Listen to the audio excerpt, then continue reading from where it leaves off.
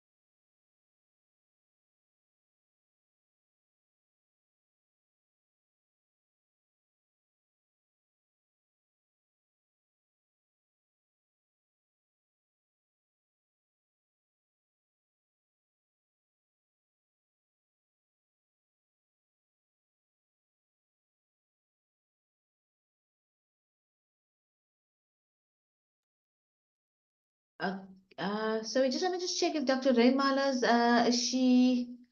Oh, she's actually on. Okay.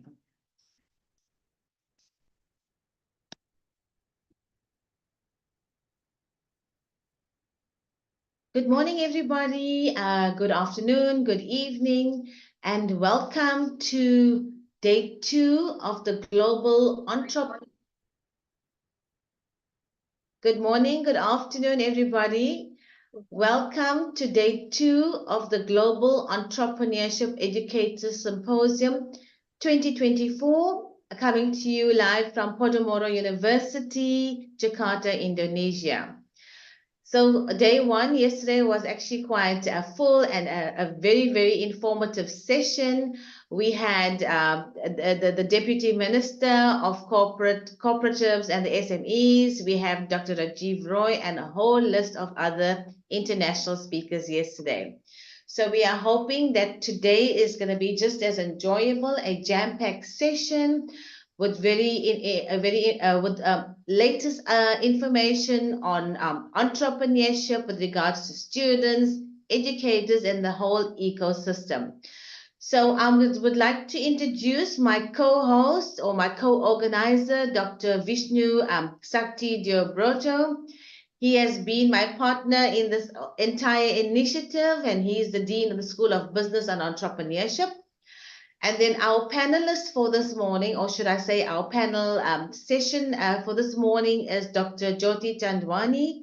She is from India. She is a professor and nodal officer at Habit Foundation, VES, Vivekananda Education Society, and the Institute of Management Studies and Research, VES IMM of India.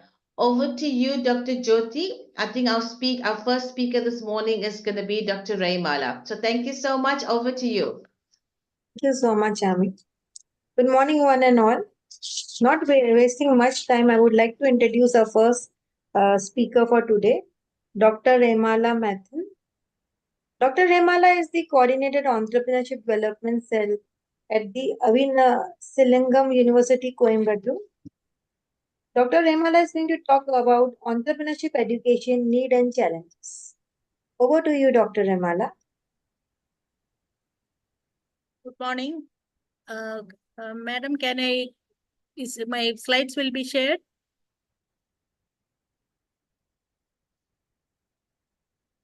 Madam, my slides will be shared or not? I have to share? Can you please share, ma'am? Okay.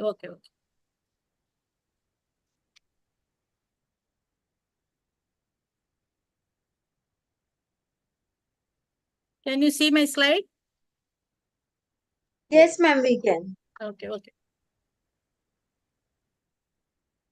As introduced, good morning, everybody, and thank you very much for this opportunity. And I am very much thankful to Charmaine for making me an sorry.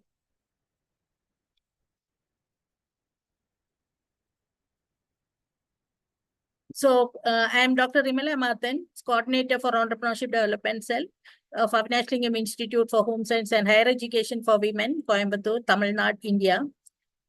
And we have started Entrepreneurship Development Cell in 2011-12 with the assistance of All India Council for Technical Education, New Delhi, and with an amount of 7.05 lakhs for establishing the same.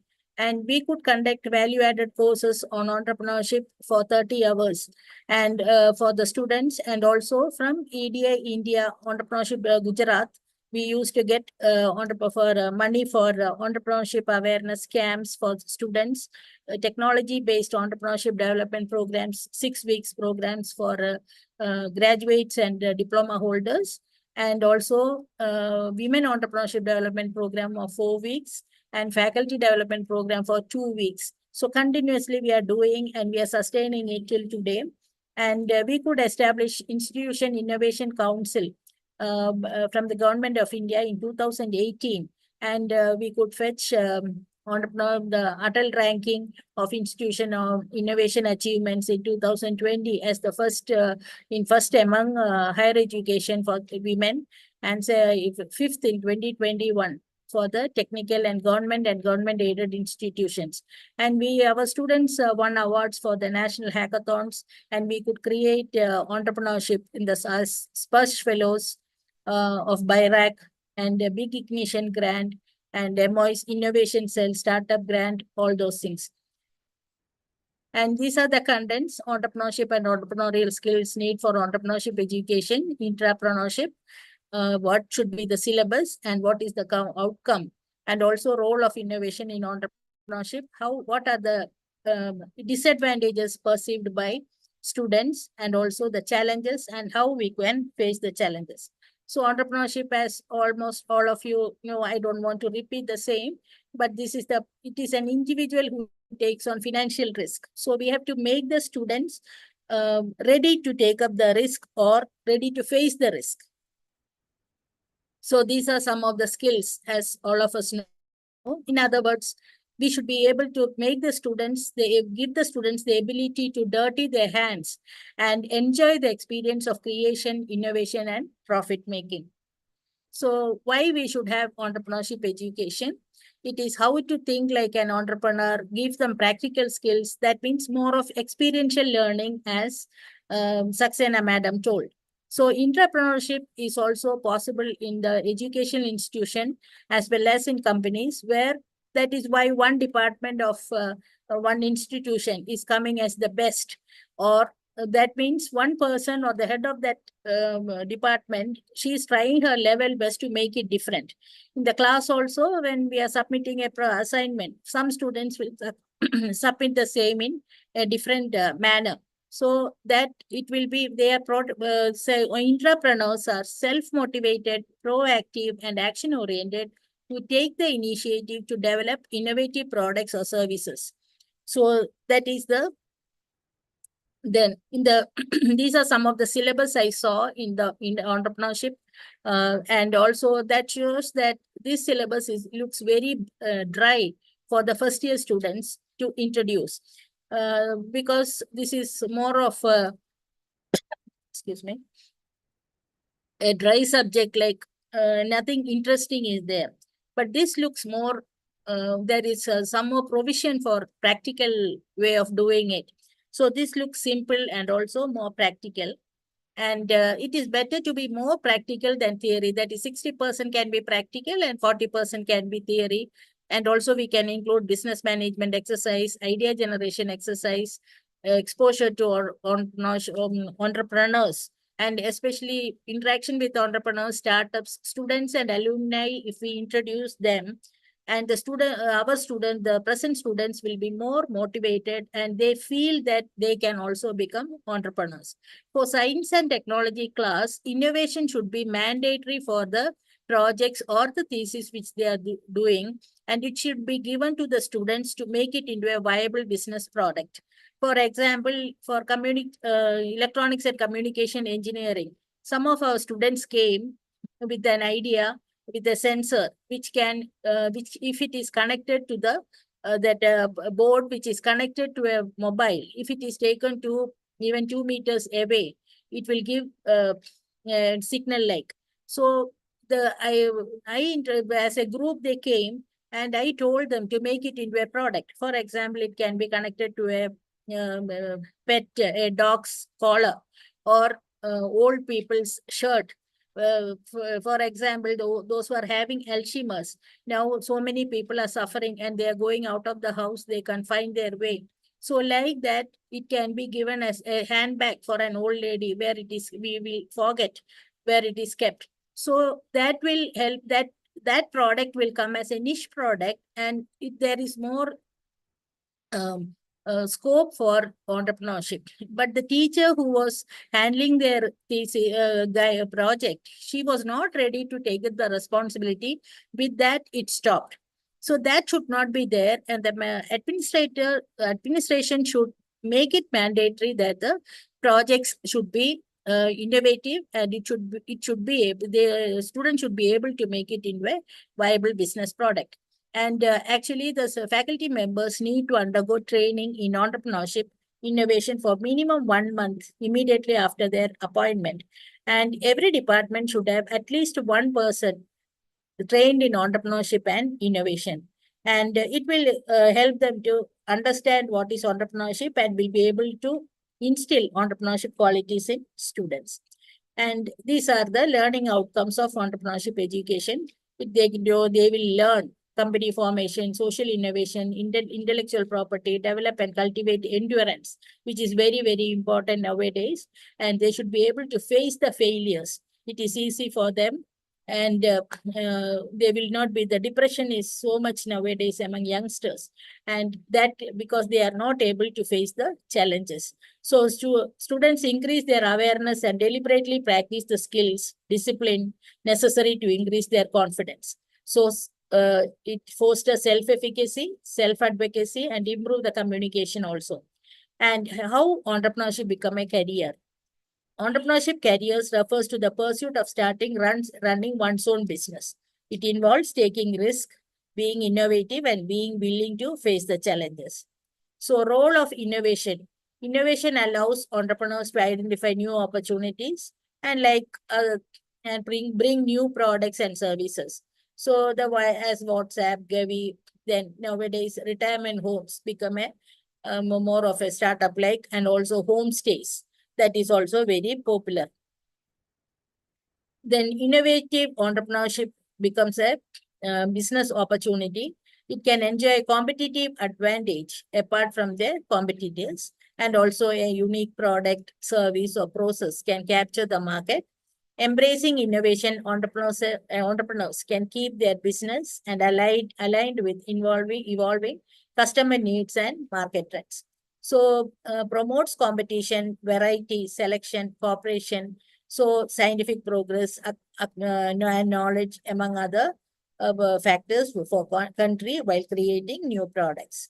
So why the students or parents disagree with entrepreneurship? That is uncertain income, no fixed working hours, risk of failure, lack of investors, and more stress. And also shifting the role of being an employee, and they have to work a lot, struggle a lot. It can be a challenge to move away from lectures and embrace the action of learning.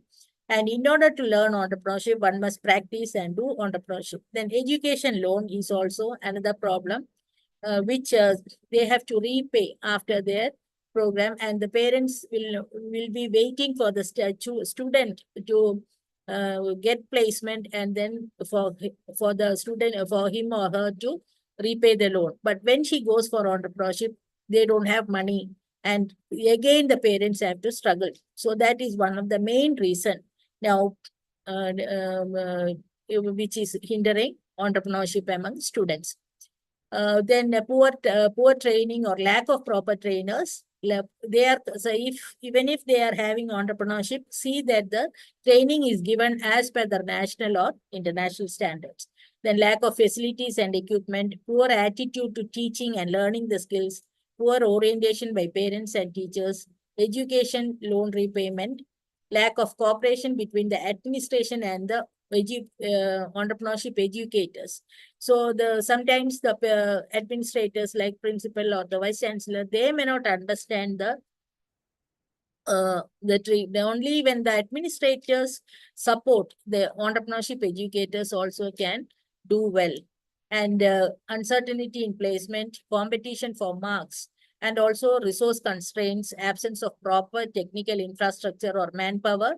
Then regulatory challenges in the institutions, for example, university examination, assignments, and timetable for all those things, the attendance, all these things will hinder for them for that. Now it is the time. The situation is changing in India, and scaling challenges, uncertainty of profits, and innovation and adaptation. Fellow teachers and colleagues may not accept innovation in adapt to the new syllabus or the methods. So is entrepreneurship a good course? It is pursuing an entrepreneurship degree provides numerous advantages like professional networking, productive learning environment, the development of various business skills, experience with collaboration, and boost credibility in the field. Then how we can face these challenges? EDC coordinatorship should be assigned as a permanent position, not for 2 years or 3 years. Nowadays, the teachers take up the each role for 1 year or 2 years. But for entrepreneurship, EDC coordinatorship, it should be continuous.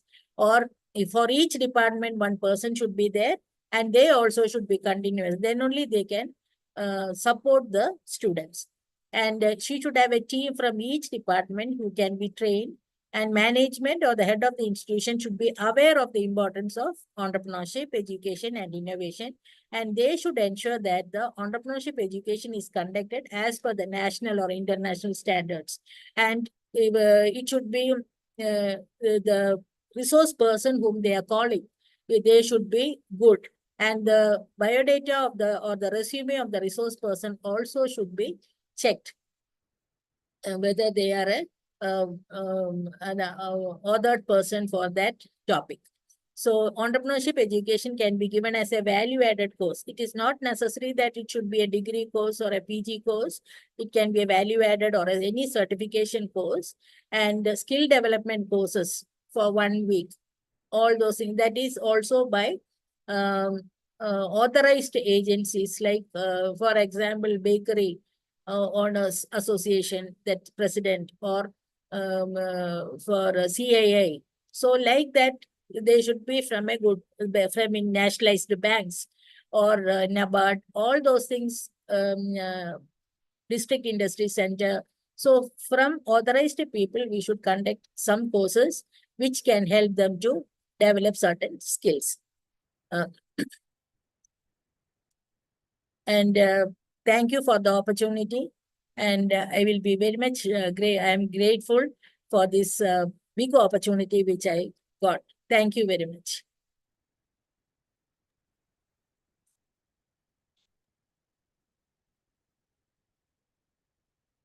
I really appreciate the amount of work you're doing, ma'am. Even I'm handling. Am I audible? Yes, Am I I'm. audible? Yes, I really appreciate the amount of work you're doing in your institute. I'm also handling the MHRD IICC in my college. And you spoke about BIREC, right?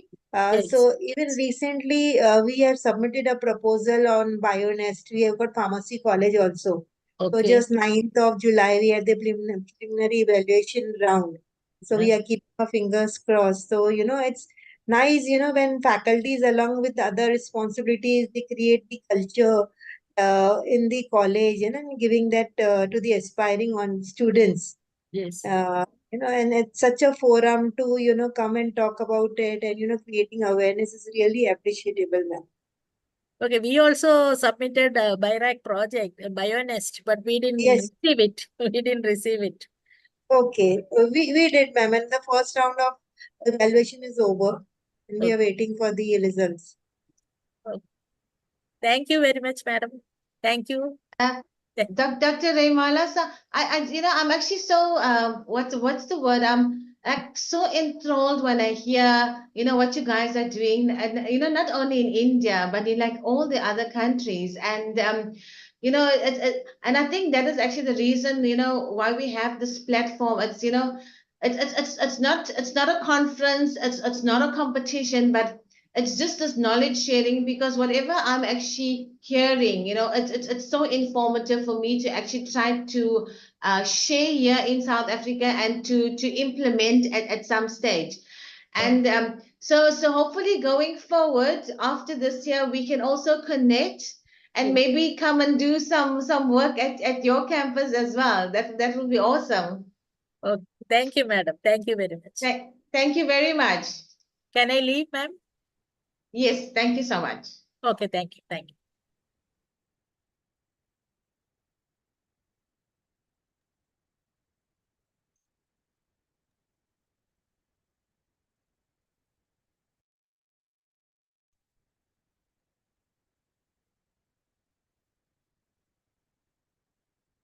Moving on to the next speaker.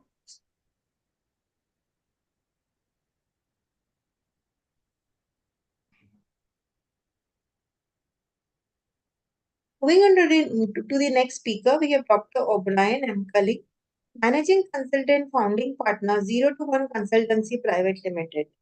Dr. O'Brien is going to speak about greening the campus real venture practices in sub-Sahara Africa. I welcome you, sir, on this forum and invite you to start your session.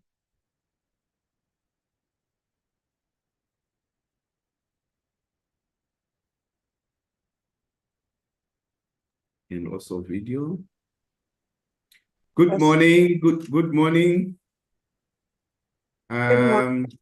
Thank you. All right.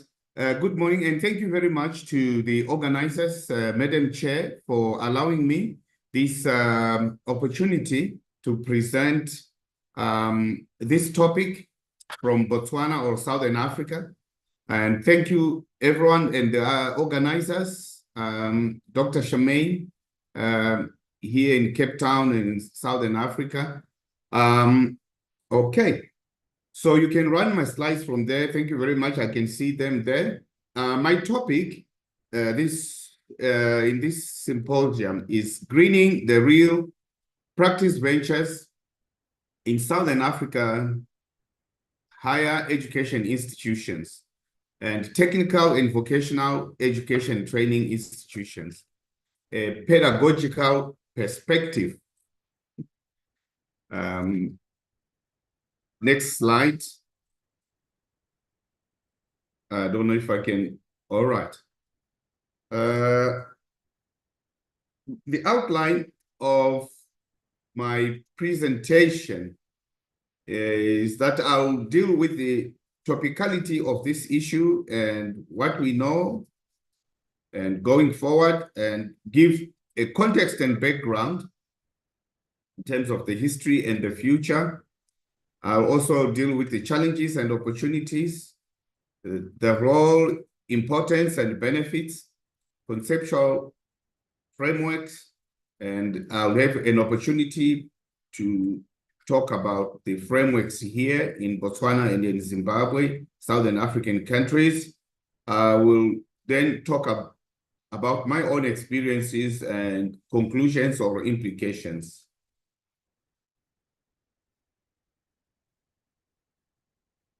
Next slide, please. All right. I see I've actually updated my slide. Can I pull up my current slides? Because that's why I'm a bit off. Will you allow me to pull out yes? Can I pull up the latest presentation, please? Is it okay, Madam Chair? Yes, please. All right, thank you. Let me pull up my latest one.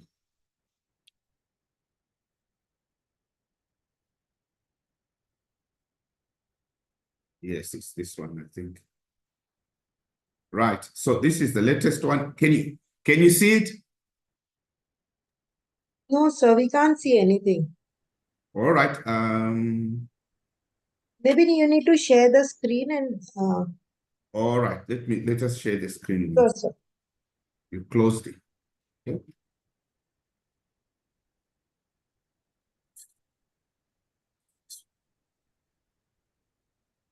All right, can you see it now? Yes, sir, we can. All right, so this is the latest one, and just allow me now to go to the Sure, sir. Sure, sir. all right. Let's go to the next slide, which is here. All right. So as you can see now, the outline is a bit more packed than the previous one. And let me now just quickly take you through this latest outline. So I have topicality of this issue and what we know, and then followed by context and background, challenges or opportunities. And I will talk about the role and importance and benefits of greening real practice ventures in higher tertiary education institutions as well as vocational institutions. And I'll present the conceptual framework or conceptual theoretical assumptions, followed by the real on the ground, the Botswana frameworks of this greening of real practice ventures in universities, in TVETs, in Botswana, and in Zimbabwe. And then it will be followed by the curriculum infrastructure generally in Anglophone countries here in Southern Africa, teaching approaches and methods. And then I'll touch on the 21st century skills, attitudes, and competencies. And I'll also delve on African experiences, my own experiences here in Africa, in Southern Africa, and then give empirical implications of reforming a curriculum based on this approach and method of teaching, and conclusion. Right, let me start by giving a quote. There is an African philosophy which I would like to draw my presentation from, called Ubuntu philosophy. And here we say, Umuntu ngumuntu ngabantu. And the central tenet of this philosophy is that Ubuntu or Roboto, Unu, is inherently humanistic and pacifist. It's a worldview based on the belief in the fundamental interconnectedness of all human beings. And by saying that, the topic of this presentation is centered in educational sustainable development. And we are saying that in Africa, this philosophy has always existed. So you can see there in one of the very African artifacts, I have put up as a picture there, a lovely picture of a basket, which is one of the artifacts very common here in Africa. I also want to quote from Peter Drucker, who says, entrepreneurial mystique is not magic, it's not mysterious, and it has nothing to do with genes, but it's a discipline to be learned. Kuratko concurs. He says, it's clear that entrepreneurship can be taught. Business educators have evolved beyond myth that entrepreneurs are born and not mad. Right. The topicality of this topic goes, let me minimize this window here. Right. Is that it is prescribed by necessity of modern study programs in entrepreneurship education that provide not just core skills essential for business practice, but also horizontal green-driven competencies that form a green entrepreneurial mindset of business students. And the second topicality issue that I've pulled up on this topic is that a unique case study of multi-countries here in Southern Africa on greening entrepreneurship pedagogy to develop an efficient and effective green entrepreneurship ecosystem. So this adopted approach was selected, or I selected, to address imminent questions and research gaps on this topic in pedagogy based on experiential learning, as it is widely used to create meaningful learning experiences that extend past the classroom. And the third topicality of this issue is that a one-sided trend of going green or driven by market requirements, marketing advantages, and economic benefits increases the risks of greenwashing. Hence, a reductionist model and misconception may cause sustainability issues to be wrongly reduced to single aspects of sustainable development like environmental initiatives, losing meaning and credibility. Now, coming to real practice ventures, RPVs, is that they are pervasive in higher education institutions and technical and vocational education training institutions. They and yet remain traditional, as evidenced by their underutility in classroom pedagogy based on the customary reductionist reliance on specialism and testing by reputation. This approach can lead to a narrow focus on short-term goals without considering long-term consequences of the environment, society, or economy. The next point on topicality would be that educational sustainable development and sustainability science are normative academic fields action-oriented and close to society, along with higher education institutions and technical and vocational education training institutions. As democratic institutions, these fields constitute essential vehicles to investigate, test, develop conditions of truly transformative change. From the academic point of view, the emergent fields of sustainable science and education for sustainable development, ESD, have advanced the efforts of mainstreaming sustainability, implementing concrete practices in universities. But despite some progress and good examples, only a few institutions follow sustainable development implementation holistically. Thus, I challenge higher education institutions and TVETs to reflect about educational objectives and strategic goals in their sustainable implementation processes if they aim to educate the academic community beyond eco-efficiency and recycling.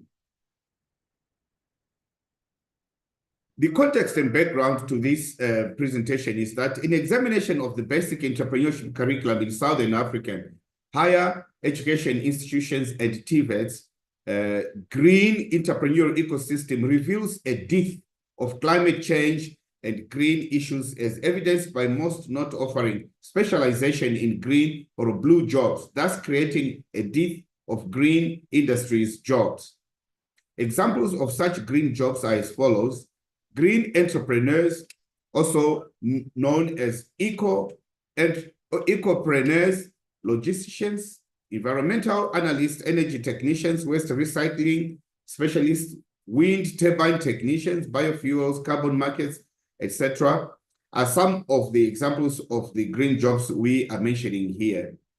Without green topics included in their basic curriculum in green subjects covered in higher education institutions and TVETs, it is unlikely that many green jobs will be added in Southern Africa in the near future, meaning these jobs will be filled by people coming from elsewhere.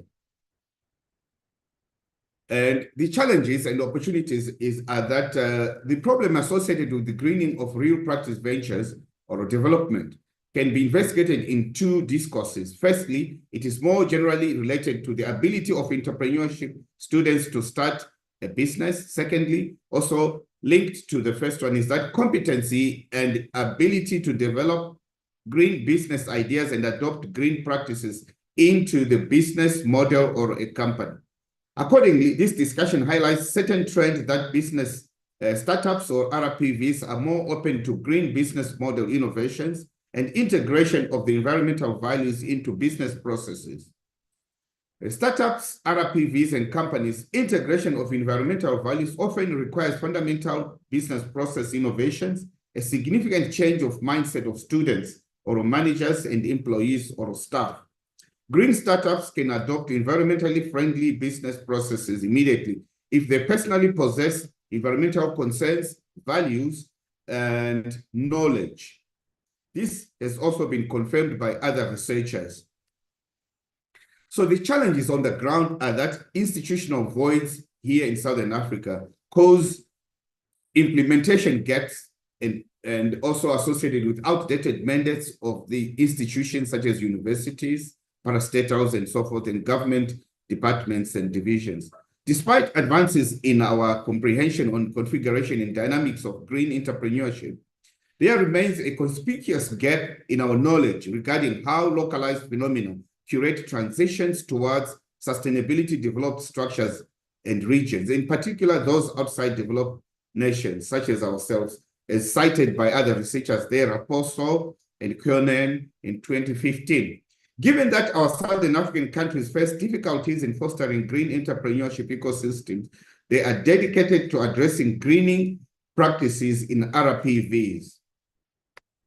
Opportunities based on the fact that configurational specificities trigger the emergence of Southern Africa higher education institutions and TVETs green entrepreneurship ecosystem, they can be seen as steps to attain sustainable development, to address rising environmental concerns such as climate change and air pollution, to safeguard a healthy ecosystem for learning and teaching. Configurational specificities can be identified as dimensions of environmental sustainability that reflect entrepreneurship curriculum's performance. In this context, higher education institutions and TVETs seem to be a lower stage of maturity concerning intersection of green entrepreneurship-oriented smart cities, communities, villages, at large, thereby making higher education institutions and TVETs as an extension of African societies. Linkages in environmental sustainability efforts to the entrepreneurship curriculum performance of the higher education institutions and TVETs is a cross-cutting issues using a comprehensive data set from different sources in Southern Africa to present an opportunity. So hereby I'm saying I've made some linkages, which with time allowing, I'll be able to explain later. There's also intertwined UN SDGs and green entrepreneurship to fill the voids that are otherwise not covered by incumbents, promoting desirable structured shifts. Now let's look at the role and importance and benefits of green curricula in experiential learning. Here I've just put a few notes. I'll not read all the points, but what is important is that it allows students to tackle real-world challenges. It offers a sense of purpose and real-world implications. It boosts teamwork and collaboration with industry partners. And it harnesses the unparalleled value of mentorship and also is action-oriented. Some of the more important and benefits of green curricula and experiential learning are shown on this slide. And please feel free to familiarize yourself with economic factors, environmental factors, and social factors. I'll move on to the next one.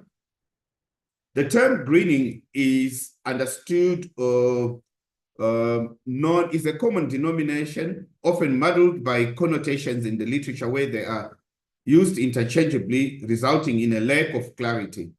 Regardless of the ambiguity around these terms, green social and eco-inclusive enterprises have received significant attention in the last decade due to the belief that they can create an alternative and innovative solution to the world's social and environmental problems as agents and catalysts of change. So conceptual frameworks or some theoretical assumptions to this topic. There is what is known as knowledge-intensive entrepreneurship, KIE. It's a concept that comprehends small innovation-oriented firms, and in that vein, real practice ventures that demonstrate pervasive efforts in contexts which they are embedded, according to Maleba and McKelvey in 2020. Features or benefits are enhanced when green entrepreneurship becomes knowledge-intensive, therefore considering real practice ventures and their enhanced capacity to launch innovative products, processes, and services is viewed as critical, according to Hobach in 2020. Other theories in this vein are those that have been advanced by the likes of Bloom's taxonomy, psychological traditions, the connection by Hillgard, 1980, and self-efficacy, Bandura, 1995, Colby's cycle, learning cycle, Race in 2005, Elton in 1977. The last concept, theoretical concept that I'll bring here is the concept of green economy, whereby scholars argue that the green economy emerged primarily outside the context of the Sustainable Development Framework and is not built on sustainability principles. Hence, the Rio 2020 summit in 2012 can be seen as an attempt to introduce the green economy concept into the sustainable debate, and it was strongly promoted by some global players, while at the same time it received skepticism and rejection by others. And I'll move on to my next slide to try and now talk about the frameworks on the ground. And here again, I'm projecting the Botswana framework of the TVET system and the higher education system through this diagram. I'll get into more details if there are any questions about it. But we can see that the TVET system feeds also the higher education system, whereby from the Form 2 completion of Form 1, Form 2, one is able to go straight into the TVET system, also known as the brigades colleges here in Botswana. And then upon further qualification of that level 1, level 2, level 3, one can also proceed into tertiary from there. The next framework is the Zimbabwean framework of education system, which is similar to that of Botswana. And again, it is interlinked to the TVET system. Curriculum infrastructure for Anglophone countries in Southern Africa. Here in my slide, you can see that primary education is 7 years. And after in primary education is also fed by what is known as infant school module. And after the primary 7 years, one can proceed to the secondary education, which is 1 to 6 years generally. And from there, you proceed to higher tertiary, which is generally 4 to 5 years. Teaching and learning methods in these institutions is primarily driven by what are known as approaches: inquiry-based approaches, flipped learning, blended learning, constructivist, integrative. The methods are discovery method, project-based, problem-solving, design-based learning, problem, experiential, and arts-based learning. 21st century skills and attitudes and competencies for innovation. We have cognitive skills, which promote problem-solving, reasoning, creativity, critical thinking, adaptability, leadership skills, content mastery, technical skills, which promote innovation skills, technological skills, numeracy, literacy, research skills. We have digital skills, which promote information skills, creativity, digital skills, computer programming skills, social emotional skills, which promote teamwork skills, self-control, leadership, and grit. So the examples of some of the commercialized RPVs or spin-offs which have come out of here in Africa are, we have a company called Eco Atlas here in Botswana, which is a platform, a company based on a platform promoting ecotourism and sustainable travel practices in Southern Africa. We have Green Pop in South Africa, which is an enterprise that promotes planting trees, reforestation, environmental awareness. In Rwanda, there's what is known as Rwanda Green Fund, a national fund supporting green projects, and Solar Sisters Social Enterprise, which is women-based entrepreneurs in multiple African countries who contribute to clean energy products such as solar lanterns and cooking stoves. My experience is based on this as a lecturer in higher education institutions. I was able to collect data from Southern African countries, higher education institutions and TVETs, by allowing myself to identify some institutions without need for extended interviews and other accompanying protocols for this paper or study. And I was able to generate and validate theoretically based measures using an adapted instrument such as that called the Comparative Analysis Tool by British Council. And measures were then administered into 2 independent samples based here in Botswana and in Zimbabwe. My first sample of 7 higher education institutions and 35 TVETs as a unit of analysis were based here in Botswana. My second sample of 5 higher education institutions and 15 TVETs were based in Zimbabwe. So my experience is at one of the selected institutions where I've taught both in Zimbabwe and here in Botswana, with that real practice ventures in higher education and TVETs are pivotal agents in molding healthier, broader and spatial entrepreneurial ecosystem in Southern Africa.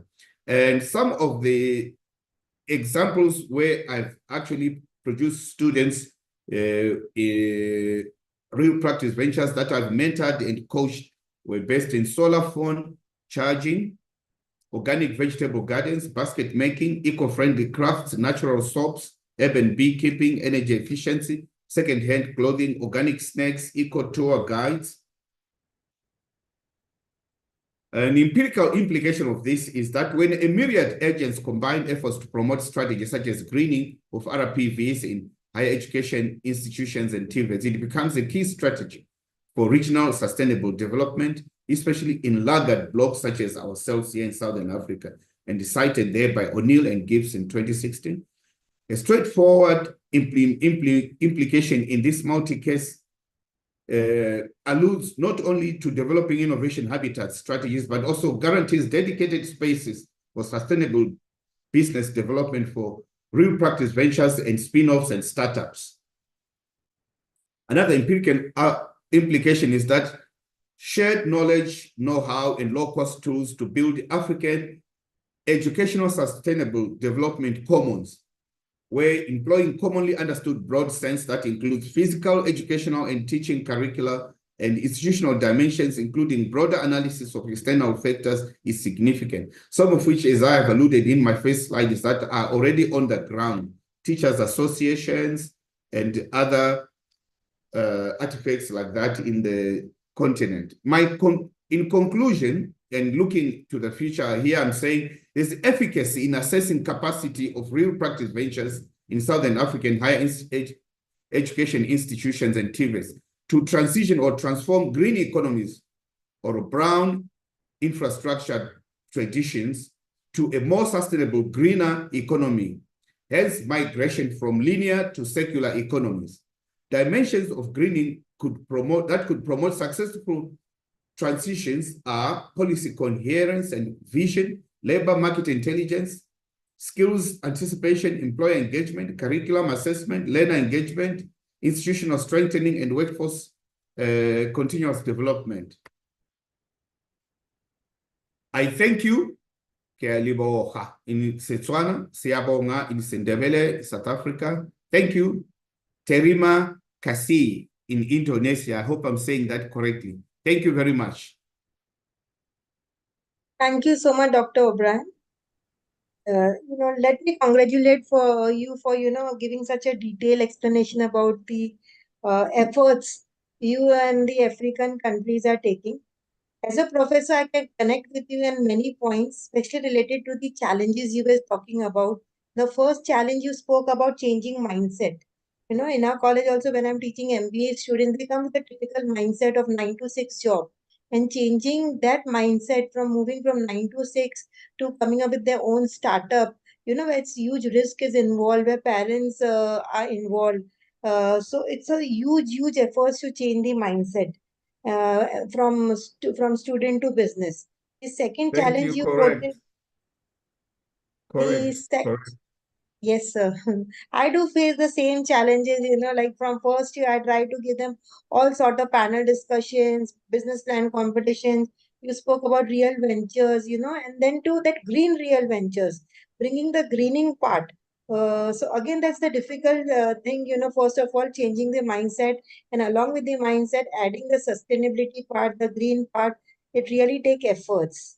And I'm also a panel global jury member on the Padmani Foundation, and really surprised to see the number of startups and the number of business model, especially Botswana and other part of your country, students are coming up. And really appreciate the efforts you as faculty and your other colleagues would be taking to bring students at such a platform, sir. I really congratulate and look forward to work with you all. Thank you so much, sir. Thank you so much. It's so beautiful to hear and share these experiences with you. I'm so happy. I'm elated to hear you also mention some of the challenges that you face with my student mindsets, and also at the same time, an opportunity also to showcase those few who have pushed on and are successful in terms of natural soaps, in terms of green, in terms of other experiences that I've shared. Thank you so much. It's such a pleasure. Thank you, sir. Thank you. Should we move on to the next speaker, Chami? Okay, sure. Moving on to the next speaker, we have got Dr. Sajulin Benedict. He's a faculty at IIT Kottayam, Indian Institute of Information Technology, Kottayam. Sir is going to speak about technology readiness levels for startups. Over to you, sir. Yeah, thank you. Thanks for the organizers to invite me. I hope it's visible to, it's audible to you. Let me Yes, share sir, the you screen. audible. Yes, sir.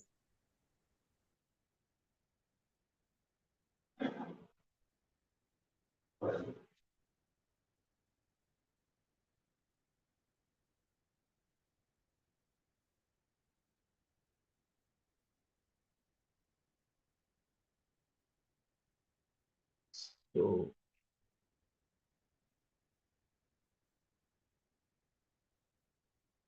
is it visible?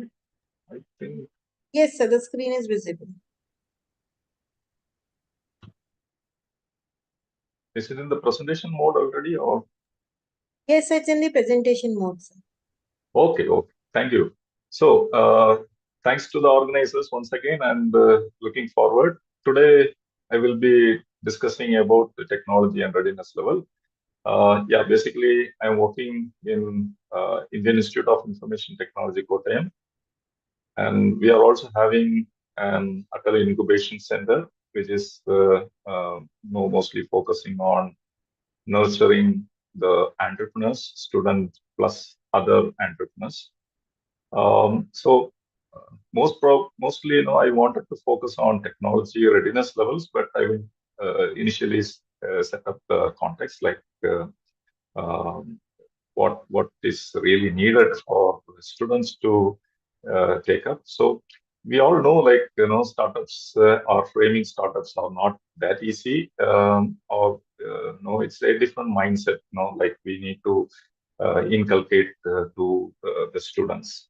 Right, students always have a mentality like, we want to get into a job, right, after learning something, especially paying a lot for education. They are not having the like the knowledge of what would happen after their education, especially if they start a company or if they create business, right? So typically, it's important that the centers as well as incubation centers, including the all universities, should have at least one entrepreneurial cell or an ecosystem which will be getting connected. It's good that Mr. Armin has taken the effort to create one set of ecosystem that has connected several parts of the countries across, and because India is moving forward to develop world-class incubators very soon, and therefore we are also striving hard to connect different incubators across the globe. So typically, startups are of different types. We all know, like there are tech startups, e-commerce startups, social impact startups, right? Healthcare related startups, then fintech, and edtech, then service startups, and so on. So typically, the novelty of these startups, either in the business model or the technology what they develop, is always very, very important for them to look into, right? The students. Also, they should get into the knowledge, like the ideation is one stage, whereas validation, then there are different stages, right? It's not like today I will have a fresh mind of starting a business, and now tomorrow I will get a company running with all employees and having a turnover of say 1 million, $1 billion dollars, right? It is not that possible. So there are several stages, and the entrepreneurial mindset is something what we have to nurture from the universities or the institutes. And our Indian Institute of Information Technology, Kottayam, is also focusing on that, and that too all institutes, especially more premier universities as well as institutes across the globe, are focusing on that. For instance, like Technical University Munich, it's also called as Entrepreneurial University. And there is a separate wing for entrepreneurship, where they keep funding the students there, right? So it is almost in many universities nowadays in India. If you see IITs, right, all IITs are having their own special fund for promoting entrepreneurship, right? The students, if they have skills, if they have the mindset of developing a company, And if the committee decides that okay, this could be a potential product which can be taken from their thesis or something, then obviously they also fund the students for developing the business, right? So they have to understand that there are different stages, right? And it is not quite easy anyway.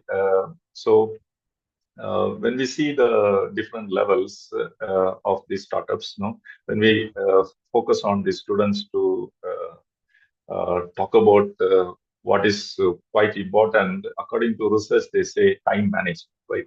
So you have some people claim that if I have special funds, or if the institute pays a certain fund, then I will start a company, right? Some people say that, my family is not supporting, they are unable to provide funds, so I could not start a company. Or their mindset is, getting stick, it gets stuck to some sort of ideologies where they sometimes focus on funding rather than focusing on other important ingredients of the successful startups. So according to research, people claim that the time management is becoming one of the most important feature when compared to other few other ingredients, right?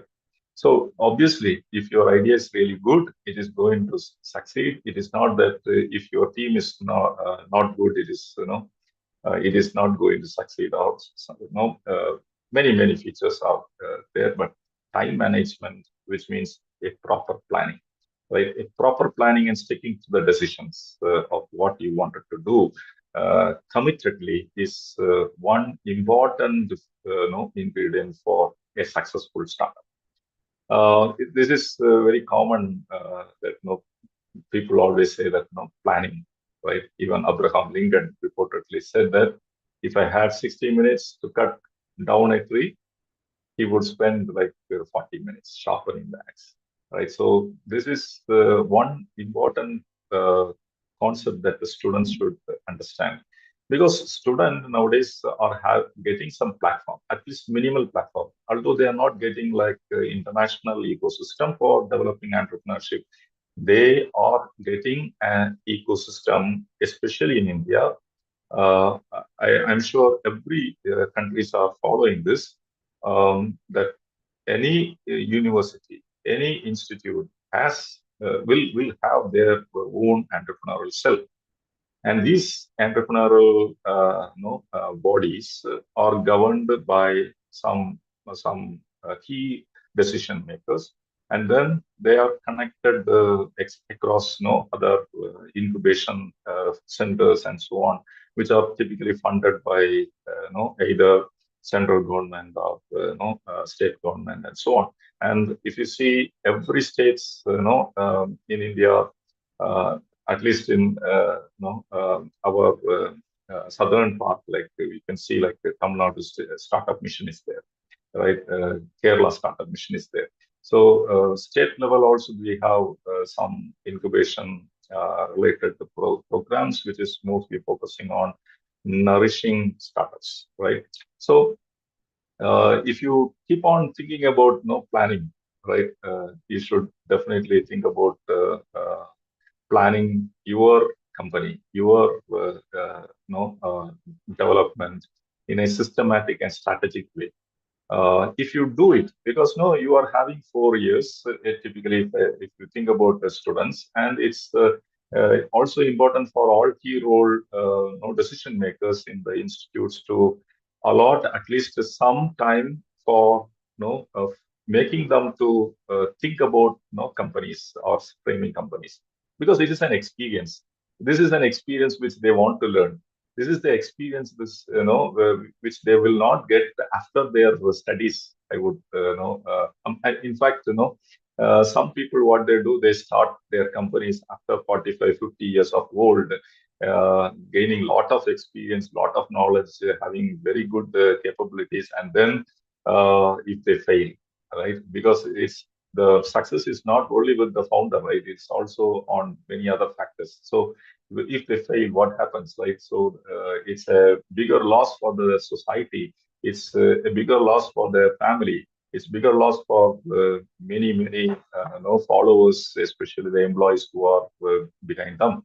So this experience should be gained during their student age, right? So we all understand that the students will have like 8 hours of studies, and they want to focus on their technology development, especially in technological field. So do they really get time, right? It is always important to teach them to plan their time, right? Plan their time. How things are, how do they waste their time? How do they utilize their time? What are the important, some reasons, why they get into troubles, right? And are they well prepared to take up their, plans, right? Are they well equipped for that? So do they focus properly to develop their technology and to bring into the next levels, right? So obviously we need some plans, and it should not be procrastinated because these are all important things for a startup to develop during their education. What I'm focusing is during their education period, like 3 years or 4 years of their studies in their university, they should spend strategically their time to develop their technology. So obviously, we know that scheduling the time is very important. And when your plan is sometimes get lost or something, we definitely have to help them, right? Mentors and some people are required, right? Obviously, there are so many reasons why they get into some deviations, or they lack their interest, because sometimes they miss their long-term plans. Could be because of family reasons. Resources are not proper sometimes, or they keep developing some technology, but this is not ending up with of what they expect, right? So we should also nurture the students to develop the innovation skills while developing their projects or small activities during their education program. So, like the habits, what we want to inform to the students, are like uh, make them to think out of the box, and make them to keep on developing something, technologically, let it be computer science oriented, or electrical oriented, or agriculture oriented, or healthcare related business. If they, we want to ask them to keep on developing something, small topics, so that at the end we could motivate them to convert this idea to the higher level business.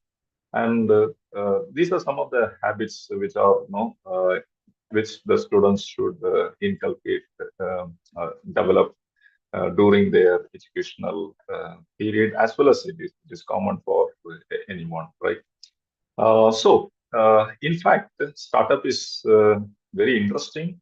It's an experience. They want to learn such experience. They want to develop during their educational career, during their program, because the experience what they gain, and even if they fail, it is an experience. Even if they get into troubles, it's an experience.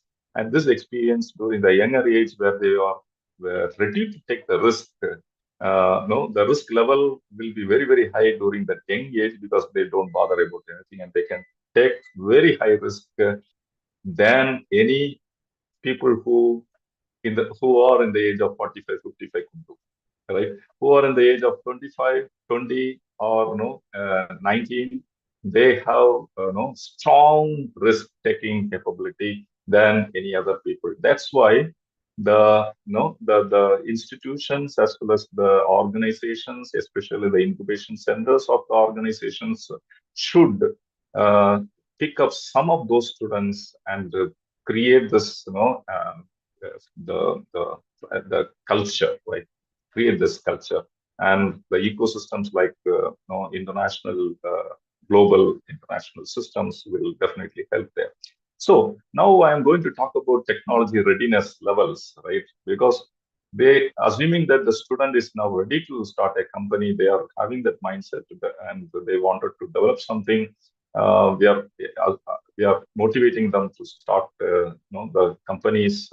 It is always important to understand whether that is whatever they take should be a viable one, whether the technology is really important for the market, right? So there is there was no kind of structured format earlier, but now there is a concept of technology readiness levels, which is very well marked in any project funding schemes also, right? Nowadays, if you go to if you apply project funding to any project funding agencies, including like the EU or even our Indian Department of Science and Technology related funding agencies, there are so many IHUBs and so on. If you keep applying some project fundings proposals, people or funding agencies who are reviewing these proposals are also keeping the technology readiness levels as one of the yardstick, right? So they wanted to assess to in what level is your project idea, right? You may be a PhD scholar or a PhD scholar combined with a supervisor developing a business. But whether your idea is technologically ready to the market and to what level, because as like the startups are having different stages, technology that is involved in your product development is also having certain readiness levels. Okay, readiness levels. So we want to assess whether the product what you develop, the key product of your business, is having that kind of technology and is that in a ready level, right? So systematically they have people have defined such structured the way of defining the technologies, and they have categorized this into three major parts. So the first one is like technology readiness level 1 to 3, which is called as knowledge development stage. Then technology readiness level 4 to 6, which is like real technology development. And then technology readiness level 7 to 9, which is more focusing towards business. So we are going to understand these 9 levels, which was initially defined during the NASA period, and still they are now applying this in NASA, as well as as I told, all funding agencies have started to use this yardstick. So what is this technology readiness level 1 to 3, which is knowledge development? This is something like a student or some creative minded person. We all know like our brain is divided into two parts, right? Right sphere and right hand, as well as left hand part is there, right? The left hand is mostly focusing on the analytical and reasoning and like analytical kind of thing, and right sphere is mostly on towards creativity, right? A lot of creativity. So here comes the right brain is mostly focusing on kind of innovations, right? Thinking something out of books, right? Thinking which any teacher would explain, right? A teacher may explain something, but the right brain always keep on critically thinking about the concepts. And obviously, you will each and every personality will keep on having new ideas, new concepts, new thought process, and that comes, that may be giving us a birth to some sort of some sort of new ideas or new concepts. And that is where the technology readiness level 1 means, which is which will not get accepted. All right. We all, especially in technology field, most of the faculties will know that if some students come with something extraordinarily different idea, and they wanted to develop a project, right, their thesis project, always the faculties will say, "Oh, this is not at all useful," or we haven't come across such kind of thing, which is not at all acceptable, right? So this means no, it is not a proven one, which still have some sort of impact, maybe which is not validated, right? So or which is not agreed by many people, right? So here, some sort of new ideas, which need not be something important or sometimes useless, maybe, or sometimes it can create like a break even at the future, right? So if you are in that level, if you are developing a technology and a product associated with that technology for your company, this is something very, very risky. Whatever you pump as money, for developing such kind of technology is having very high risk. Can a 55-year-old business person take this as a product, right? It is a challenging one. He will not take the risk, but the student can do that. Student can start it, right? At the age of 19 to 25 or 23, he can boldly take up some new ideas, and that is where this is happening. So technology readiness level 1 is very, very minimal. I mean, introductory kind of thing, which maybe lead to kind of conference presentations. But technology readiness level 2 is somewhat better in that sense. Like maybe what they presented in some conference. Now there are 50 attendees who are listening to this, and they are coming from different background. They maybe one is from agriculture, one is from healthcare, or someone from military, and now they start to think about this concept, and they interpret these ideas for their own domain. And now many people started to think about this, and this is where the technology readiness level 2 comes in. Still, it is in knowledge level, right? If someone is pumping money at this stage, definitely it is high risk, very, very high risk again, and cost will be too high. Still, it is because the technology will not get accepted by many people because no one knows that, right? Think about IoT, right? 10 years back, no one would believe, no one would have thought about that. You can bring IP addresses as well as the internet to very tiny devices, and it is going to send something and make some processing. But at that level, at like 10, 15 years back, no one would have thought about it. It would have been like if someone would have pumped money at that stage. For that technology, it is like too risk, very high risk. And third level is now many people knows that the technology is okay. It can be used because agriculture has used that. This domain has used that. Many domains have used that, and now there is a kind of agreeable situation for that technology, and therefore funding agencies are ready to fund, especially definitely angel investors or no other investors will not fund at this stage your technology if it is in technology readiness level 3. The reason is they are not interested in any kind of such kind of ventures, but they are mostly focusing on something. Angel investors are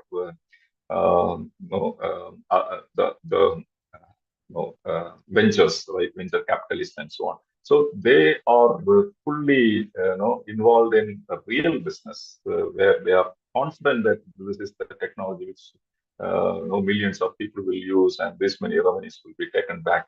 But at technology readiness level 3, funding agencies, especially government funding agencies, will be pumping money because they wanted to promote the researchers, right? Promote students. They want to promote the young faculties to do something because they already knew that technology is really good and it can be given shape. For example, now quantum computing, right? Quantum computing is the technology which is well accepted. I mean, many people knew that it can be having a promise in the future, or AI. It has a promise in the future because robotic solutions and so on, many things are there, and it is a promising future, and therefore, funding agencies can come forward and they can use some funding to experiment this, and this is technology readiness level 3. Technology readiness level 4 is something beyond that. Here the risk is little not higher as compared to the previous ones, but it is high, but it is not very high because many people already knew. Already the government agencies have funded for this particular technology. It can be now validated. This means the technology what we are using is already it can be validated in any small labs and so on. So the cost is relatively higher. It is increasing, right? The budget will be higher. So if someone seeks money or funding who feel that the technology what they use for their product is in technology readiness level 4, it is very important that their funding capability should be a little higher, right? You should not ask funding like, I need 10 lakh or maybe 1 million rupees for like idea stage or something like that. It is definitely not going to get funded, right? Or if you go and ask my solution is somewhere in technology readiness level 4, I need only 1 lakh rupees or 5 lakh rupees. No one will believe, right? Because they already know that for experimenting it in a lab, which requires a lot of instruments, will at least cost you like 60 lakh rupees, or I'm talking about this in Indian context, right? Or even more than that, like 1 crore or something. That much is needed for validation stage. So reasonably, you want to ask. That's the reason the funding agencies go for that, right? So technology readiness 5 is again even stronger. Technology readiness level 6, and then 7 is really going towards the business where you have prototype models now, and now the risk is somewhat less, right? But the cost will be very high. And 8 is even further, cost is increasing. And 9 is where you have something that you can ensure that the product is reaching many people and it is used by many people. And here comes the venture capitalist for funding, right? Right. So why startups needs all these technology readiness levels? They want to assess what level their technology is, and the funding agencies require them because they wanted to assess what you have asked is reasonable to that level. And we should understand this very carefully, that academicians mostly focus on TRL 1 to 4, right?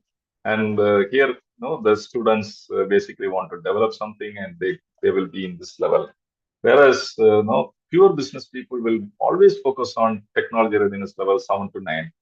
So venture capitalists, if you go for venture capitalists, they will focus on Sorry to TRL interrupt 7 you, to 9. sir.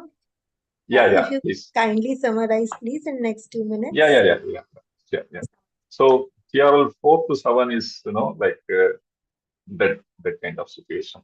So, in fact, what I'm coming to say is, technology readiness levels are very important, and mentoring for these kind of people, is also quite necessary, because incubators as well as um, the universities will be interesting to mentor them, and yeah. So incubators like the AICs or other incubators or entrepreneurial cells will be very much interested to nurture students in their own stages, right? So with this, I thank the organizers. I especially thank Mr. Armin, then uh, Ms. Jyoti, who is moderating now, and the co-organizer of the Potomoro University for inviting me. Thank you so much. Thank you so much. Sorry, Jyoti. So before Dr. Shajalin goes, I know this PowerPoint very well. So please, I want you to very quickly go over the one about the dead mentor, please. I love that. Yeah, Please okay. just go over that for us about the dead mentor. We are all mentors and academics here. So please tell us very quickly about that. Sure. So we know that mentoring is very, very important, and there are different types of mentors. One is dead mentor. This is the mentor who typically the startups or students keep reading a lot of books, and then they get motivated, right? Like biographies, they get motivated, and then they are very much interested to start their business. So that is one mentoring, and second one is accessible mentor. This is like for example, Mr. Armin is associated with AIC IIIT Kottayam, then she can one-to-one talk to the startups of their own interest. For example, there are some startups interested in getting international connections for doing their business. So then we can connect them, right? And then the business starts to flow perfectly, right? And also there are few like influential mentor, which means we are organizing one demo day recently in Kochi, and we are inviting some kind of successful startups founders. So these founders will become like an influential mentors, right? So these are different types. Yeah, I understand Mr. Armin likes this slide very much. Yeah. Thank you. Okay, over Dr. Jyoti, over to you. Thank you. Maybe we all connect in that slide, right? Where we are trying to find where we fit in that slide, right, Chamini? Yeah. And as you said, sir, like time management, we all doing time management. I was sorry to interrupt you in between, but you spoke in the beginning, time management is very important. And then for the factors of startup success, that was the point one, right? People have ranked one as time management, and funding is ranked 5. It was really a surprise. Otherwise, in a management school where I teach, whenever it talks about startup, we always concern about funds, right? Right. So it goes in a very reverse direction where funding is number 5 and time management is number 1. And then you talk about business model is number 4. As entrepreneurship teacher, we always keep on pressurizing, focusing students, hammering students with business models. So it also takes a backseat on number 4. Right. Yeah, it's So this is amazing. from the research survey which people have done, which we have collected from that survey. Yeah. Right, sir. From the successful found startups. Yeah. Okay. So the survey was done in India itself, sir. No. It was from a book where they have done a survey from top 50 successful startups. Amazing. Yeah. Right, sir. And then, like you also spoke about startup, people, right? As faculty of teaching entrepreneurship, even I aspire to be an entrepreneur, but somewhere I'm not gathering courage because every first of the month I get my paycheck, so it's give me that comfort level. So I don't want to jump into the risk. Yeah. I can understand the, the risk factors involved in startup, and when, management, typical management school. Right, you'll agree 9 to 6 people are more focused to 9 to 6 job. Yeah. I also agree because I'm also getting like a salary as a faculty, right? So we are not taking that much risk. But compared to me, like there are students, right? Students are more risk taking, and they are interested to move forward. And this is an experience that they want to gain. I think that is very important, and we are all doing that job very well in that aspect. And so maybe we did not get all the facilities, resources what we are providing. Somewhere I feel, such platform like Chami and, Podomo University has given us, this facilities were not available when we were as a student, right? So I really That wish, is, yes, yes, yes, yes. That yes, is sir. one major reason. That is true. Right, Yeah. sir. I Now India really is wish, also, yeah, India is also supporting, right? Like there are so many schemes. We are now having 2 incubation centers, and there are many other programs, upcoming programs. All IITs are having their own incubation centers where they are funding from institute funds. So I think these are all reasons where the students are getting motivated. Of course, it's important, right? yes, sir. Yes, sir. I think I'll have lots of questions to discuss, but I think Tammy is giving me a call. I need to end up the session over here. Thank you so much, sir, for wonderful session. Hope to connect to you soon, sir. Yeah. Moving on to the next speaker, I've got Dr. Radhika Shankar, Entrepreneurship Consultant, Wise Owl Consulting Services. Dr. Radhika would be talking about trends in sustainable best practices in India agri-tech startup. Welcome you, Dr. Radhika, and over to you.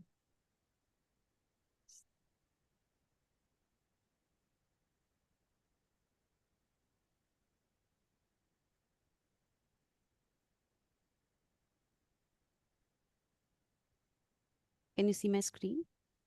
Yes, ma'am, we can.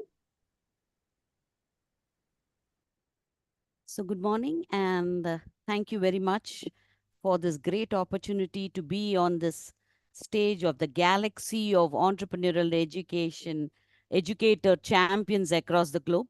Thank you very much.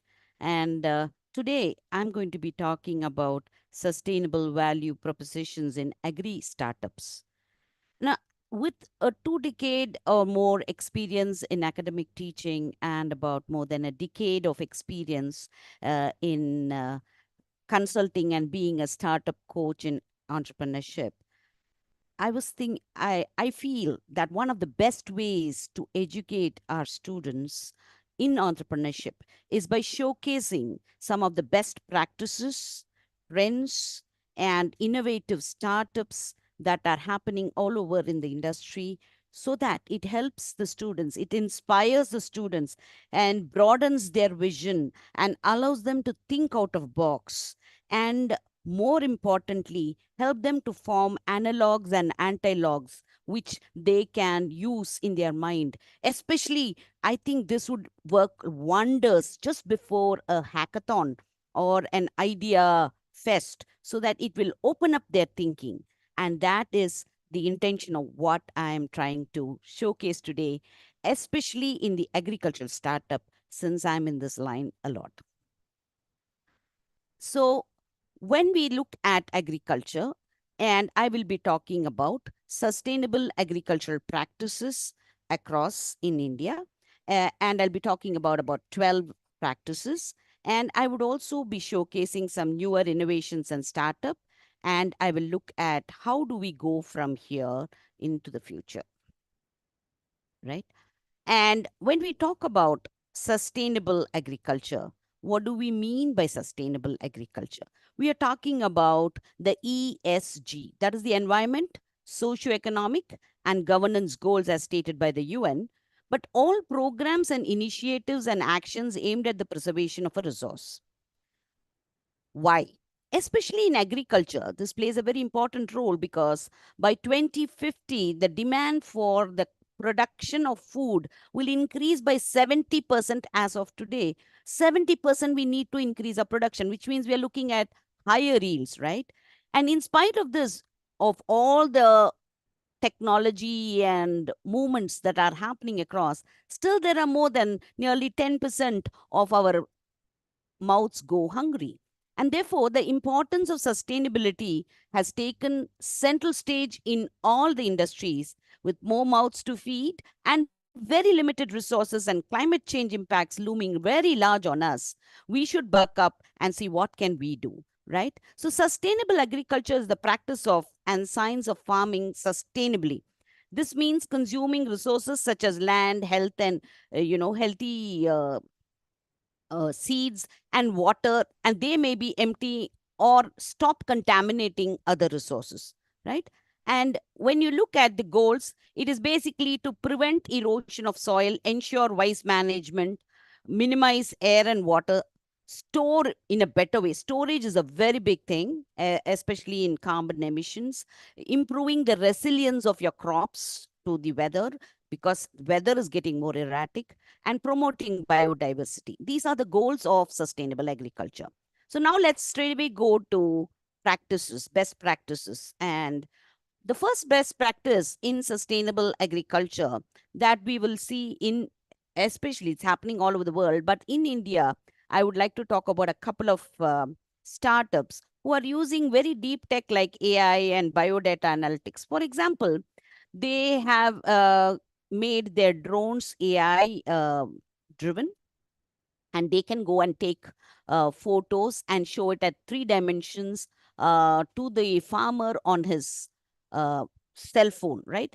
And you have IoTs, biotechnology. Startups today can optimize their resources by allocating them as per what they need, right? And this leads to precision farming. So the exact amount of water that is required can be controlled through technology to go reach the crops, right? And that will save on water. So you have hydroponics, aquaponics. Now, these are some of the newer ways in which today vegetables and flowers are being, especially the greenhouse.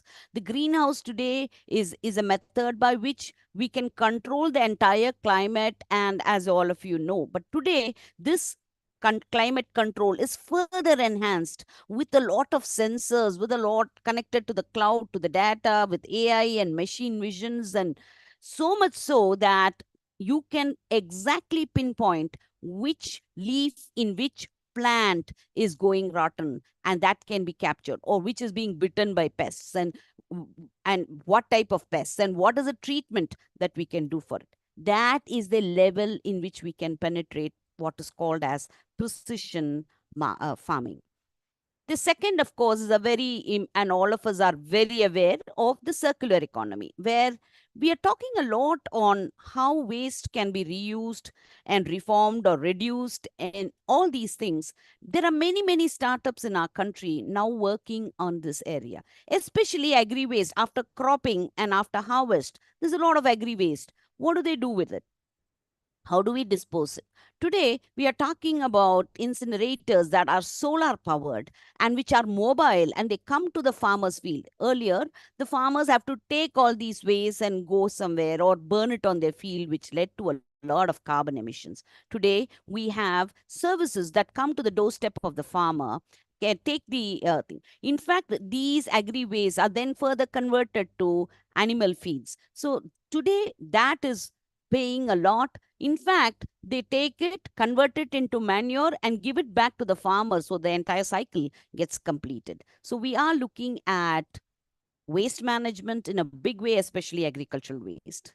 The third important practice is the introduction of clean tech. Of course, we are today, we in the backdrop of our climate change and all the problems that we are facing, it's very vital and imperative that we start changing to green technology. So do we have a lot of wind energy and a lot of solar energy? Today we have a lot of wind farms in India that are actually going to light up and work for many of the farmers in the village. And of course, we have solar powered drones, which actually help in the applications of pesticides and fertilizers. And today, we also have solar powered and electrical tractors, especially these hybrid tractors in the mini tractor section, because many of the small farmers require a maneuverability of the tractor. So that in mini tractors getting powered, solar powered, and becoming more hybrid is another area that we can really look at. And with the advent of technology, marketplace has got really empowered, especially the agri market space. And you're looking today that the farmers at the click of their hand are able to access to real-time data information and they have pricing, right? And I know a farmer who talks about his cotton price. He's in India, in Bombay, in this, and abroad, and Egypt, and he seems to have all the prices at the drop on his hand. Today, there are startups who are working to show this dynamic pricing in the hands of the farmer living in some remote village, right? And because of this, they also get a great online platform, direct access with the direct to customers, doing away with middlemen. Many agri startups today are building platforms where there is a direct connection between the farmers and the consumers. And this has ensured that a fair market price has been, the market itself, based on the demand and supply, ensures a fair market price for the farmer. Another important best practice is on the land. And today, land, which is very vital, is really being planned, and overuse of the land can be now recorded. And you could look at land mapping in a big way, which has now gone into the records of the government. And once these lands come into the record, there is a better, especially now with they're using blockchain technology to put this land records in place. So we get the actual traceability of the product to the land that it has been cultivated is now one of the biggest trend happening in agriculture. This ensures transparency, especially in the world of vegans and organic world. This transparency and the capability to penetrate and reach the farmer who cultivated it has become a huge plus point for agri startups. And of course, the rest is the soil, the very soil which gets soil eroded and needs to be replenished from time to time. Today we have a lot of soil testers, portable soil testers. No longer does the farmer have to take it and go to the laboratory himself. Today we have drones which come and take a picture, and this can be put on cloud and can be accessed in the lab, and they can come back and give it to you. Today there are also portable testers which go to the land, test it, and immediately give about 16 to 17 parameters of the soil. And this helps the farmer in understanding his soil fertility much better. I would like to also talk about dairy farming, which is very big in India especially, and everywhere milk is the source. So we are looking today at a dairy farming where the animal's health plays a very important role, and we have wearables, and especially in India. There's a company called Stella Wearables. And here, what they do is they attach a wearable to the animal, especially the cow.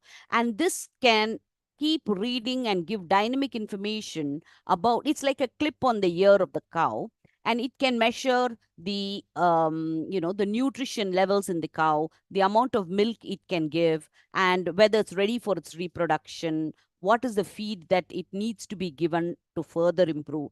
And in case it moves out, it can be tracked very well.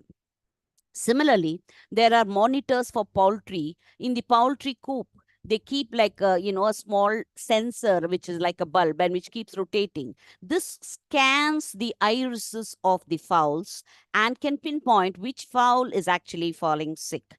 And as you all know, today we have a lot of agri waste converted to animal feed, especially for the cow. To this, they are adding a lot of black soldier larva, fly larva, and other insect flour to make it more protein rich. And these insect flours are very high on their protein content, and these are being added. Today, donkey farms are a very big thing in India. Earlier, donkeys were used more as a beast of burden, but today donkeys are being reared for their milk.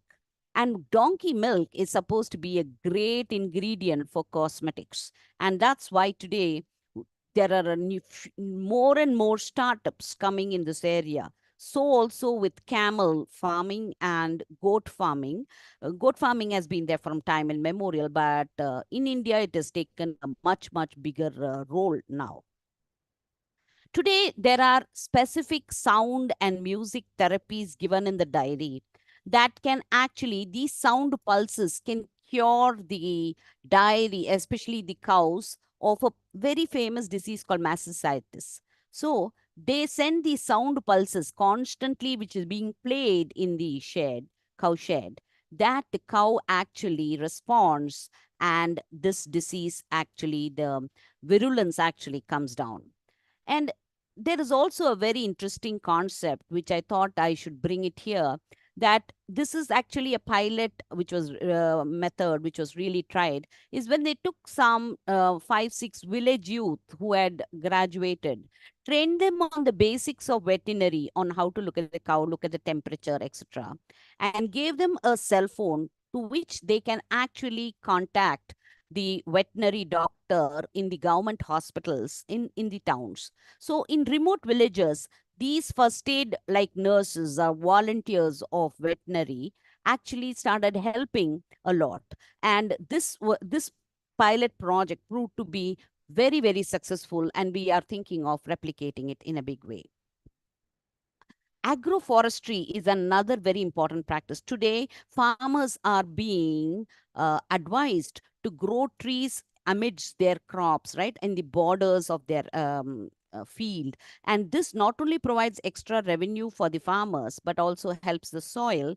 And around these trees also, you can grow creepers like the vanilla creepers, which are very cash revenue centric for the farmers. And today, because of these trees, we also have a lot of climbing robots for the trees to harvest rather than humans climbing up. So we have coconut tree climbing robots, palm tree climbing robots, and today another very new concept that is really prevalent in India is the co-farming, where there are people who join together and run a farm and just take the whatever is there, they lease it out to workers and run it like a corporate company, but we become shareholders, or and we own, and we can go there, spend some time and work on the farm and take the benefits of the farm. The what is grown in the farm, you get your share of it, like a dividend. But the most important ingredients in sustainable agriculture, I feel, is water. And today, water is something that all the countries across the world, including India, are looking at very, very keenly to preserve. Now, so here in India, especially in Tamil Nadu, we have looked in South India, we have looked at traditional bows and step wells, which were originally used by our forefathers.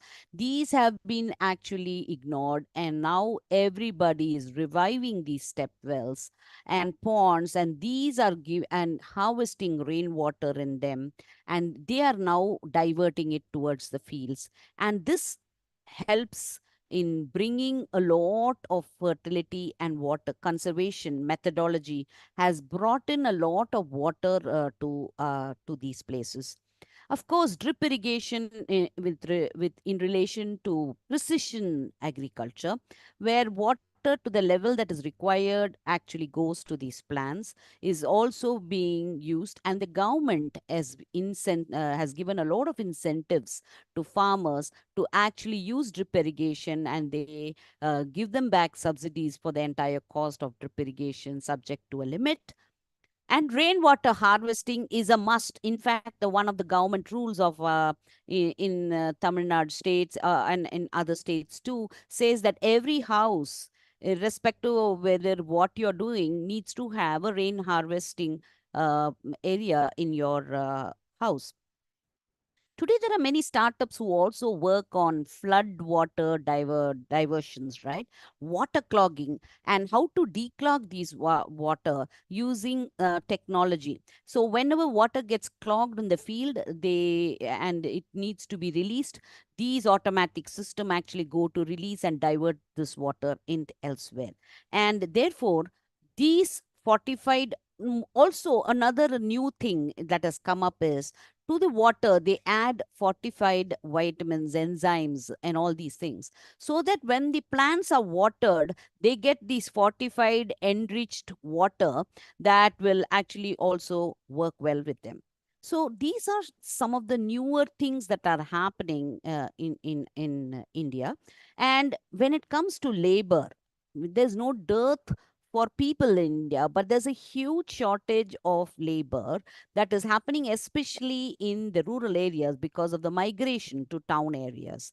And therefore, today we are looking at a lot of agricultural implements which have caused the process, agricultural process, to speeden it up and have made it more sleek by use of a lot of implements which are very technically in the latest technology, right? So we have robots and we have automated processes for grading, sorting, right? We have specially grading and sorting machines, pepper threshers, which automatically thresh out. No examples. These threshers are automatic and they thresh out and remove the chaff and the main product, right? Today we have harvesters which are equipped with AI and machine learning designs that they can actually move the soil and do a whole lot of work and display it on the screen so that the farmer knows which area needs to, whether it has a stone, and tilling and all these things are being done, right? And I talked to you about the mini tractors, but the most important is in the aqua farms. Today in India, across the aqua farms, even in eastern India and other places, we have, and in Andhra and all these coastal areas, where we have a whole lot of these aqua farms. Today, the entire aqua farms is automated. The aqua is automated and it just comes and it does not require much labor, and it has an automatic cleaning system. Everything now put, once this system is put on, there's not much of labor required. Go to another one, which is biotechnology, and today we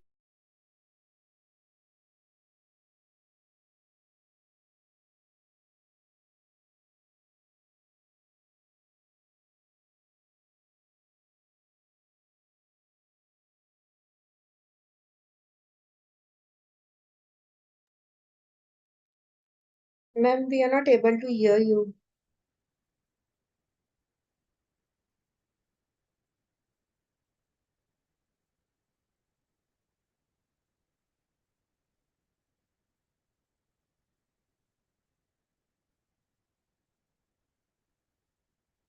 And others here, Doctor, yeah, I think we lost the connection.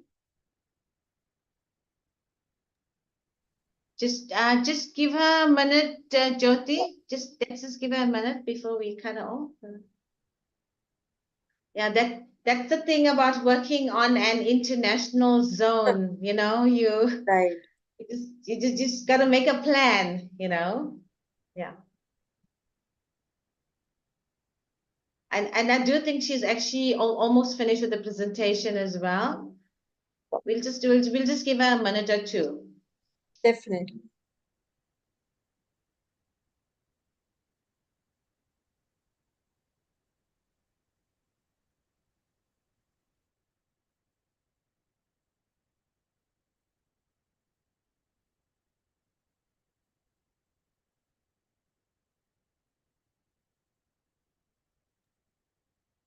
Yeah, I can see from here she's actually lost connection. So let's just give her some time to get back.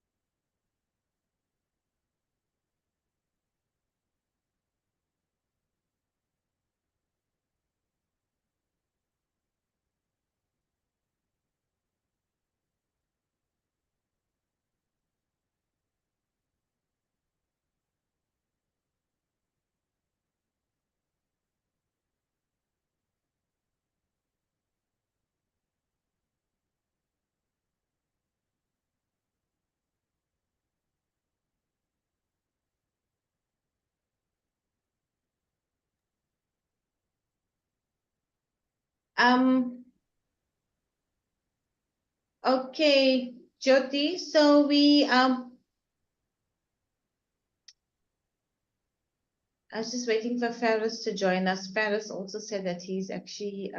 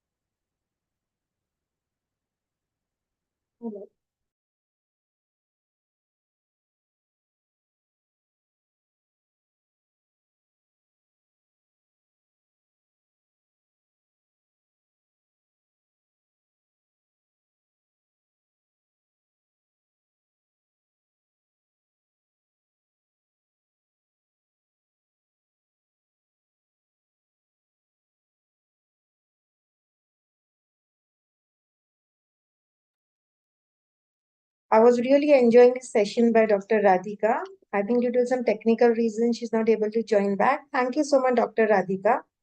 I really enjoyed your session. We spoke about precision farming, circular economy, where waste can be reused. We also spoke about clean technology, digital market.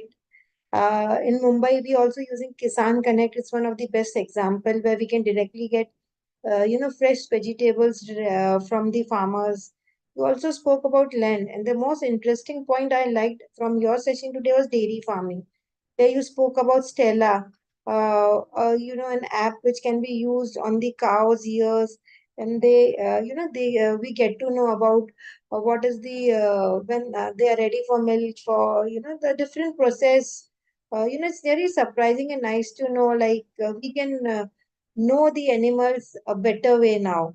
And you also spoke about donkey farming. As rightly said, donkeys were used just for carrying the burden, but the milk is getting a huge importance. I'm also coming from a health industry, right? So I can see it's so expensive to get donkey milk and other sort of camel milk and other milks, right? And also, it's nice to know that the way sound, music affects humans, it's also affect the animals. So thank you so much, Dr. Radhika, for that amazing presentation. Before moving on to the next session and introducing the next session chair, I would like to take this opportunity to thank you, Dr. Chami, along with the Podomoro University for arranging such an amazing uh, global entrepreneurship education symposium. But it's not easy to connect 68 speakers, 9 sessions over a span of 3 days, coordinating with 11 plus countries with different time zone, right? So it really take efforts, and with the WhatsApp group created, everybody would agree with me the way we are troubling the Podomo University people, and then Jameen with small issues, and she's ready all the time helping us, looking at the different time zones still, right? I really appreciate and very happy to be part of such a huge global education and entrepreneurship education symposium, where the symposium theme is entrepreneurships educators 3M model, maters mismatch or misfits, along with the sub theme of upside. Thank you so much. Now I would like to introduce the next session chair, Dr. Sunita. Professor Sunita Tanwar is professor at Central University of Haryana. I welcome you, ma'am, and request you to take over the next session as a session chair. Thank you so much.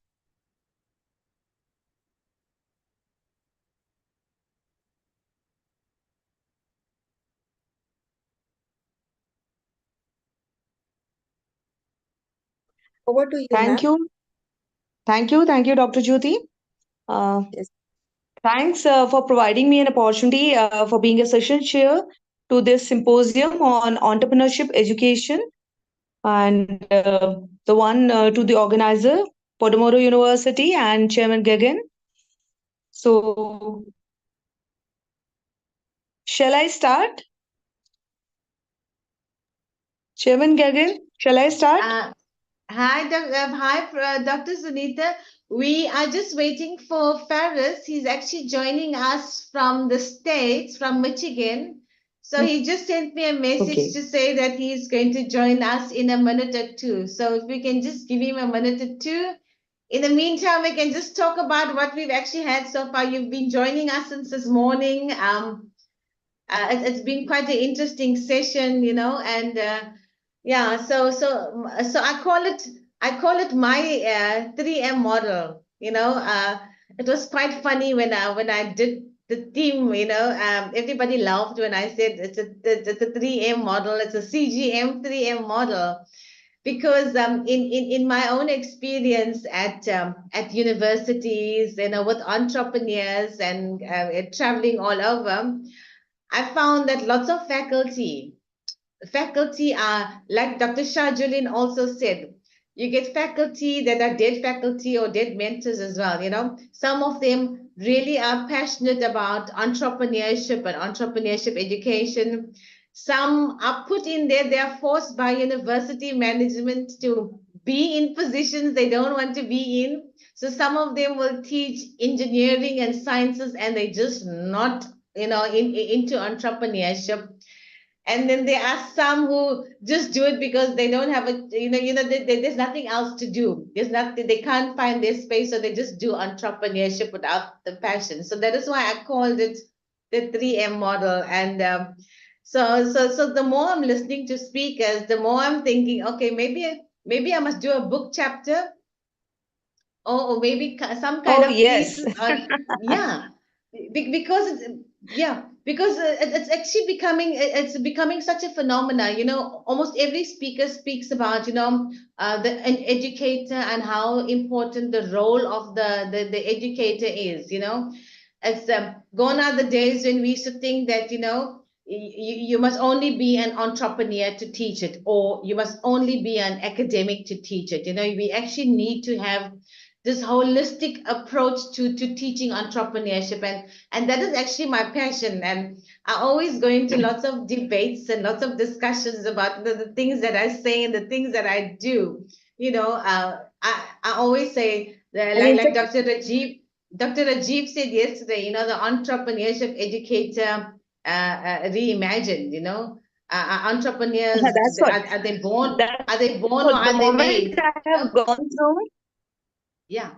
The moment I have gone through this 3M model, Yeah. firstly I feel, oh, is it the title? And then later on I realize, yes, this is very important.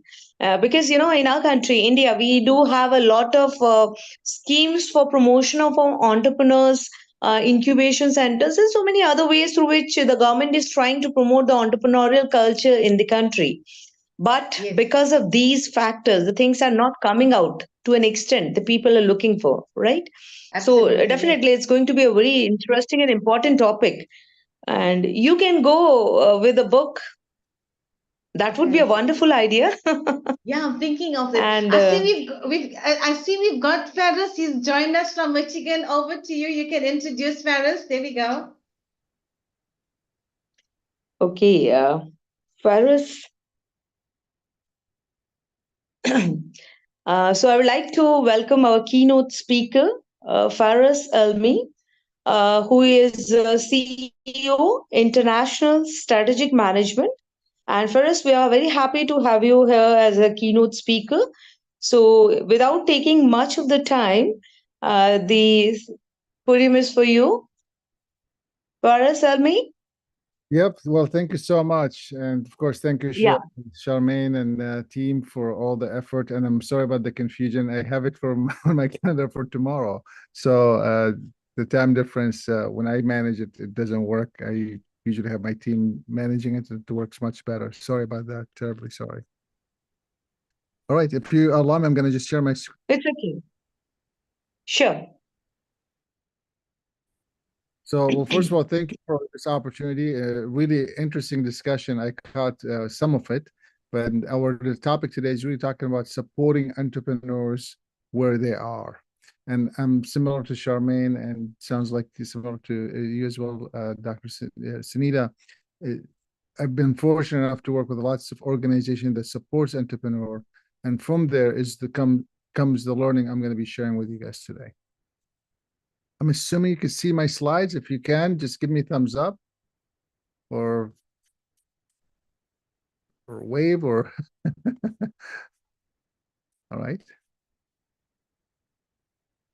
I'm going to talk a little bit about I'm going to skip the slides. So I'm going to move here. Well, I learned from lots of people. Thank you for the thumbs up, by the way. From all over, from entrepreneurs to educators to coaches to policymakers to everything else, to funders to donors and everyone else in between supporting entrepreneurs. And from these learnings, I'm going to be sharing with you what I've learned over the last 20 years working with entrepreneurs and over the last 30 years working with businesses in general, what has been some of the learnings we learned. I've been fortunate to work with many organizations that you may recognize, and of course, many organizations that you might not recognize. These are the people who we have collaborated with or worked with and provided different programs. And this is always a fun exercise. If there's one or two or three that you want to know, maybe in the chat you could ask, and as I'm going through, I might give you some more specific details of what we've done with those organizations. In addition to the ISM international brands, we have a podcast that's weekly that I basically interview entrepreneurs as well as people who support entrepreneurs every other week. And in between, I answer questions for entrepreneurs as well as educators or entrepreneur support organizations, sometimes referred to as ESOs or EDOs, economic development organizations. And I basically answer questions for them. So some week it's an interview, some weeks it's answering questions. I also run an organization called Connecting Dots. It's focused on youth development, on entrepreneurship and global trade, as well as leadership. And we actually have a boot camp running right now at one of the universities here locally. And then we do have a resilient canvas that we've been licensing over the last 5 years and all over the world. And it's kind of interesting to learn from it. In addition to the ISM brands, I'm lucky enough to work with some of the other brands that you might be also familiar with, like Global Entrepreneurship Week, Growth Wheel. I'm a trustee with Kiva, so as an organization, we could endorse someone to get up to $10,000 of microloan with zero interest. And then, of course, I'm lucky enough to be affiliate of Kaufman, Fast Track for Business Planning, and the Startup Grind of Detroit. I've worked with over 250,000 entrepreneurs in over 100 countries. So I'm hoping that some of the learnings we learned from them could really give you some insights today of how to support entrepreneurs where they are. The way we're structured, just so you can understand where these insights come from, we usually work with those organizations supporting them, so the EDOs or ESOs, and then designing those programs. What type of programs do you offer? Is it mentorship? Is it training? Is it coaching? Is it just a workshop? How long? Who's involved? What should be covered? What should not be covered? Then we actually deploy those programs and work with entrepreneurs. So I'm lucky enough to have that kind of background insights on it. I'm not going to bore you with the details of the types of programs we have done or we work on, but this is a list of them for those who are interested, and this is recorded, so you could always go back and look at it. These photos, just to share with you that this is not Ferris as being smart. This is really all the smart people around Ferris that are being able for me to capture what they're saying and what they're not saying, and watching their work and working with them allowed me to be able to share with you what you are about to hear today. I'm going to skip the slides about me, but I will just mention that being an entrepreneur myself, starting with a t-shirt business while I was homeless for the first 6 months when I came to the US, and then launching from there a perfume business that grew up to about 500 people in 7 states, and then joining some big department stores, major retailers in the US, and then launching ISM since 2003. And this is our 21st year, 21 years now in business. I've been lucky to speak globally, and whenever I speak, I'm always fortunate enough to get people respond and give feedback, and that's also another way that I've gained some of the insights. We've had some coverage on our work from national to international to locals.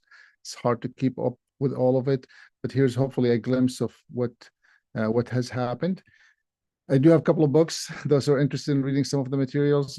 Start Where You Are is one of my books that talks about the resiliency of leadership and entrepreneurship. And then The Power of Seven discuss the idea of how to stay in touch with people and to keep cultivating relationships, which I heard one of the speakers earlier talk about. All right, meet them where they are. This entrepreneurship space is very complex. And if I were to ask you today, and I will ask you in a minute, define entrepreneurship or define what's an entrepreneur. And by the way, you're welcome to start answering that in the chat or in the Q&A section, or wherever it looks like a chat section is open. So please feel free to do that in the chat section. What's an entrepreneur? And as you're writing it, once you answer it, by the way, write down underneath it, what city are you calling from, just for fun, just so I could understand where people are calling from today. I'll wait for a minute to see when I say what's an entrepreneur, just so I could see some answers.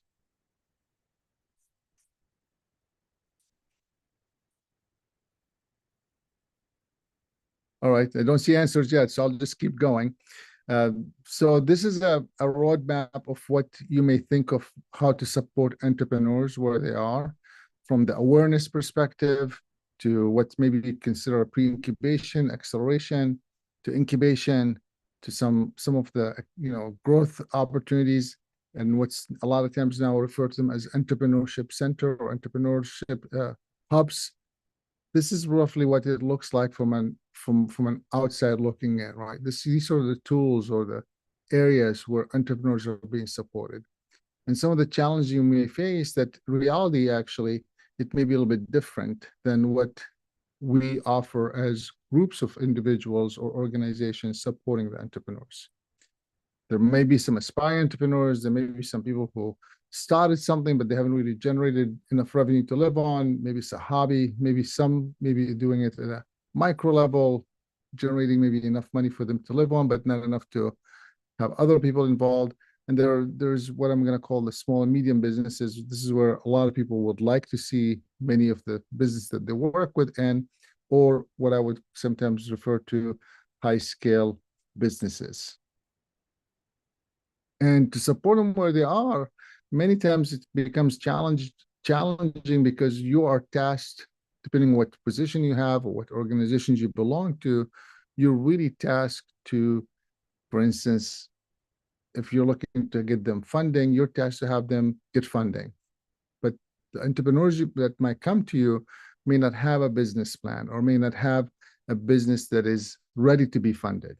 So to help them to get funded, maybe the funders who are supporting you are saying, I need this to happen over the next 6 months. And the reality, it may be 9 to 12 months or maybe even longer. So how do you meet them where they are and help them get to where you need them to be so you can get to what you need to accomplish? This is why I'm going to ask you again, if you don't mind, in the chat, when I say what's an entrepreneur, just I don't need a full definition. I could obviously, we all could look up the definition in the dictionary. I'm asking from your perspective, what's an entrepreneur? And if you want to add to it versus an SME, it would be interesting to hear. And here's some answers. Maybe this will help you to answer really quickly. So is an entrepreneur a small business? That's the first question. Yes, no, maybe, perhaps. I'd love to see that in the chat. An entrepreneur is a small business. All right. Is a small business a large business that just happened to be small? Yes, no, maybe.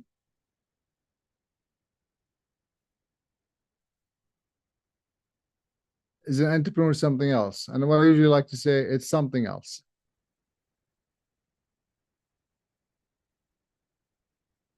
I'm not sure if we have capability of putting people in breakout rooms, but what I will just say is it's a journey, as we all know. I'm assuming that we could do this another time, but for now, just think of it as a journey. And as we know of entrepreneurship, as they go through this journey, there are different stages. So how do you support them where they are? It really depends on the stage, the entrepreneur, and the background. And what we've learned through this idea, besides it's a mindset, of course, is that you want to help them based on the tools that they need at the time that they need it. And one of the things I learned really quickly is sometimes we, as supporting organizations, might put limits on the entrepreneurs and what they can or they cannot do based on our also own limitation of what we are able to do or not. So this is what we have been able to document as 7-step of creating curriculum or program development to help you meet the entrepreneurs where they are. And a lot of things that when I usually tell people, you should, we're doing A, B, C, and D, and we've been doing 1, 2, 3. Sometimes people say, well, that's common sense. And it's true. There's nothing here secretive that I'm going to be sharing with you. But what is also true, that most organizations don't seem to follow it, right? So the idea here is, as we put it on writing, hopefully it will allow people to shed a light on it, to say, all right, what's the community background that we're trying to support? What is it that we are trying to accomplish from this support? What types of businesses? And so on and so forth. Clearly, you could read the slides, so I'm not going to read them to you. But the idea here is to think through the process of how we're going to support them where they are. And what we've done over the last 20 years, gain these 7 steps that allow us to break down how to support them where they are, and then provide the programs that really meets them to get the community moving forward. I would be interested to also hear if anyone here, I'm assuming many of you doing this work, what steps have you taken to ensure that you're supporting them where they are, whether to take them into the program or to help them move forward with their businesses? Maybe 1 or 2 ideas from you would be awesome. These are the insights behind those 7 steps of exactly what kind of questions or thoughts we may ask. And one of them is, after we understand what the community wants to do and with their background, are they focused on a specific industry? Are they focused on a specific sector? Are they focused on a specific topic? Are they focused on a specific area? What are some of the goals of those areas? Then we want to think about what types of businesses. Supporting an entrepreneur that is launching a tech business is different than supporting an entrepreneur that is launching a coffee shop. Not right, not wrong, it's just different. And then what is it that we're expecting from the community that we're launching this in? And then, of course, the types of stages of the entrepreneurs, from the business itself as well as the entrepreneur background. And then, of course, as we all know, once you implement, you got to always just keep an eye for feedback and keep modifying till you get it there. When we're approaching entrepreneurs, and I'm curious to hear your thoughts on this for those who are in this space, what you've done in reference to supporting them where they are. One of the things we look at is, what's the entrepreneur themselves background? Are they coming from an underserved community? Are they coming from a community that's full of connections? Are they coming from a community that is able to do it because they want to, right? Are they launching a business that is in the technology space, or are they launching a business because they want to, or they have to, or they need to? Where are they launching it? Are they launching it out of their home? Are they launching it in an office? Are they launching it online? Are they going to a different country? These types of things could help us then better support them where they are, and then offer them programs that could fit in. And what I've learned, many times organizations want to create a new program because they don't think there's something out there that could potentially support them. And what I've learned through the process, that there are lots of programs out there today, all right? that could support the entrepreneurs where they are. It might not be maybe 100% to what you envisioned, but it probably 90% of what it is that could be implemented immediately. We all know, looking at the roster who will be attending, that there are really three things in this business space, right? It's really money, the market, or the management.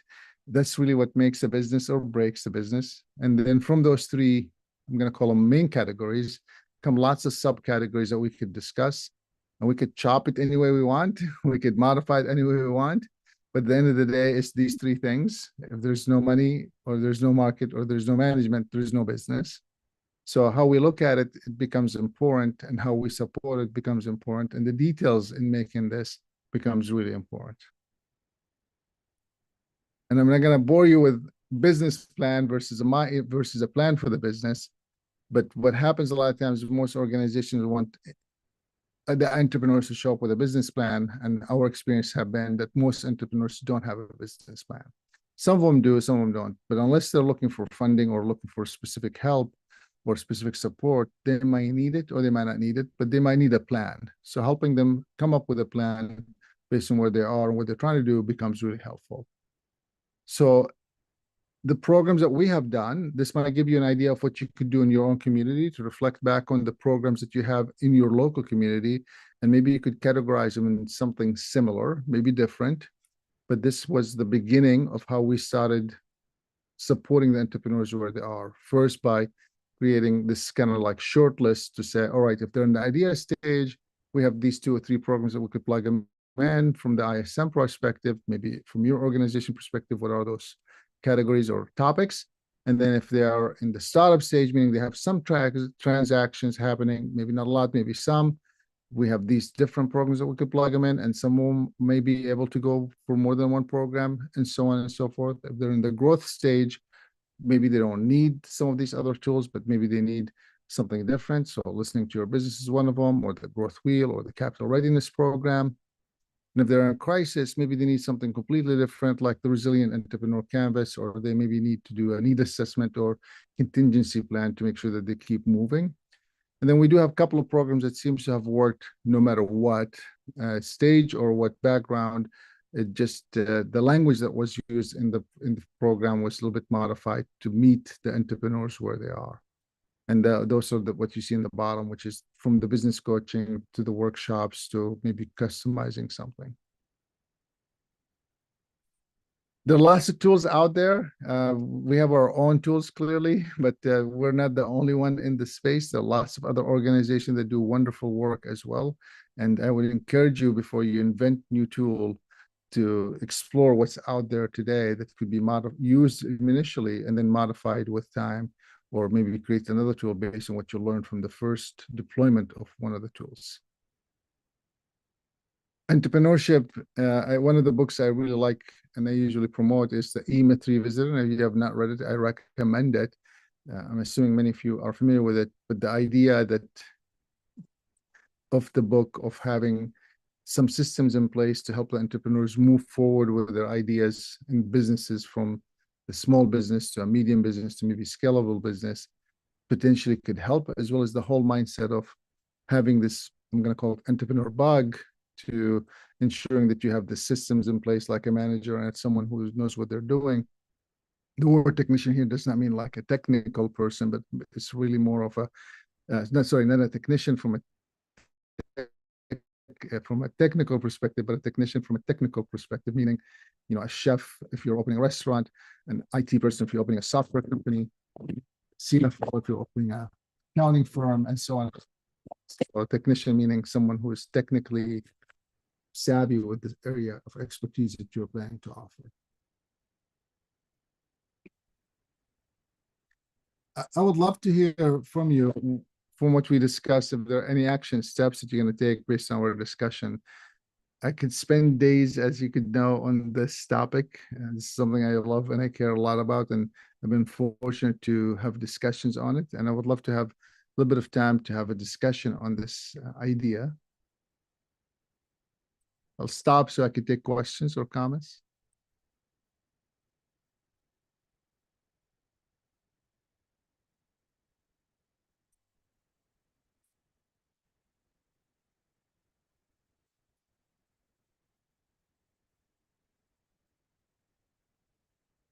you have any questions, you could raise your hand or you could just put in the chat.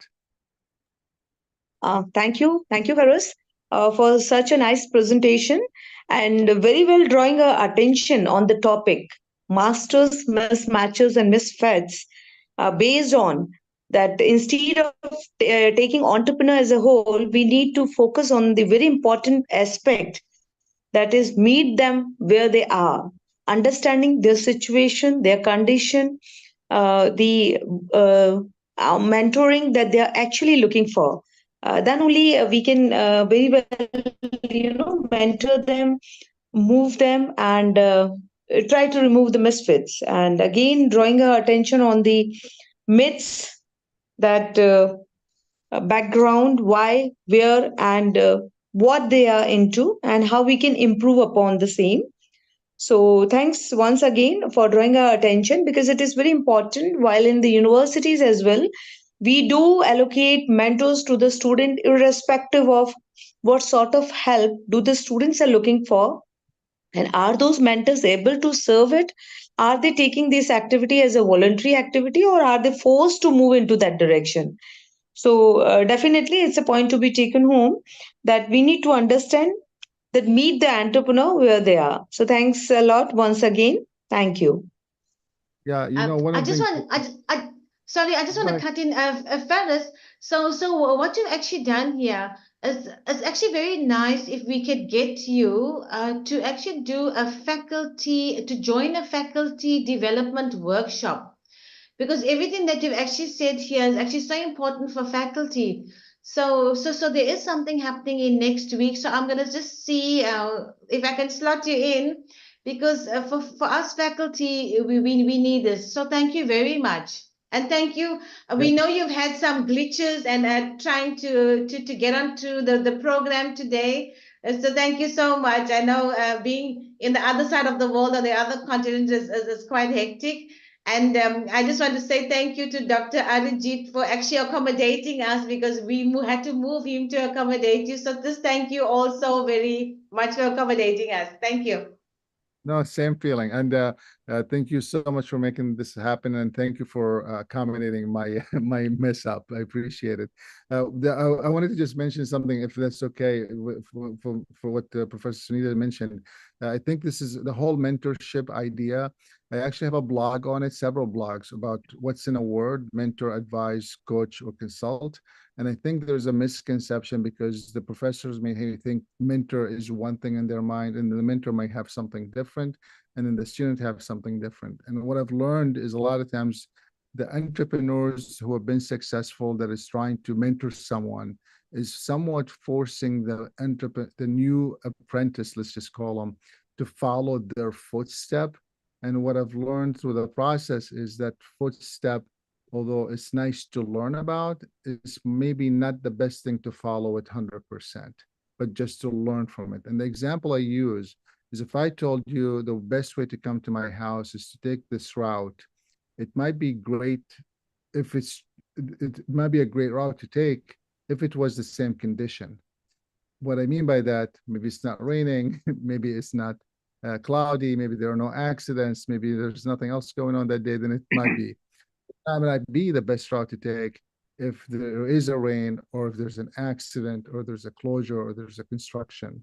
So it's good to, I call it, shed a light on the journey that you've taken without forcing the others to follow it to the T, and letting them reflect on what they could learn from it, because there might be insightful ideas for them to be aware of for their next own journey, because no one journey could be the same. Even if I did it the same way one more time, it might not work. Of course, there are principles that people want to think about. I'm going to stop. Thank you so much. Thank you, Faraz. So now I would like to invite the next speaker, Dr. Arijit Bhattacharya. He is founder and CEO, Virtual Infocom World Leader Summit. So without taking much of the time, I would like to invite Dr. Arijit Bhattacharya. He will speak on the topic, how you can start your business and run with technology. Dr. Arijit? Yeah, I'm here. Thank Okay, you so much you. for You can inviting start me, now. and Yeah, super happy to see all of you once again. Beautiful moderation, Professor Sunita, and I really loved the way the previous speaker presented regarding his own speech, as well as a little bit of things, which is basically talking on mentoring. So what I have learned so far so good. Before I hop into the topic, I'll tweak my topic a little bit, because the previous speaker sent a very good, nice tone regarding the importance of mentoring, as well as importance of probably raising capital for entrepreneurs. So he put up a very nice line. Who is an entrepreneur? Well, definitely there are a lot of definition in our dictionary. There are a lot of presentations. There are a lot of maybe documented data from internet, which people can get regarding entrepreneurship. The one-liner answer usually people say is it's a journey. Definitely it's a journey. But then I call this journey as riding a tiger. There is a podcast that I run called Riding Tiger with Arijit, and there is a reason why I call entrepreneurship is riding a tiger. The solo reason is when you start your business, you start it with the concept that it's a cub, it's a baby. You are feeding your business. You start with very probably a small nominal amount, and you are feeding it with milk. And once you start feeding it with milk, you have an expectation that in due course of time, the tiger will grow, it will become big, it will run, and you will ride on the top of it. But there is a fear. As an entrepreneur, when you start it, when you start the riding, if you stop and the tiger is hungry, it might attack you, even though it is your tiger. And that's business. So as an entrepreneur, I've been running multiple different businesses for last 26 plus years now. And I have seen that particular fear is always there within a real entrepreneur. They fear that if they stop, their business will stop. If they stop earning, it will become very difficult to sustain. And that's not easy. Trust me on this. In this era, when you start your own business, even though if you're a startup, people will probably say that, hey, there is a startup. He's just started his journey. Well, then when it comes to giving money for your work, it takes time. Giving orders for your work, it takes a lot of trust factor. So entrepreneurship journey for me is all about riding a tiger, and in due course of time, entrepreneurs do have an option to raise capital. Now, probably we have seen the bubble that lot many startups, they felt that they'll be raising capital and they'll be doing fine. Let me share my screen and show you few bit of things which will probably help our audience to understand raising capital is not business, and definitely what happens when you start your business. Just give me a thumbs up if you can see my full screen. Is it in full screen mode? I believe yes. Okay. So a little bit of introduction of mine. I'm Arijit Bhattacharya. I'm a founder of India's one of the first game development company, which I started in back in 1998 with less than $1 in pocket. In Indian currency, it was 49 rupees. And from there, I grew from one person company to a couple of 100 plus people organization. I'm founder of Co-Innovate Venture. That's an accelerator and a fund. We usually look for scale-up ventures whom we can support and let them grow. I'm founder of World Leader Summit, which is a 98 plus countries network at the moment. We do B2B summit. We do pitching sessions. We do many different kind of activities and knowledge sharing session. I'm founder of Glam World Face, which is one of the finest movie production unit, as well as a model and celebrity management company, which happened eventually during my entrepreneurial journey, as well as I'm a consultant to ADB, director of Royal Family of Dubai, director of Global Wealth Forum, and a partner of 11836 VC. That's a health tech based VC based out of US. Couple of other introduction of mine, like I'm a national jury member of National Startup Award run by Government of India, and few bit of my odd works that I have done. So a couple of media felt that they should do news about this odd man. So that odd man is right now presenting in front of you a few bit of snapshots of my previous speech, which usually happens. That's the kind of audience that usually I get internationally or nationally. So what I'm gonna do, I'm gonna share a few bit of my real-time experience of creating business plan, making a very structured technology business in short time of span. Allow me for 15 minutes to present my presentation. Hope that will be fine.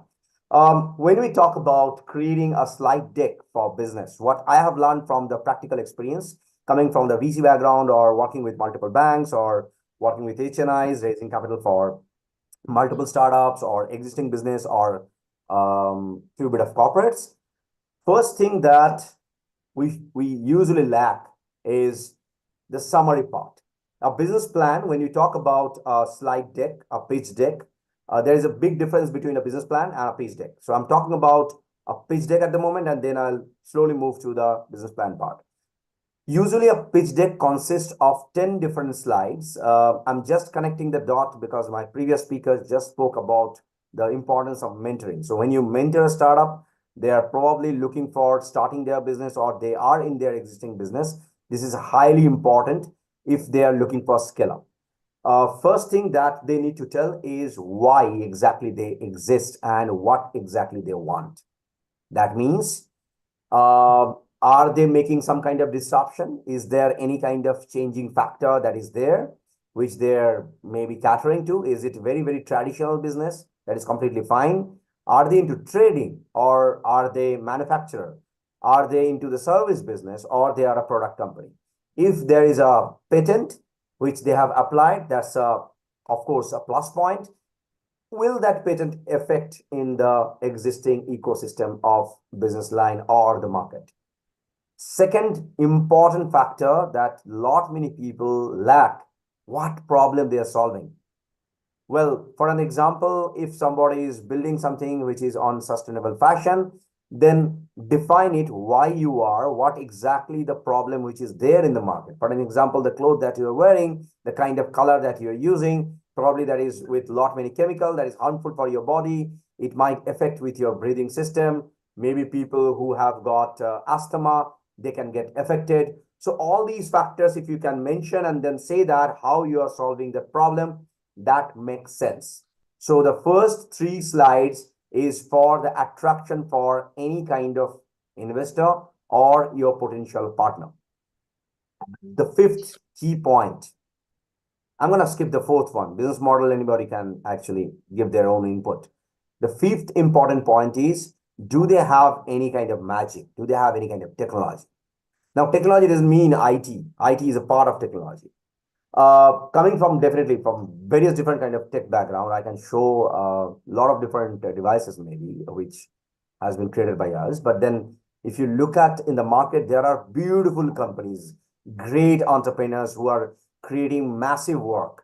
So do they have those kind of magical technology which can impact in the market? For an example, in my recent interaction with one of my mentees, they were trying to build a self-sustaining building. And they are creating it as a model building wherein you don't need any kind of external energy. You don't need anything else. But rather, you use nature to run that entire building itself. It's not a small room. It's a whole full-fledged 5-story building, which they converted into a complete self-running, self-sustaining building itself. So do they have such kind of technology which can actually give humanity a betterment and it is affecting nature in a way, in a positive way? If yes, there are people who will be supporting you like anything. It can be any kind of business, but make sure you have something magical which can attract people. Do you have marketing and sales funnel which is ready? For an example, somebody pitched me that they say that we are going to start something which is on hospitality education. And we are going to send students from India to abroad so that they can study. But then they don't have any office, they don't have any counselor, they don't have anything else. Rather, they are trying to get a couple of students by generating inquiry, and then once the students will pay, they will take a rented place. It actually doesn't happen like this. It's completely opposite. until unless you put your own money or you do some kind of partnership with someone who have got a space wherein you can probably start your counseling process and you have a trust factor that you have sent students earlier, or you have a trusted face who have done it earlier in your team, that makes sense. So when you start as an entrepreneur, it's not about your own business, rather the kind of people that you're bringing in your business. It is not about your own experience, but rather your team's experience. Do you have that? If yes, people have a tendency of trusting you. Or do you have a product which is already running in the market and people do trust that? Yeah. The seventh vital point I have seen in a lot of different kind of business plan competition, being there as a jury, people make a statement that, oh my God, we don't have any kind of competition. We are the only one in the market. So we're going to rock the market, disrupt the market, and then get all the money on our own. That's alarming. If you don't have a competition, then educating the market will take a lot of money. So better you find out where you are, which market you are catering. So here, maximum number of cases, when as a startup, people usually start, they usually fail because they don't understand their competition locally or globally. Yeah. Do you have an excellent team? Try to get at least a 2 people team member when you start your own business. That attracts many other people, including investors. Do you have any projection? Have you achieved any kind of milestone? And what is your status at the moment? Just make sure you have it in your pitch deck. This is completely fine to give our latest generation pitch deck, which we call as smart pitch deck. When we talk about business plan, when you talk about definitely business plan made on the basis of technology business, because my fellow friend, she asked me that I should stick to technology. So I'll be talking more on tech part, but I'll make it generic so that I don't go very deep into deep tech technology because I'm coming from virtual reality, game development, blockchain, AI, and definitely on machine learning background. So I'll skip all those factors. When you start your business, try to see if you have a story or not. If you don't have a story, try to make a story which attracts people. But don't fake it. Tell your real story. People have a tendency, sometimes they don't understand how to tell their own story. Well, if you need help, I'll be more than happy to help how to structure your own life story so that people are attracted. Just for a quick input, because it's a large gathering of 27 people, if you have YouTube, kindly put my name, Arijit Bhattacharya. You will find out my face and a channel with a very nominal small number of subscribers, but you will find out probably a video in a channel called Virtual Infocom Games, which is our company channel. A huge number of subscribers are there. There is a video of my life in an animated way. That's my own personal life. That has been used multiple times in several different universities to teach students how to start business and then sustain and then grow. Feel free to take that. If you don't have, I'll try to see that if I can send a mail to everybody, or rather the common mail, so that it can be circulated. The next important point regarding creating any kind of tech business, identify the gap in the market. Now, how do you identify a gap? What is the difference between a normal business and a tech business? Well, a traditional business, if you look at maybe, I'll take example of maybe a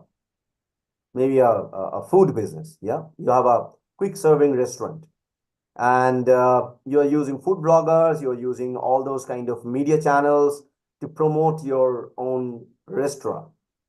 It's not happening properly. You don't know the reason why. The sole reason is, and nowadays, if you look at the customers, they are now health conscious. They're not looking for a common, traditional, usual, so-called food which will be consumed in body and it will probably affect your body. Nowadays, people are looking for the calorie calculation. So here comes your tech part. When you cook as a cook inside your own restaurant, try to understand what kind of calorie balance you are maintaining in your food. Put a small block which makes a statement that what kind of calorie it will be there if you consume that in your body. And do that with a multiple different kind of combination that you can see probably in any kind of 5-star. When you go for breakfast, or maybe you are going for a dinner or maybe lunch, You will find out nowadays people are using small display with the kind of calorie that you're going to consume if you eat that chicken, or maybe you are consuming that vegetable.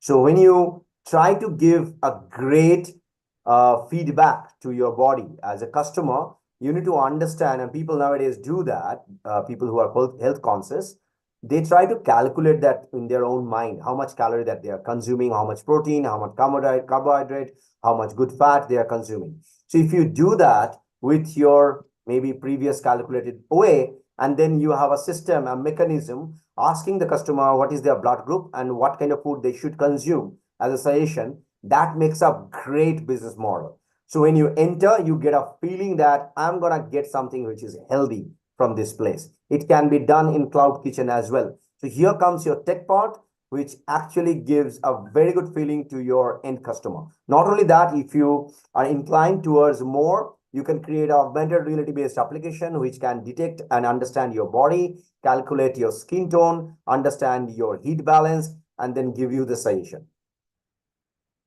When you run business, definitely there is something called who is your first customer. So definitely MVP makes a great impact into this. If you have a lot of students in your incubator, I'm not sure how many universities are participating at the moment. If you have an incubator, encourage them to create a MVP and ask them to go to market. Don't try to sell it inside the campus or to the teachers itself. Ask them to go to market and then give a free sample to the audience and get their own feedback. That gives two things. A, it validates the product. B, it understands the market. Most important part, many times I have seen with our incubators in our own accelerator that usually people who are consuming it for the first time, they give a feedback. That feedback is amazing. In fact, I've seen someone who said that, hey, I really like this product. I would love to join in your business, maybe improvise your product. That also happened. So encourage your students, encourage anyone who is a first-time entrepreneur to do such kind of activities. It opens up their mind like anything instead of getting a lot many theoretical aspects. Definitely there will be competition. For the time sake, I will skip a little bit of slides, but this is important part. Build a scalable business model. What is a scalable business model? Is this generating revenue at the moment? If it is generating revenue, is it ensuring profitability? Initial time, it may happen that you're not earning profit. That is fine. Are you working in volume? Is your product acceptable in the market? Let me take example of one of my mentees. He is into delivery. So they have lot many bikes. He's converting entire biking ecosystem of his own company into e-bikes. And he's giving delivery of food, of anything. I mean, he's one of the largest probably in Calcutta at the moment, doing massive work. But that fellow is not profitable at the moment. He's in debt. That is completely fine. If people are growing, they are taking loan and then they are trying to make an impact, that is completely fine as a business model as long as it is scalable. So where he can scale up in multiple different cities of maybe in India initially. As a leap, there is an option in Middle East where he can hop in with the e-bike. They will get a subsidy. They will get a lot of support from the ministry and government, and they can run their business. So these kind of market accessibility and collaboration is very much needed if you are running an incubator. And I'm sure that a lot many you have those kind of collaboration, and there are a lot of great incubators who are working. This slide is one of my close to my heart. I'm not sure if you can cherish it. I call the perfect team as rhino, swan, tiger, owl, snake, and elephant. Why these animal instincts? When you run any kind of business, it can be technology, it can be non-technology, doesn't matter. You need a person who can take bullet for you. Rhino is that kind of character. Maybe the PR head is your rhino. Swan, a person who can extract the water and get the actual milk, which means there will be information. You need to extract knowledge from information. So you need a person who can extract it, give it towards a proper knowledge and create an amazing product. Maybe your CMO, it can be your CEO, it can be anyone. The tiger is usually you who started the business. the founder, who is always hungry, looking for more and more business. He is fearful. People fear them, but then still they love that particular chap. So that's the tiger kind of character that you need.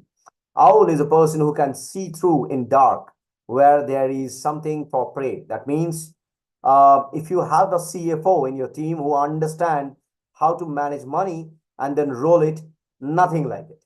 This is most crucial part. Even though if you're a great technologies, if your finance is not proper, you're not going to sustain the business very long. So get someone who is experienced as well as energetic in your business and in sync with your concept. Get someone who is dynamic, who is unpredictable. That's a snake character. Usually the sales guy is that kind of character. It's not a bad animal, to be very honest. Snake is one of the finest creature whom you cannot predict. We fear because we can't predict that particular chap. You use the venom inside the head of snake for medicinal purpose. You fear because you can't actually have that bite in your body directly, but then it is required. So have that kind of person or personality in your team. It is going to be a rocking company like anything. Get an elephant who is slow, who is memorable. He's an advisor in your company who can give you a lot of great advice because he's coming with lot of industry experience. If you get that kind of person in your company, not as free, kindly don't take advisors for taken for granted. I have seen mainly in India, people usually take advisors, maybe the mentors, because they are teachers. Try to give them a small little bit of token of appreciation. Maybe that is not justifiable, but then give something. It will open up two different kind of mindset. A, you have a mindset that I have someone in my head who can tell you what to do, what not to do. Rather, he will be saving me. And in return, I'm giving a token, very simple, small amount of money. That is fine. It can be 100 rupees, doesn't matter. He or she will probably not mind if they like that business, but then it creates a bond and relationship. And try to dilute a little bit of equity if you are serious in your business. Regarding products, if you are a tech business, this is specifically for techies. If you create a very robust portfolio of your intellectual property, I have seen a lot of IP didn't actually work in the market. The sole reason is from the perspective of theoretical aspect, we feel that it is required in the market, but then we lack how to check, how to look at the market, what exactly they need. So hence, it is very much required to create a tech business with a market survey and then earn a revenue. So if you create an IP which can affect the market, try to make our revenue generation model that will help a lot. I'm going to skip a little bit. What are the kind of scale up opportunities that is there? We have accelerators, we have business development team, we have networking sessions, market connect, partnership, funding for VCs, angels, CSR, grants, and PE. The business chambers are there, the global networks are there. Definitely, it's a full-fledged ecosystem. So as a entrepreneurship development council, I would say, I call our group of fellow other professors, doctors, and fellow entrepreneurs as a council. These things are very much required, which will actually impact a lot of entrepreneurs when they start. And then definitely if people are looking for money, only one question that I ask to anybody, I think that's very common to any VC business. Is your venture gaining at least 10% of the market? If yes, do you have a customer group? Do you have a profitability? If not, when exactly you're going to earn profit? Do you have ROI for the investors? And do you have a prototype? These things are most important. If you are mentoring a startup, try to find out these answers. I think they will do good. I will skip my last presentation. I'll skip my other slides because there's talk a lot about valuation. Rather, I'll end here because I think I'm done with 15 minutes and I am using 3 minutes grace more time. So thank you so much for giving me an opportunity to speak and share the insights with all the valuable other panelists. If you have any question, I'm ready to take.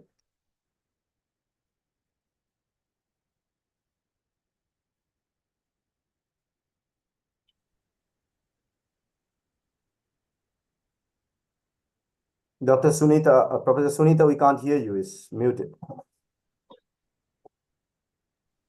Yeah, thank you. Thank you, Dr. Arijit, for such a nice presentation.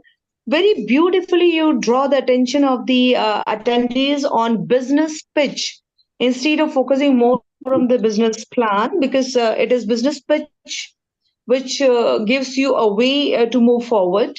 And I truly believe that you act as an advisor in this presentation for all the individuals who are interested as an entrepreneur and would like to start up with some of their ideas. You draw the attention on identifying the gaps in the market instead of enjoying that you are the only one. It's better to design how to focus and proceed. Again, you try to link up the role of a technology as a need to launch a business, and how AI can beautifully, give a touch with the promotion of your product, like touching, specifying your blood group and type of food you're looking for, and that's how you can, specialize the business. So these are some of the tips and tools through which an individual can come up with the same idea in a new way, and they can go for sustaining their business for a long. Your indication towards understanding your first few customers.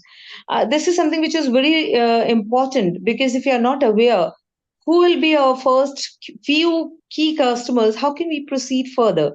So these are some of the points, and again, very important, how we can design the team members with the help of whom we can proceed further or can sustain for a long and can prove ourselves.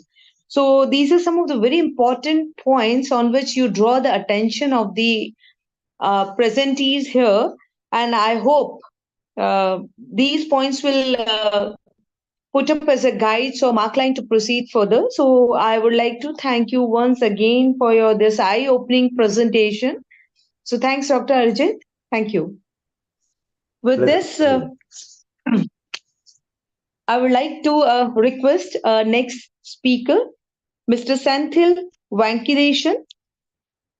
He would like to go for a presentation on the topic private startup ecosystems. Mr. Senthil, he is the president and managing director, Zold Academy Private Limited. So, in spite of taking much of time, I would like to request Mr. Senthil to introduce himself and proceed further. Ji. Am I audible, Senthil sir? Yes, you are. You are audible. Chairman and team for welcoming me into this conference and offering me a time to speak to you all. And I also welcome people that have joined here based on my request. And I would like to present here a very short presentation on private startup ecosystems. And this is one idea that I feel any university around the world can start by itself without looking for any extra support systems. So I would like to start with a small introduction about my company. In the next page, we have our story. I would like to introduce Zold Academy. It's a professionally managed, technology-oriented company involved in training, industry solutions, research and development, logistics, on-campus events, and corporate workshops, both online and offline. And we are very strong in certain topics like automation, semiconductors, robotics, motor control systems, precision agriculture, digital health, artificial intelligence, data analytics, augmented reality-based solutions, etc. So we do a lot of training across the globe, on-site and online, to students and working professionals. And we have a mission. In the next slide, please. We have a mission. Our mission is basically signing joint ventures with leading universities across the globe to form smart hubs that can upskill both student community and professionals in the region so that they can have a better choice in their career, or it can propel them to better opportunities. And next slide, please. We are talking about the philosophy of Zold Academy. We in Zold Academy Private Limited believe that only connections can create opportunities. So connections, I mean, in the next decade, any institution, whether it is an industry or an institution or a subject expert or a consultant, it is not possible to grow alone or meet success alone. You have to have a joint venture where that's what we call connections. What are the connections and what opportunities can be created?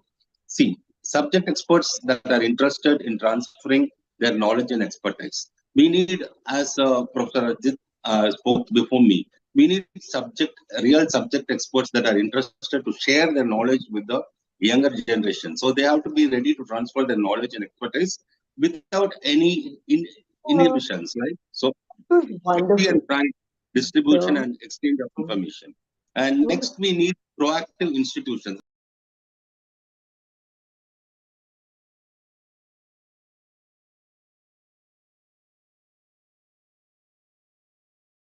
Mr. Santel, you are muted.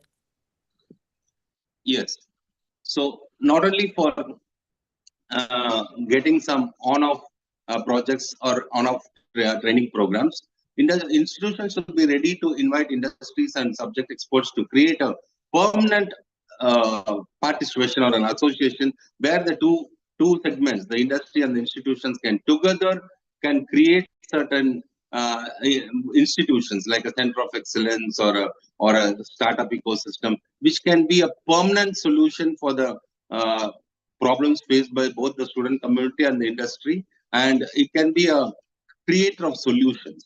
And third, industries also should look at institutions as a provider of solutions. They should not look at institutions as providers of only manpower or skill set. They should also see institutions as a provider of solutions, because industries have a lot of wealth. They have a lot of technical wealth in the form of professors. They have PhD scholars who can contribute a lot to development of various products and services. So industries should look at institutions as provider of solutions rather than just provider of a certain skill set or certain manpower. So these are the things that is needed.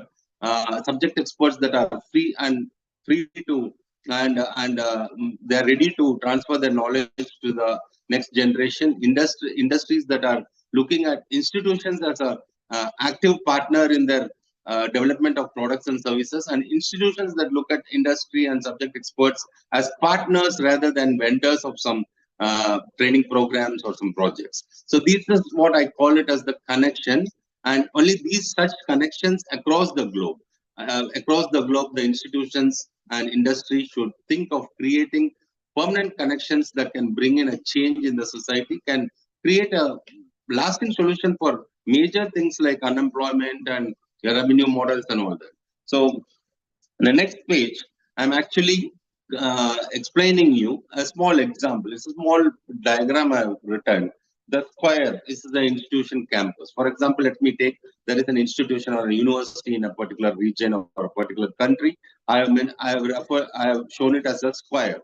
Inside the square, I have a ring, red ring, which I call it the startup ecosystem. This startup ecosystem is formed by signing a joint venture with the university, by the local university and a corporate. They can choose whichever corporate they like. There are a lot of companies in every country. There are a lot of companies that are willing to help students and professionals to become better. So an institution can identify a corporate organization, start a private startup ecosystem. I call it a private startup ecosystem on campus because we can do this with minimum government support also. In fact, government support is a major tool.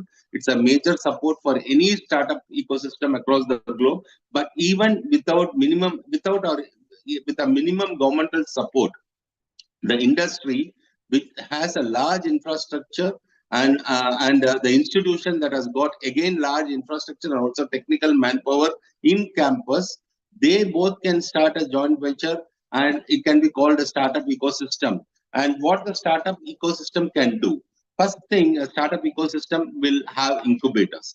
I just mentioned 3 stars, I have called it as incubators, but these incubators are real physical units, maybe 100 square feet or a 200 square feet space, closed space, built up area, which has power, water, Wi-Fi facility, maybe some basic furniture, and maybe a system, printer, things like that. which is essential for a startup which is essential for a founder or an entrepreneur to just start his job, start his career. So this small incubator facility, maybe a startup ecosystem in a university can have 20 incubators or 40 incubators, depending on the size of the university, the capacity to invest and all that. So such incubators, when they are provided to prospective entrepreneurs, these entrepreneurs can be students in the university, or they can be even staff in the university that are having a great idea. They want to bring it out in the open. They need support from the beginning, or it can be also a very good idea that comes from a person in the region or in the country that wishes to have a small incubator within the campus. We can identify entrepreneurs with great ideas. We provide them these incubators. Maybe we can give them the incubator support for around 18 months or 24 months, in which time they can transfer their idea into a prototype. As Ajit sir, again, my earlier speaker was very clear that prototypes are very necessary to invite investments. So from the idea to the prototype is the most important phase, because I'm somebody who's you can call me a entrepreneur by choice, and I just jumped to the industry after college. I just became a startup. Even before 15 years, I just started my company right out of college. So I know how difficult it is at the earliest stage. That is getting your idea into a prototype or getting your idea into something that people will understand. That's the most important phase or most difficult phase for the life of an entrepreneur or a startup company. So that is the area where I am trying to target, create ecosystems within campus with the help of universities that have space, that can create some space for the incubator, that can offer some power, water, and other facilities, logistic facilities to the startups just for a small period. 18 months to 24 months is what I believe that any founder with a good idea can turn his idea into a product or a service. Can we go to the next page, please? So the stakeholders, I have given a small screenshot of the stakeholders also. The institution is one of the stakeholders in the private startup ecosystem, which I believe. The institution is a stakeholder. It provides free space, power, water, Wi-Fi systems, and basic furniture to each incubator for a period of say 18 to 24 months. Then the next stakeholder, as I told you, you need a corporate organization that brings in knowledge in the subject. For example, we can also have a theme for the startup ecosystem. Many universities in India I have gone, they have medical incubator space, or some say that we have a startup ecosystem for agriculture, agri-tech startups. So you can also have a theme. So once when you have a theme, you can call a corporate organization which is a major in that sector. In every country, there are majors in every different sector. So you can call a corporate organization that brings in knowledge in the subject. They know business strategy. They can bring in manufacturing expertise. They can even bring in equity or certain funding schemes that would help the entrepreneur get a small fund, a seed capital or equity, that together with the facilities offered by the institution, such small funding also provided by the corporates through CSR can help them to fast track their progress. They can within, it doesn't take even 18 months. If you are given a good support, even within 6 months to 1 year, you can bring an idea into a product or a prototype or something like that. So next, the main thing is, main stakeholder is the entrepreneur himself, the entrepreneur with the $1 million idea or a prototype that uses the support of the institution and the corporate organization, completes the transition from an idea to a commercially feasible product or service. So these are the stakeholders. So next comes the benefit model, because when I say the institution should provide, next slide, please. So when I say the institution should provide this and organization should come with this, so anything should have a benefit model. The institution asks, okay, I provide all this. What's my benefit? The corporate organization can ask, okay, I'll bring everything what you ask. I can support the entrepreneur, but or the startup, what is my benefit? So I've given a small benefit model also. It's not comprehensive. I cannot tell that I'm telling the entire thing here. It's just a 20-minute presentation. I just want to give a what you call basic idea how it can be done, because at the end of this short talk, I'll also tell what we have done in the country already. It is not only talk, we have also started on this progress. I'll tell you at the end of the presentation. So the benefit model says institution may be a joint patent holder. If it's a good idea of a prototype, at the end, the institution also can become a joint patent holder and may receive a royalty on sale. If the entrepreneur becomes extremely successful, he makes a lot of profit and revenues in the coming years, the institution also can ask him a small royalty because they provided him everything from the beginning. So some sort of benefit models can come to the institution. The corporate organization also can receive manufacturing rights because being a business house, the corporate can immediately float a separate organization, maybe make the founder a major shareholder or the managing director or whatever it is. They can invest more and they can become a major shareholder, or they can commercially start manufacturing the product or the service if it is so good. The third one, the entrepreneur gets his fully able status without a single penny in the beginning stages. He is just what you call cradled from inception to the organization level. Is just carried on the shoulders of the institution and the organization. So there is a benefit for everyone. Apart from that, there is also next slide, please. Apart from this benefit model, there are also secondary benefit models I want to talk about, because the secondary benefit models, the student community. The student community in campus. Can I come to the next stage? Next slide, please. Student community. The student community may work on real-time product design and development. For example, let us say that the university has an incubator. An entrepreneur comes in with a good idea, and there is support given to him. A corporate organization comes in and gives him seed capital and gives more technical support, and he starts developing his idea into a prototype. So this is a real product design and development process happening. Naturally, he will need some sort of support systems. He may need one or two assistants who can help me in the design and development, or who can assist in the logistics, or who can assist him in the fabrication of the product. Lot of things he needs, and he can allot this, or he can outsource this job to the student community in campus. So the student community in campus, while in their second year or third year, even in the final year, gets to work with a person who is trying to become an entrepreneur or an organization by himself. And this will give them real-time benefits, understanding the real plus and minus of product development, or plus and minus of starting a company. Even before they do it, they get a slight understanding of everything. The student community gets real-time support and real-time experience. Next, the campus academic leaders. This is what I'm just very much interested to talk to you, because in every campus there are a lot of professors, a lot of PhD scholars, and most of the time they are spent in training or teaching the students.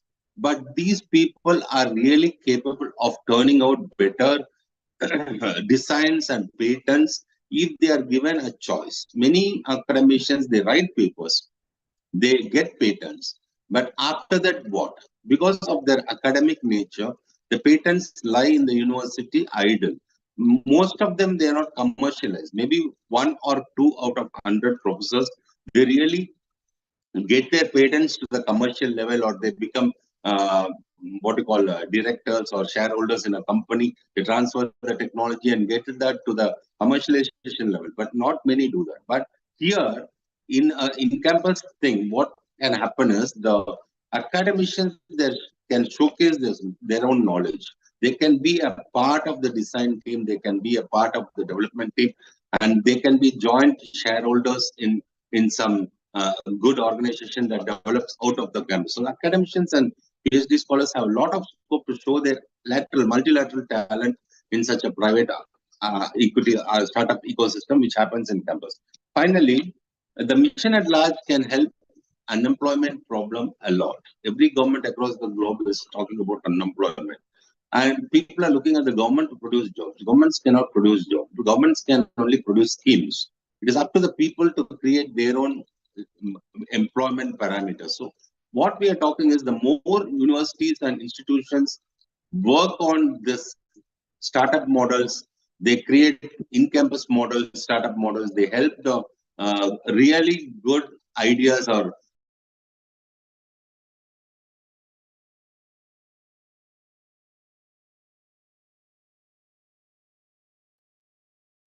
Yeah, muted, Senthil. Sorry, network issue. Sorry. These people are job creators.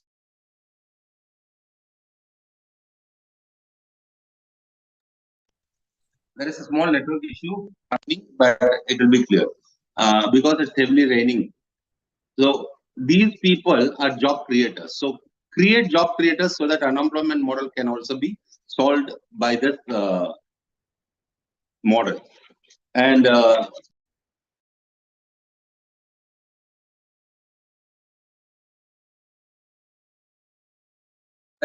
I would like to talk to other panelists or other members in the group one-to-one if they're interested later. I can also post some detailed flow charts and detailed presentations in the group, which can be utilized by the universities. And I would like to talk to interested universities across the globe if they're interested. You can talk about creating such ecosystems, and I can talk more on the benefits one-to-one or as a group or on a Google Meet, something like that. But here, because of this 20-minute slot, I think I have given a basic idea of how a university can become a focus, or it can become a focal point of all this talk about startups and entrepreneurship and all that, rather than depending on the industry, the universities itself, because there are a lot of academicians in the thing. So I thought I should I should pinpoint the role of universities becoming the focal point of entrepreneurship, or becoming the focus of creating employment for the future. So this is a short thing I have given. So in the next slide, I have just given my core team. We are founders. I'm Santhal Venkatesan. I'm the President and Managing Director. We have Pavel Kim. Pavel is a citizen of Kazakhstan, and he is our Vice President Business Strategy. Helps us with all the business strategy and marketing strategies. And we have Shekhar Subramaniam, who is 33 years experienced. He is an electronics and telecommunication engineer, and he takes care of research and development. So we call ourselves as the founders. And in the next slide, we have some pillars behind the company. We have Payan, she was taking care of the financial issues. We have Pooja, she is taking care of the marketing, business development issues. And we have Dr. Nikita, she is a physiotherapist, but she's also taking care of some HR and employee relations issues. So we are a bigger team, but I cannot show everyone here, but still I thought I'll showcase at least the most important people around in my team. We are nearly 9 to 10 years old now. We are connected with a lot of universities. And as I promised at the beginning itself, this particular scheme or this Bishram Startup or Startup Ecosystem model, I already signed with 2 universities in India. One is Desh Bhagat University in Punjab, and one is St. Thomas College of Engineering in Kerala. I'm very happy to tell this because Punjab is the northernmost state. Morale is the northernmost state in India, and Kerala is the southernmost state. So every area in India, I have spoken with people like in Assam, some universities in Assam or Gujarat. The basic thing is they're all interested in the model, and we are working on creating at least 16 to 20 startup ecosystems and startups across the country. And as far as these 2 universities which have signed already, we are in the process of creating centers of excellence in various topics to upskill the students, and slowly we'll be creating the incubator spaces also. And we in Zold Academy also believe that we should take this across the globe.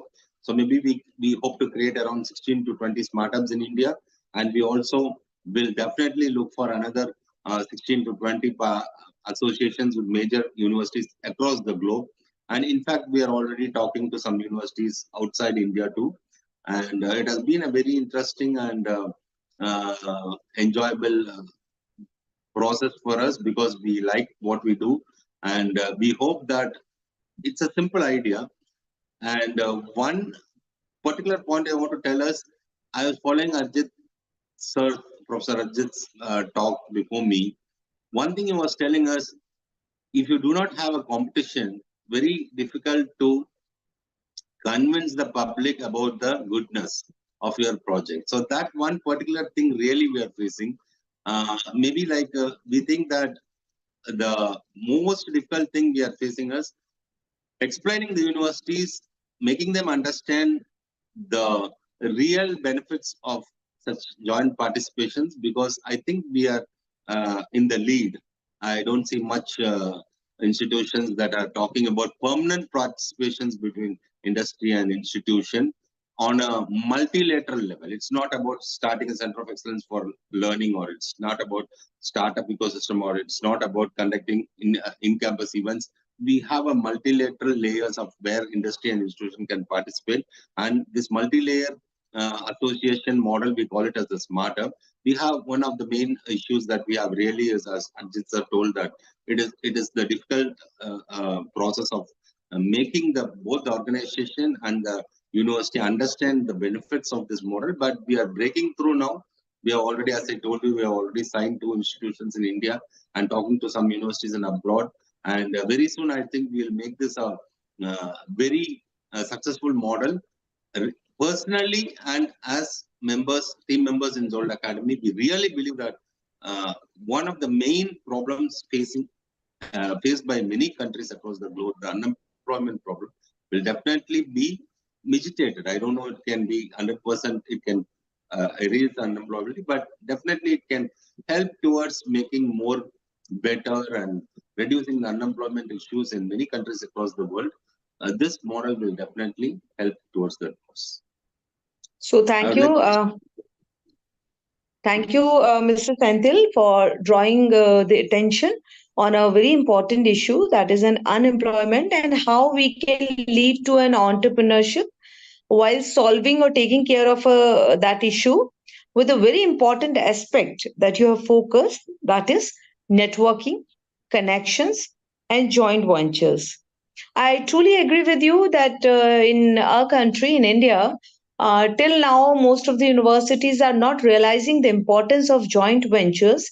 And again, a lot has not been contributed in that direction in government organizations.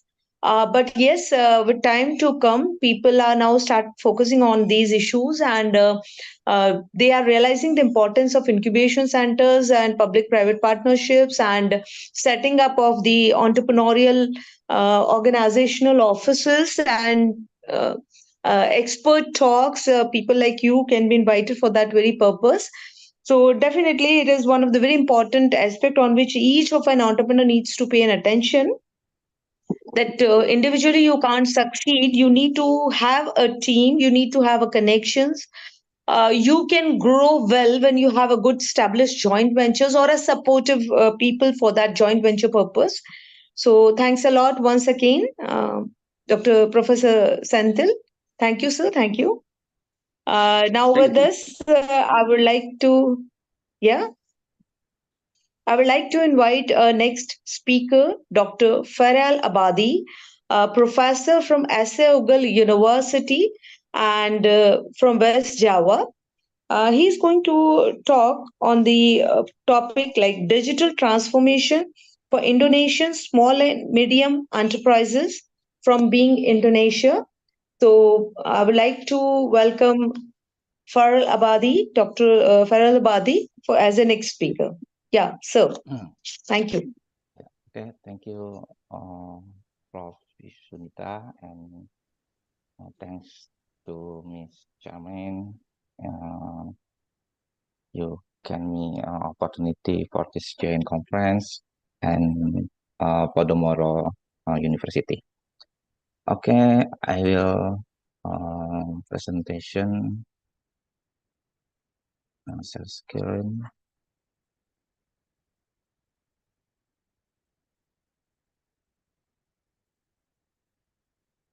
Yes. I will presentation this moment. The title is Digital Transformation for Indonesian Small and Medium Enterprise. I'm Vera Abadi. I'm from Unggul University in Jakarta. In Jakarta, not incorrect, not West Java, but West Jakarta. And now I'm in the Unggul University, head of the entrepreneur and career center. Okay, the next presentation, the next slide, digital transformation of the small and medium enterprise in Indonesia is the process of the applying digital technologies, various operational and business aspect of small, medium enterprise to increase efficiency, productivity, and competitiveness. This transformation includes various significant changes that can have positive impact of the growth and development of the small, medium enterprise. The following are several important aspects of the digital transformation of the small medium enterprise in Indonesia, like the e-commerce use.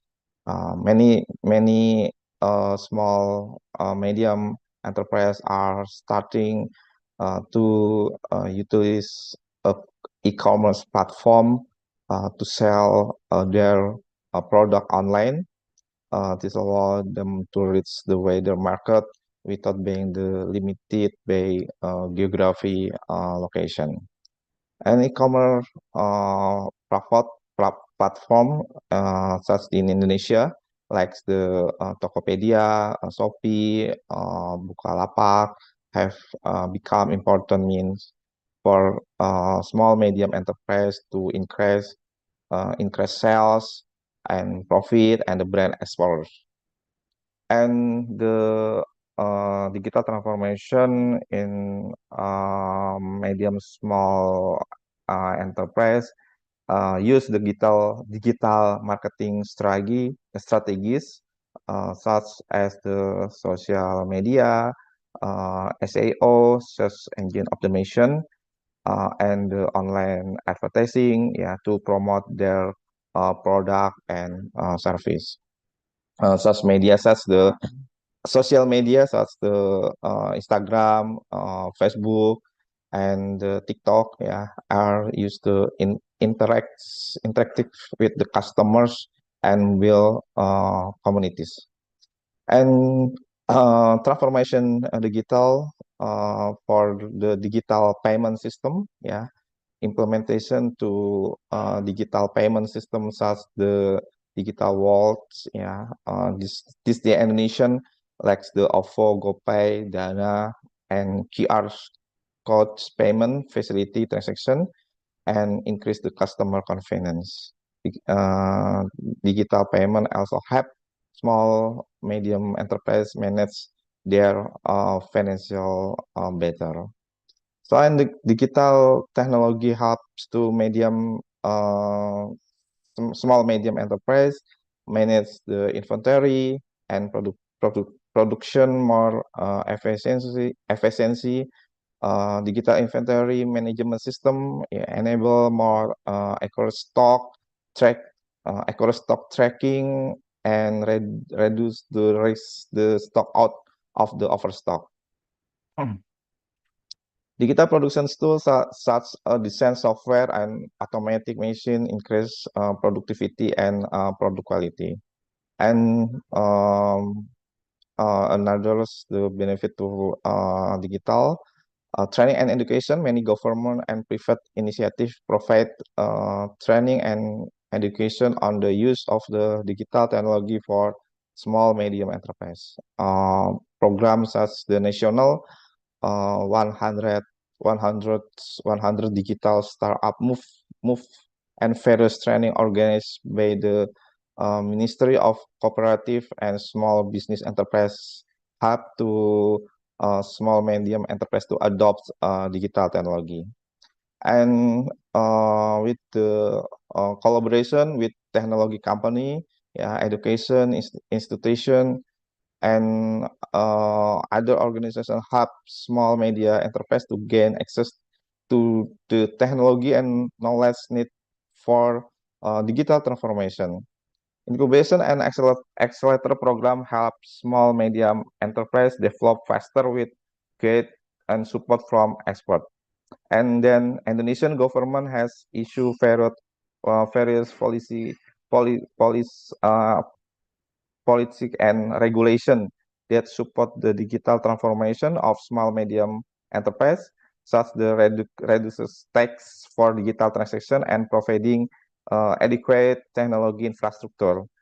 And the digital transformation of small medium enterprise in Indonesia is important step to ensure the sustainability and competitiveness of small medium enterprise in the ever growing digital era.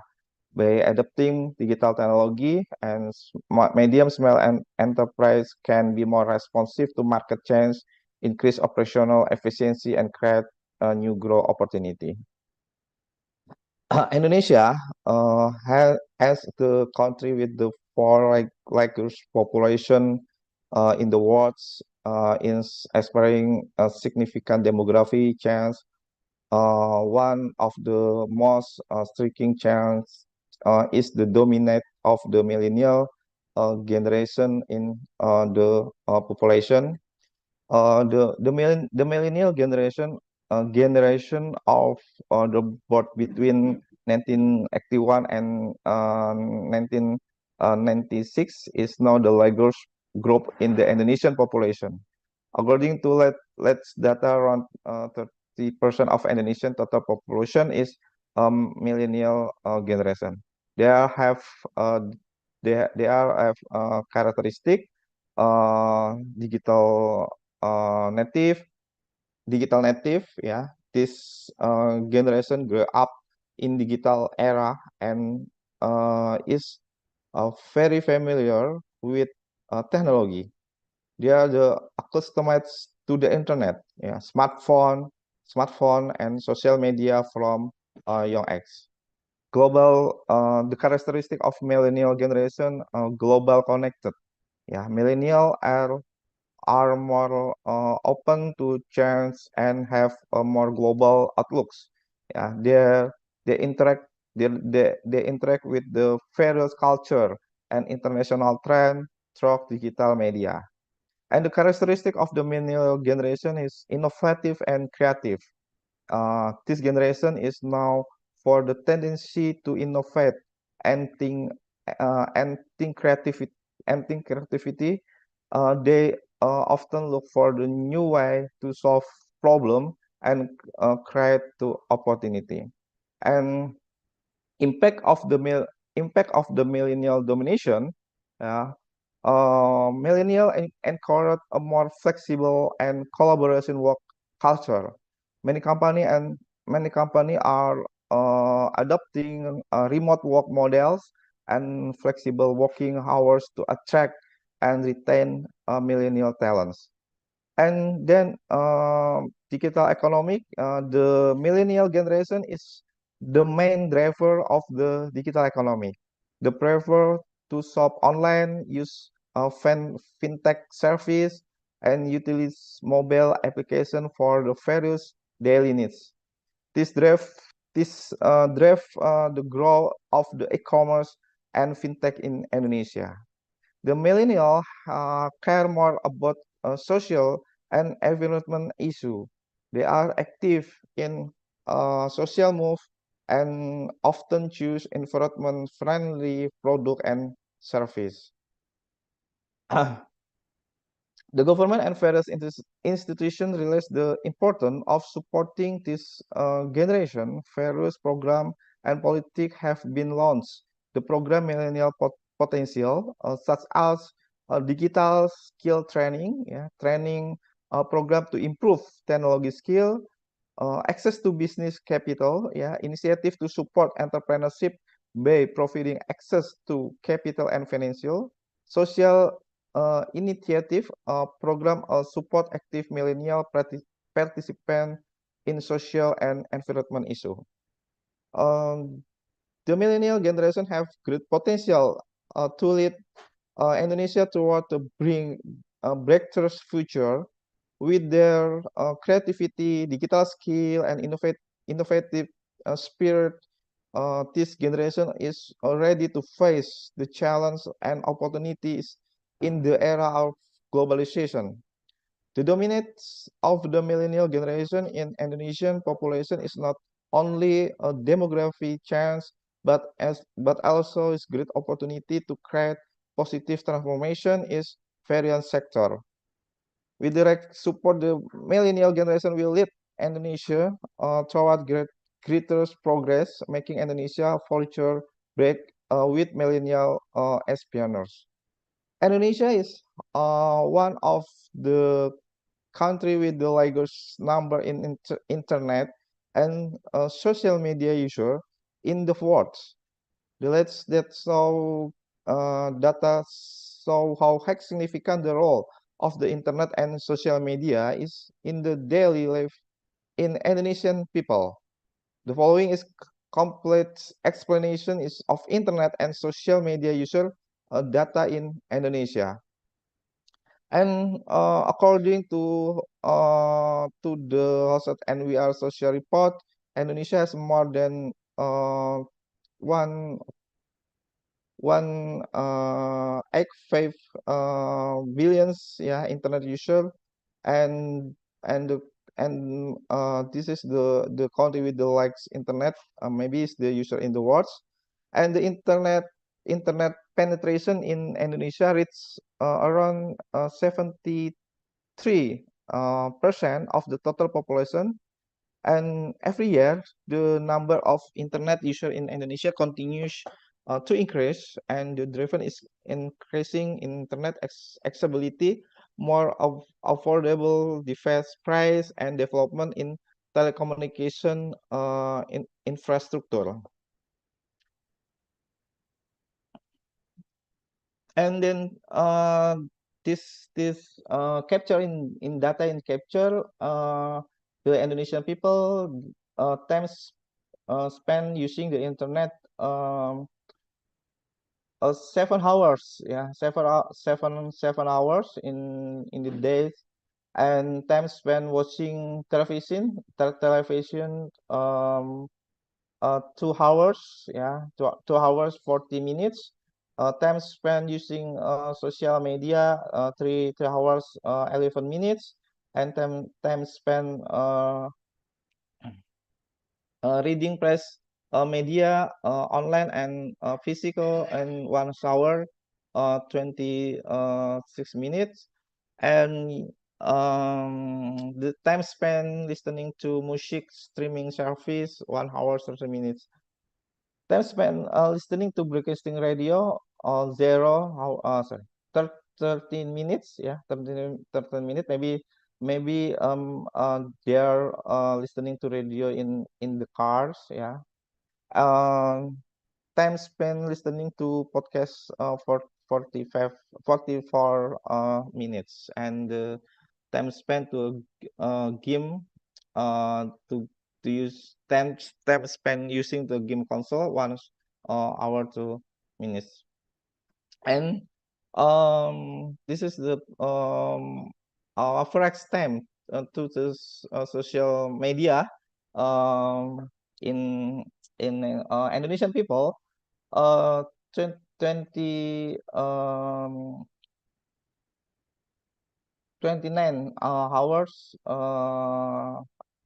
use the WhatsApp per user per month, YouTube 26 hours per user per month, and TikTok social media TikTok 29 hours per user per month, and Instagram 50 hours 15 hours 24 minutes per user per month, and Facebook 14 hours 30 minutes per user for 4 months.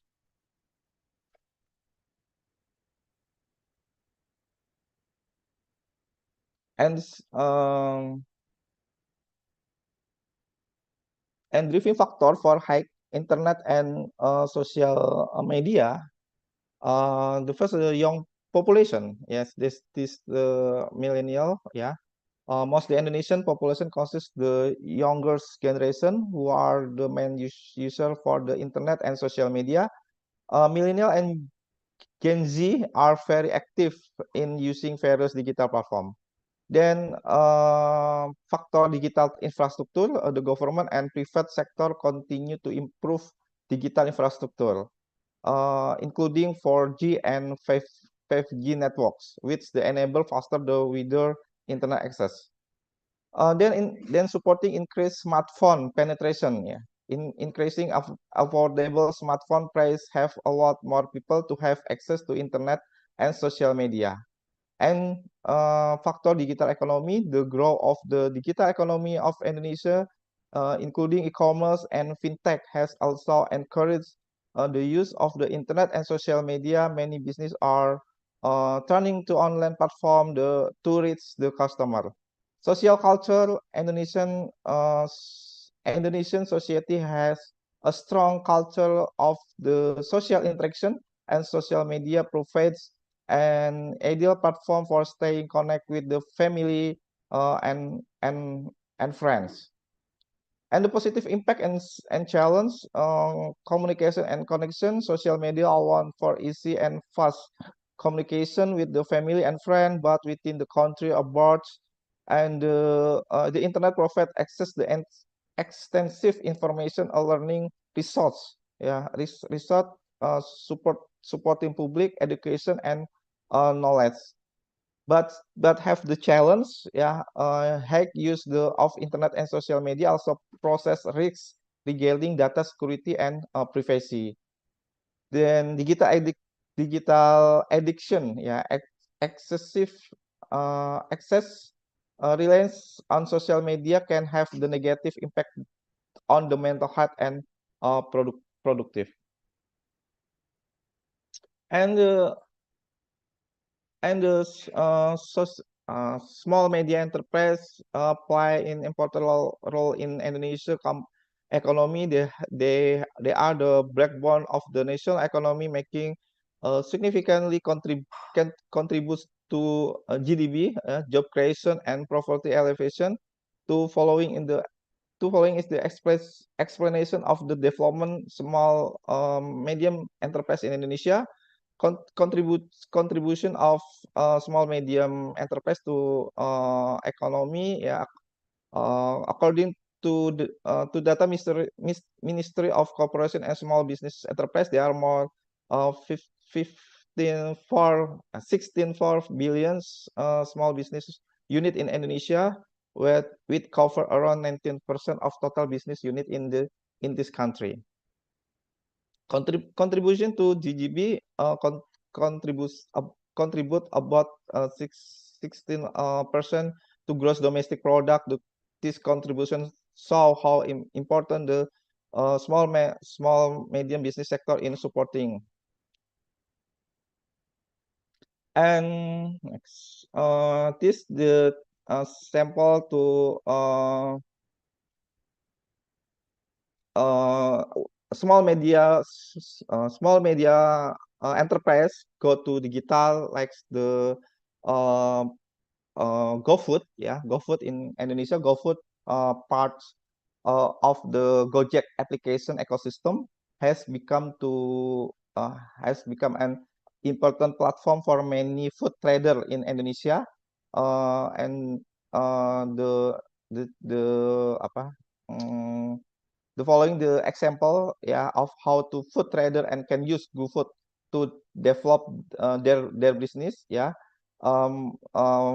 The small business, small medium enterprise, yeah, can register on GoFood, yeah. Then online register, yeah. Then digital menu creation, order management, yeah, order delivery,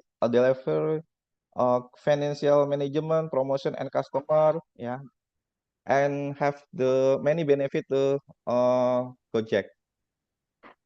Maybe it's skip. Yeah. And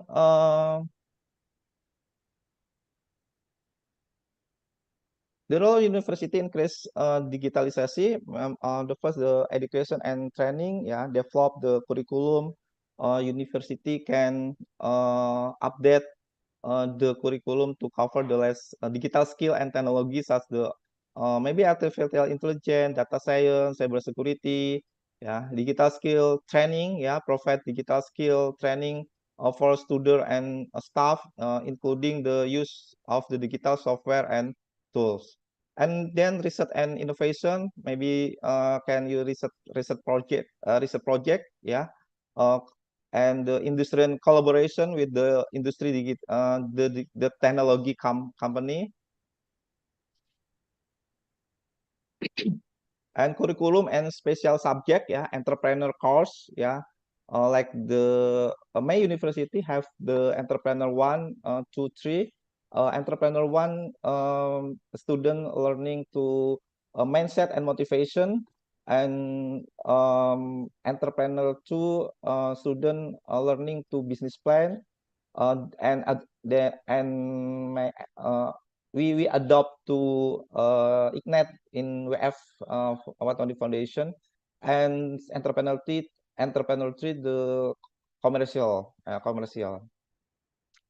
And digital infrastructure development, yeah, IT facility in the campus, yeah, online learning system, yeah, supporting startup and entrepreneur, yeah, incubator and accelerator, provide the incubator for digital technology, focus the startup, helping to development idea to real product, yeah. Funding and mentorship, providing funding and expert way to technology startup.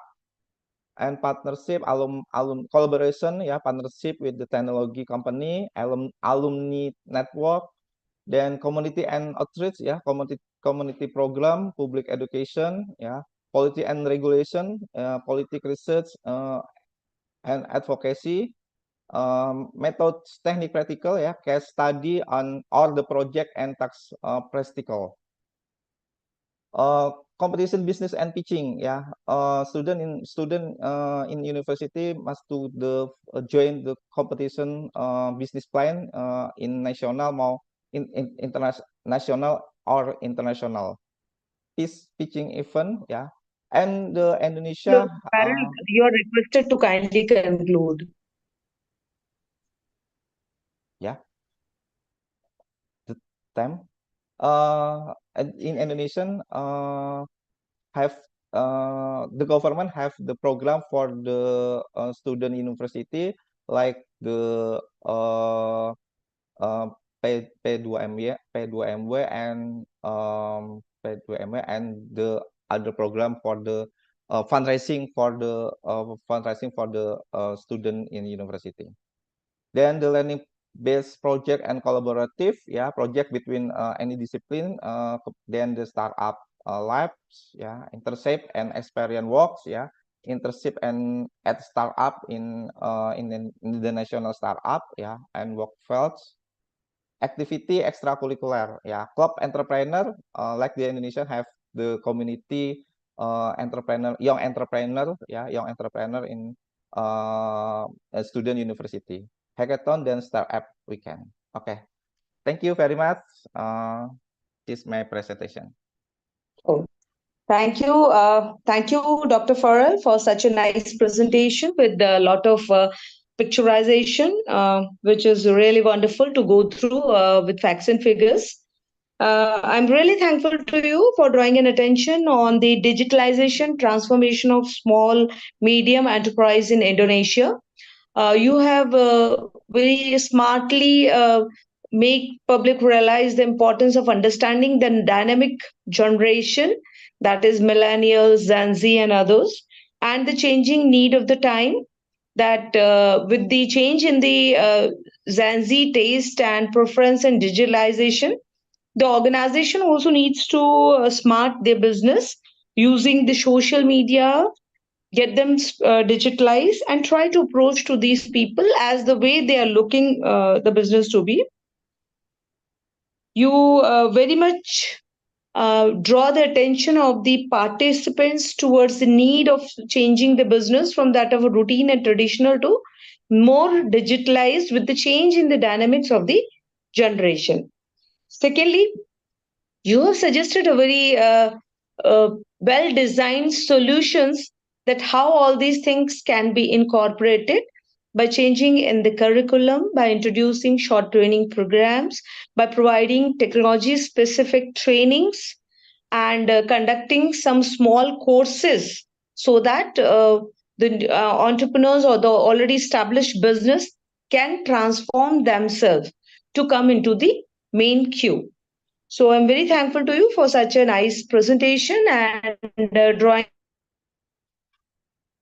the problems and prospects with the changing nature related to small and medium enterprises. So once again, thanks a lot, Dr. Farrell Abadi.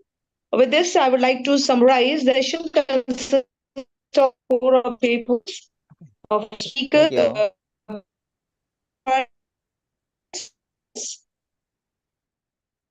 From India, Asia, and they rightly matches with the You're breaking up, Dr. Sunita. attention, how to plan and pitch the business, which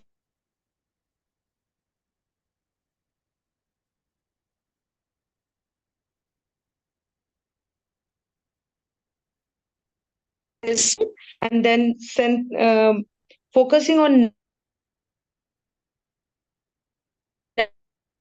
networking.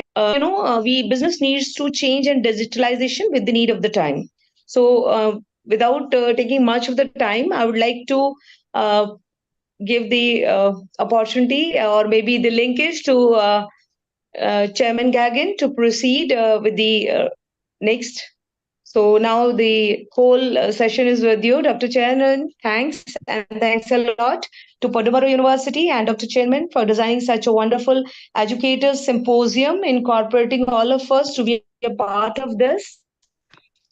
And you all have also learned, would like to contribute the way we will be. So thank you, Chairman and University. Now whole is yours. Thank you, ma'am. Now I take your leave for this. Thank you. Thank you so much, Dr. Sunita. She actually has to leave to attend something else. Okay, so we had a very nice session. It's been quite a full session for the day, and we have overrun our time a bit. So our lunch break is completely cut off. But what I would like is for people to grab their lunch and the coffee. We've just got an afternoon session to go, and then we're going to be done as quick as we can. So moving on swiftly to our next session speaker, we've got Dr. Srinivas Rao. He's a professor at NIFT, and I actually had an opportunity to actually do a session at this university. So it's awesome to actually welcome Dr. Srinivas Rao for his next session. Thank you for the opportunity, ma'am. I hope I am audible. Yes, you are, sir. Yeah, thank you. And, let me take the opportunity to congratulate you, Dr. Chamin, and, also Dr. Devabrato for, organizing such a wonderful event. It is really a tough task to organize such a global We event. don't see you, Dr. Srinivas. We don't see you anywhere. You're somehow blocked. We don't see you. We just see your background slide. One moment, one moment.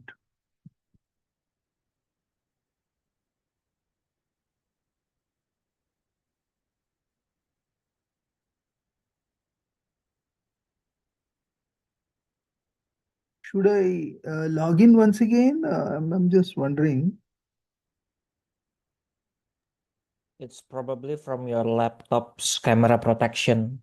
There must be some switch in your laptop.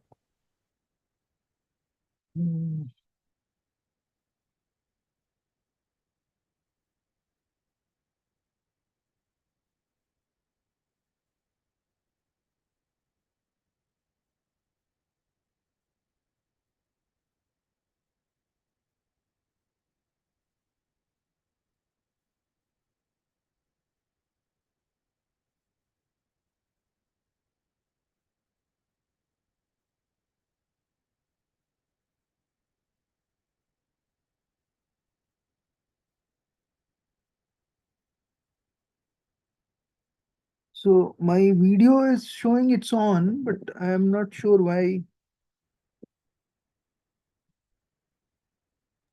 Is there any switch on your laptop that protects your camera?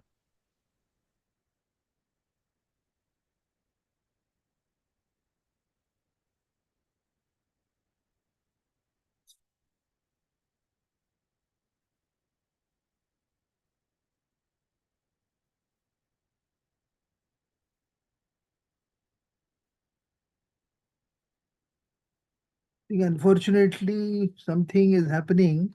Maybe we can continue like this.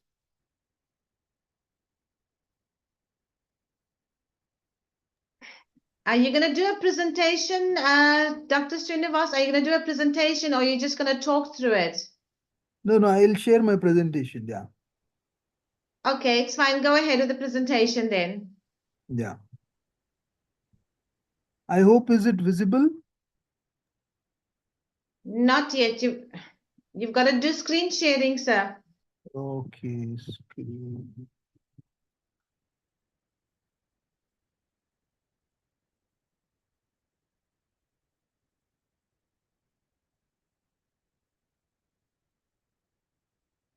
I hope it is visible, ma'am.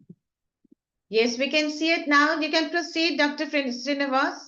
Thank you. And Adi, maybe if we can put Dr. Srinivas' slide, his profile slide on the side, if we can do that.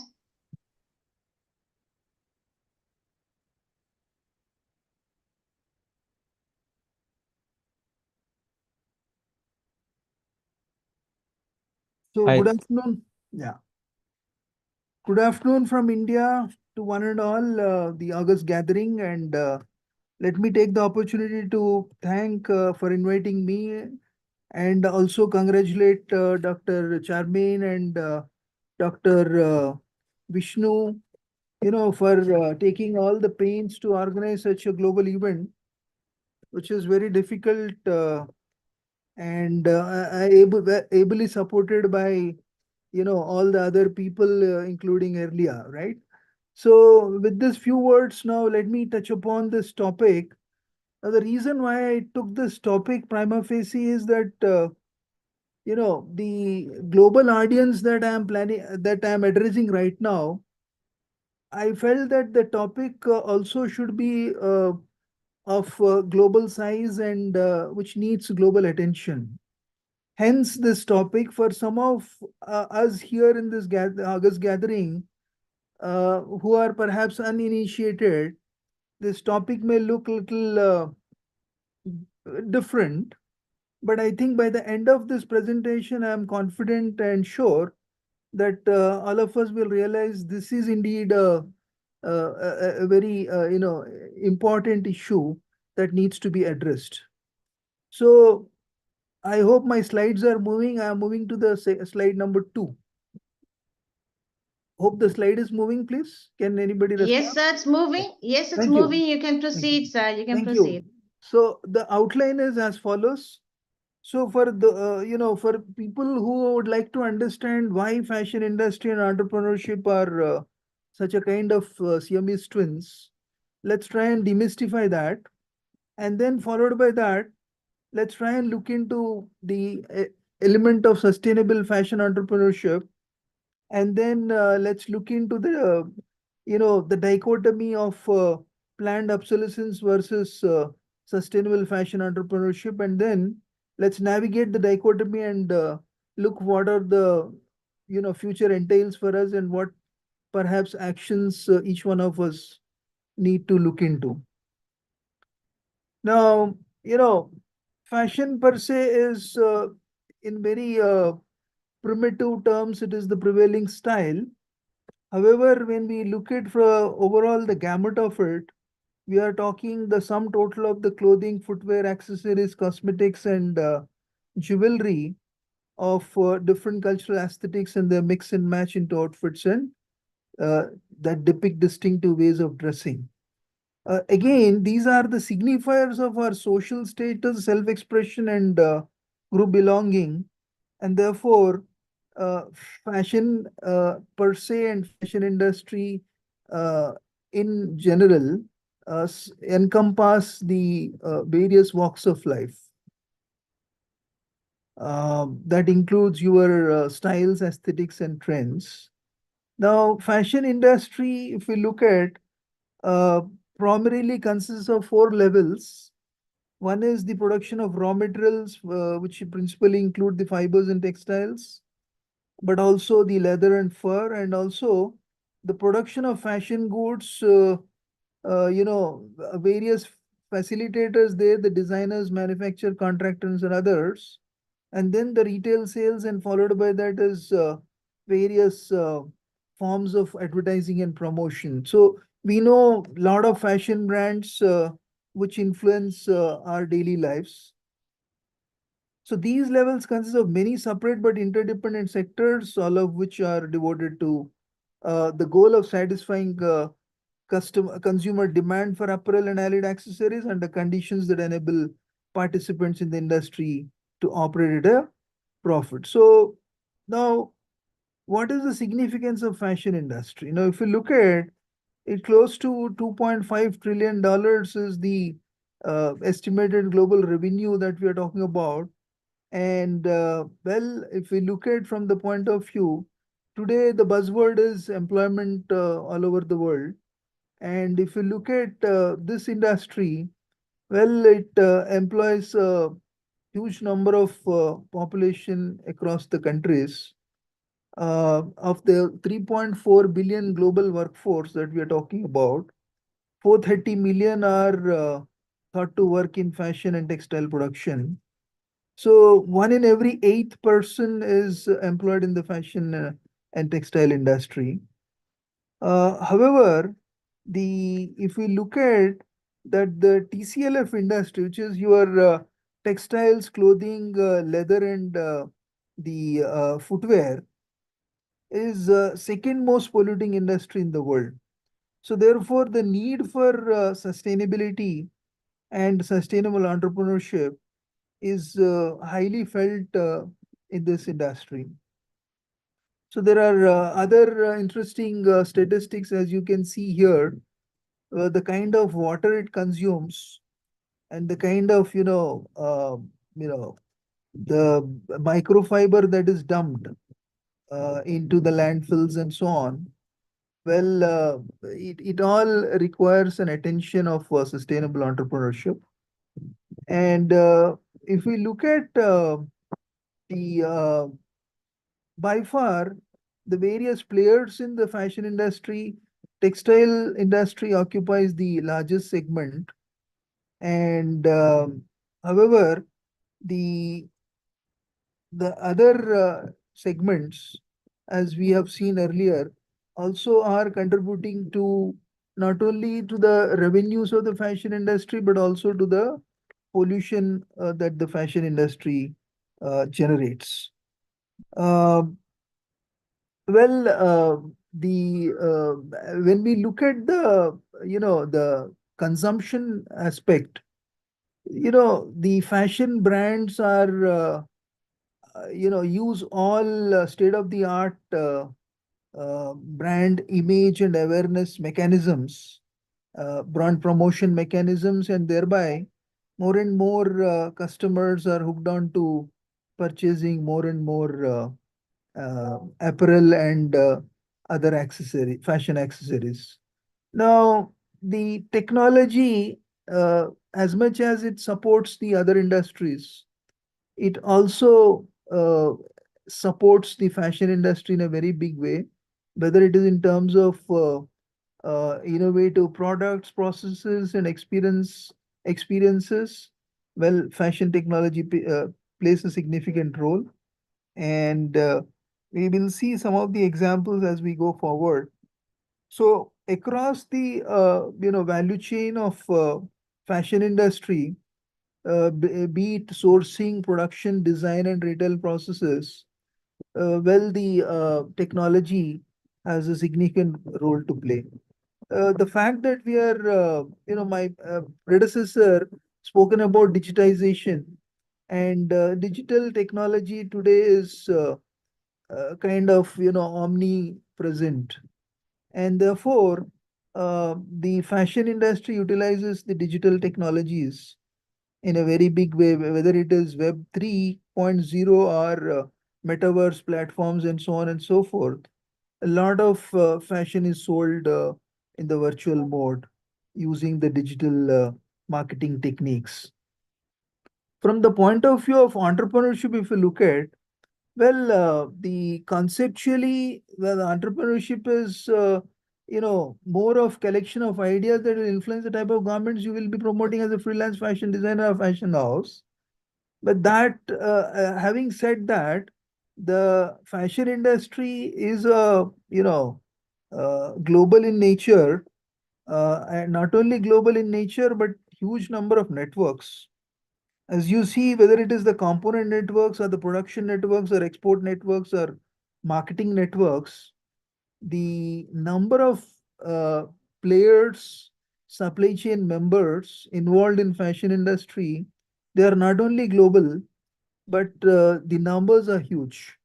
So therefore, the scope for entrepreneurship in fashion industry is uh, huge. When we look at the overarching opportunities in fashion entrepreneurship, you know, whether it is in the field of fashion research or product development, sourcing, production, marketing, distribution, sales, and management. So there are players in the fashion industry, and they supplement each other in promoting the fashion across the globe. Now, the sheer size of fashion industry, as you can see, and the scope for entrepreneurial growth. These are some examples, as you can see. We are talking of 2% of the world gross GDP, being that of, constituting that of fashion and textile industry. And it is the fourth biggest in the world as a sector, as an industry. Uh, the Do we have some highly accomplished business people in this segment, or rather fashion industry? Well, we have Bernard Arnault. He is the promoter of this um, Louis Vuitton, Christian Dior, and Givenchy, all the internationally well-known brands. Many of us might be aware. So they rake in kind of turnovers which are into uh, hundreds of billions of US dollars. We have brands like Nike, Adidas, Lululemon, etc., etc. They are among the Forbes, list of top publicly traded organizations in the world. So the prospect for any entrepreneur to grow in the fashion industry from a fledgling $1 million company to $1 billion, hundreds of billions or billions of dollars company, well, the scope is tremendous. Well, the future prospects are also huge, because not only at the bootstrapping stage, but also at the scaling up stage, we have the facilitators who are helping the budding fashion entrepreneurs. So if we look at something like at the bootstrapping stage, we have Fashion for Good, Reshape, and LVMH Innovation. These are some of the trusts companies which are helping at the bootstrapping stage. And then subsequently at the scaling up stage, we have the Caring Group, Adidas, Target, Zalando, C&A, and Gallery Lafayette. So we have all these facilitators who create the necessary ecosystem for entrepreneurial opportunities in the fashion industry.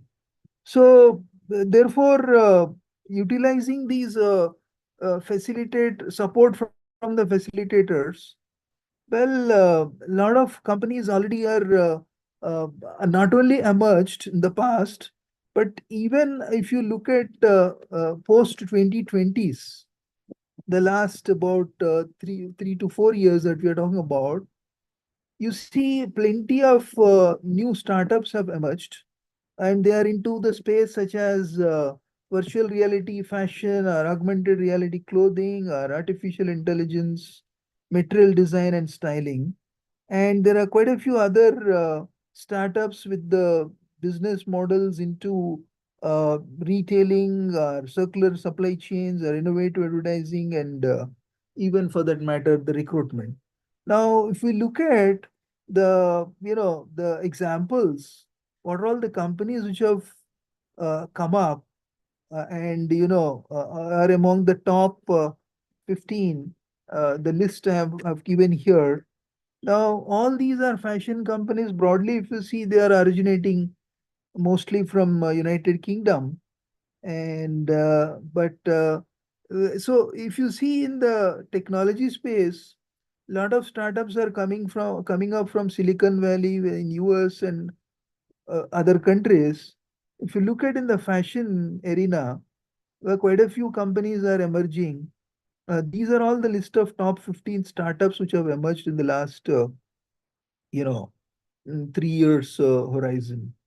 Now, look at the kind of space they are into. I mean, there are companies like Volition.com, is digital retail agency, IntelliStyle.com, which is into artificial intelligence powered stylist platform. We have companies like GenoStyle.com, which is into fashion styling analytics. And we have where you know uh, the where same but different.com, which talks about the personalized 3D knitted apparel. So therefore, I mean, the scope is tremendous. uh, the plethora of fashion companies, fashion brands which are existing for the last 50 odd years.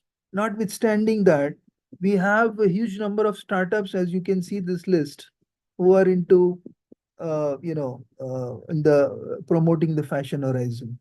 Closer in India, if I simply give an example, one of my student, plenty of our students are also into entrepreneurship now.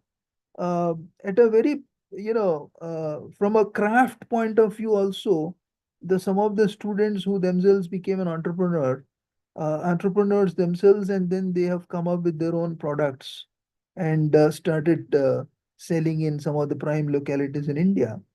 So the scope for fashion entrepreneurship is tremendous. However, the way we are talking, that the sustainability is something which is the in thing in entrepreneurship, and very much is a required thing. So while we talk about environment, or for that matter economy, our society, and so on and so forth, which are the critical components of the sustainability ecosystem, the sustainable fashion also is now an in thing. And whether it is brands or consumers, or from the point of view of the what we call the clothing swaps, or second-hand clothing, or for that matter as against fast fashion, concepts like slow fashion, for that matter, local brands vis-a-vis the global brands, are veganism, or for that matter, fair fashion. So there are various SDGs, imbibing the various SDG, Sustainable Development Goals of the United Nations. Fashion also, and fashion companies also adopted this. Just to give you one example of slow fashion. Now, many of us are already perhaps are well aware of fast fashion and major brands such as H&M and Zara, etc., who are the major players. However, a company in US, Patagonia, has successfully implemented the concept of slow fashion. And thanks to Patagonia, well, while on the one hand, the fast fashion caught the attention of the customers, well, the slow fashion also caught the attention of customers. So much so that Patagonia not only runs its flagship stores, but is in a position to help the customers get the slow fashion particular garment that they order in quick fashion. And they also promise lifelong service for the garment, and thereby encourage customers to buy quality product which lasts for longer, and therefore try and bring in the sustainability in terms of the consumption. So the examples are plenty.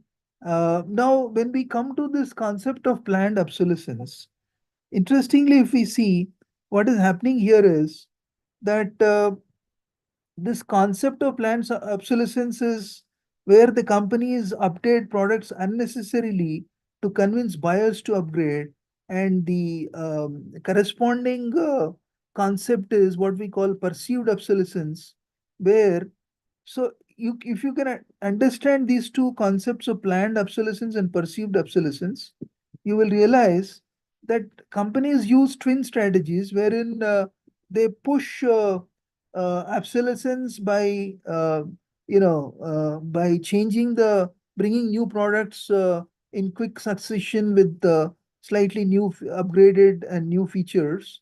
On the other hand, if not that, the other strategy which companies are using is by huge promotion. Well, they try and make the customer think that the product that she using is obsolete. And that's how this whole, kind of, you will say fast fashion or buying more and more products is something, kind of consumerism as we call it, is sought to be brought by the companies. Now, well, we have classic example. Uh, Windows does this, the Microsoft, they want you to change from the one version to the other versions.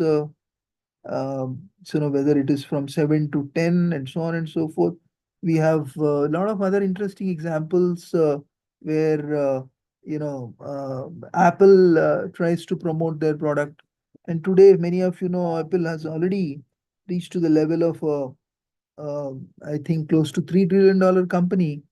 But again, Apple is also kind of accused as promoting planned obsolescence. Now, fundamentally, if you look at this concept of obsolescence, how did it came into existence and when this was spotted? You see, there is a famous cartel called Phoebus cartel. This is way back in 1924. This Phoebus cartel, what they did is, these are all manufacturers of electric bulbs, and they came together and decided that because not much of their sales are happening and they want to increase their sales, so what they did is they formed into a cartel, and they decided that the bulbs which they were selling till then, which are lasting for about 2000 hours, they have reduced the lifespan of the bulb to 1000 hours. And thereby, all the companies are going to get the benefit of higher sales and higher turnovers. So that's exactly how this happened in 1924. And then subsequently, this phenomena is popularly came to be known as what we call planned obsolescence. So this is also happening so in fashion industry as much as in various other industries. The consequence of such a planned obsolescence in fashion industry is tremendous, whether it is in terms of exploitation of workers, environmental pollution, or health risks, or poor working conditions, or low wages. The impact is tremendous. And it kind of promoted a throwaway culture, which has got tremendous repercussions, be it environmental impact, or economic impact, or social impact, and personal impact. So much so, if you look at all these impacts, well, if you look at this, beautiful lady, Stella McCartney, what she did is she did a ramp walks and photo shoots, and she has tried to start highlighting the impact of this, the planned obsolescence that is we are facing. Now, if you look at every day, an equivalent of a dump truck of plastic is entering into the oceans, and it is estimated that by 2050, that there will be more plastic in the oceans than the fish. Now, all of us can understand the consequence of that, that it is going to have not only environmental impact, but this is also going to have economic or social or personal impact also. Now, lot of ill effects of the planned obsolescence, as we can see, if only from 2.2 years of the lifespan of a clothing, if we can increase it by 9 months, it would cut resources cost by about 5 billion pounds. So therefore, the need for addressing the planned obsolescence. Here again, if you see some of these visuals, extending the life of clothing by a further 9 months would reduce carbon, waste, and water footprints by around 20 to 30% each, and it takes 2,720 liters of water to make a t-shirt. One can imagine every time we are wearing t-shirts and other garments, the kind of water that we are, it's being consumed. So, which is a 3 year, water that we drink per t-shirt. The average of British woman hoards, about 285 pounds of clothes they will never wear. That's 30 billion pound of unworn clothes. I'm sure if each one of us, if we look into our own wardrobes, we can see what are those garments which we perhaps purchased long time ago or in the recent past, but we have kept it in the wardrobe. We hardly used it. The emissions from the new clothes brought in the UK each month are greater than those from flying a plane around the world 900 times. 95% of discarded clothing can be recycled or upcycled. Whether people are doing that is a question mark. But however, that's a possibility. 20% of the global industrial water pollution comes from the treatment and dyeing of textiles. Now, so there are various, processes in textile manufacturing and apparel manufacturing, one of which happens to be dyeing the textiles. So this alone, dyeing, is contributing 20% of the global industrial water pollution. Just to give you one example, in India, see, we have a place in India called Tirupur, which is considered as the global hub for, apparel manufacturing, especially the knitwear garments. Now, in this particular place, the various apparel manufacturing companies, they have their dyeing units, and the dyeing units have polluted the nearby river so much that the people living there have to file a case in the court, and the situation has become so dangerous that the court has to order the closure of the dyeing units there. And for close to 2 years, I'm talking this to 2014 and 15 time. And so the major global apparel exporters there, they export to all major retailers in the world, be it Walmart or JCPenney or Nike or Sears or Carrefour. You name the global retailers, the production is happening there. And suddenly the shutting down of the dyeing unit there, it resulted into a big situation of losing the exports also. But however, they have outsourced the dyeing from the other parts of India. And of course, subsequently, they have set up the water treatment plants and so on. And therefore, the problem is sorted. However, I'm just trying to tell you, these kind of examples are there all over the world. And the planned obsolescence has contributed immensely Just from 2000 to 2014, the global clothing production has doubled. So you can understand the impact of the planned obsolescence. So, well, therefore, now the question arises as to how do we address this planned obsolescence, which is a strategy. Dr. Srinivas, Yes, ma'am. we'll just give you 5 minutes to wrap up. Sure, ma'am. Thank you. So, how to make your wardrobe more sustainable? Well, you can use all these strategies. Wash clothes less frequently, buy high quality clothes, stop second hand, support sustainable brands, rent clothes, repurpose your old clothes, and so on and so forth. And use the concept strategies where repair and don't replace, protect your equipment, understand the user guides, user manuals of your equipment, and maintain your equipments, and back up your files, especially talk about softwares and so on and so forth, and regularly install software update and etc.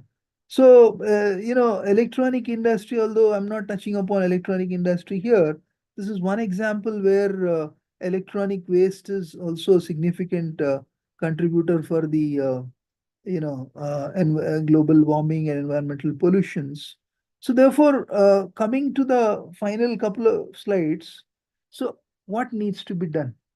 So the points to ponder, if we look at, currently, if you look at fashion law per se, well, it mostly talks about contract law, employment law, for that matter, consumer protection law to some extent. And then prima facie talks about only intellectual property law, wherein primarily the global brands wants to protect themselves from the knockoffs. So that is the situation currently we see. However, what legal measures are actually required in the as we move forward? We need to have legal measures, because see, every product has something called a natural lifespan and something called artificially induced lifespan.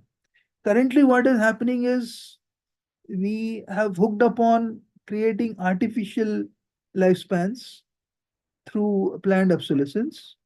However, we need to have mechanisms and measures wherein we can have practices such as implement right to repair laws such that consumers can fix their stuff, give consumers the right to know if a product is fixable, stop software from handcuffing us to specific manufacturers, require removable batteries so tech isn't disposable, and create minimum service dates for access to repair and parts, and protect repurposing older tech for new uses.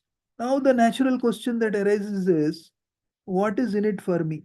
So each of us in the August gathering, well, we are asking the question, what is in it for me? The question, please understand that each one of us, thanks to this planned obsolescence, we are shelling out 50,000 euros extra, during our lifetimes. You can imagine the kind of money we are talking about. So therefore, already some of the developed countries in Europe have started taking measures. For instance, what we are seeing here is benefits consumers and companies, the Europe's legislative arena, which was brought in 2017 by the European Parliament. Well, here they were trying to ensure that the servicing aspect of the brand should not be controlled by the brand itself. Rather, it should be open to any other, service providers. Similar actions are taken in France and in Spain also, as you can see the data here. In fact, Spain has come up with what we call FENISS, which is what is called ISSOP standard for environmentally respectful goods and services without planned obsolescence, and preferably by fair trade contributing to emissions reductions and correct waste management. So, and quite a few brands have taken the certification. Dr. However, Srinivas, yeah, you've got just under a minute. right.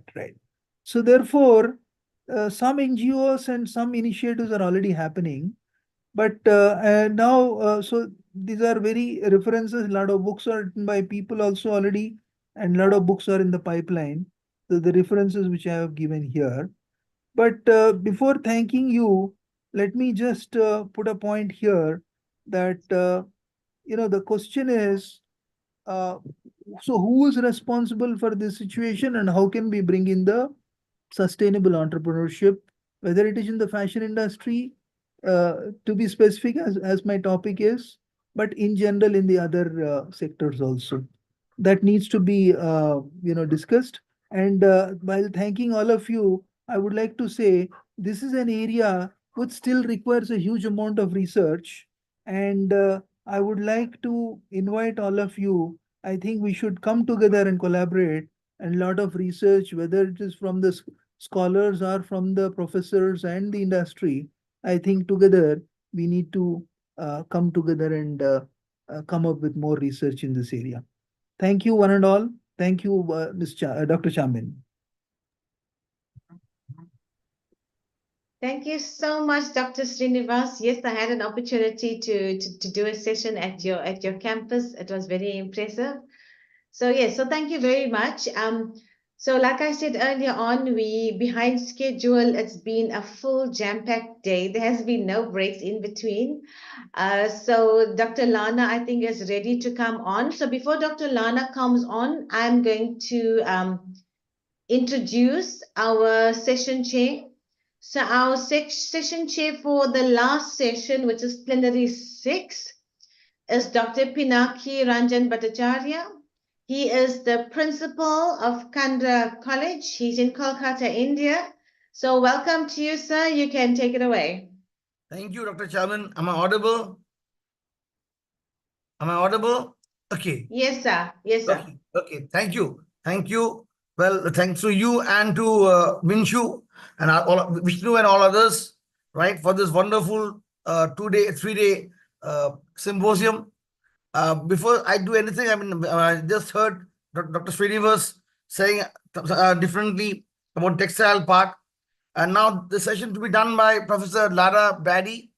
She's already there. She's the academic coordinator of Durban University of Technology. And welcome Dr. Lana and Brady to start the session. Entrepreneurship, employer of last resort. Well, Dr. Lana, please.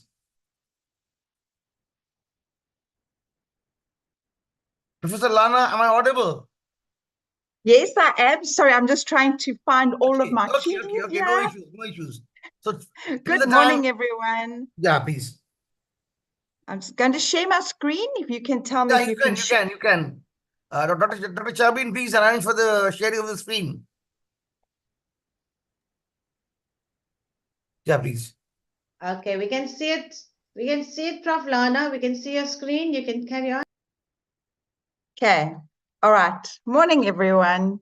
So I'm excited to speak about this one.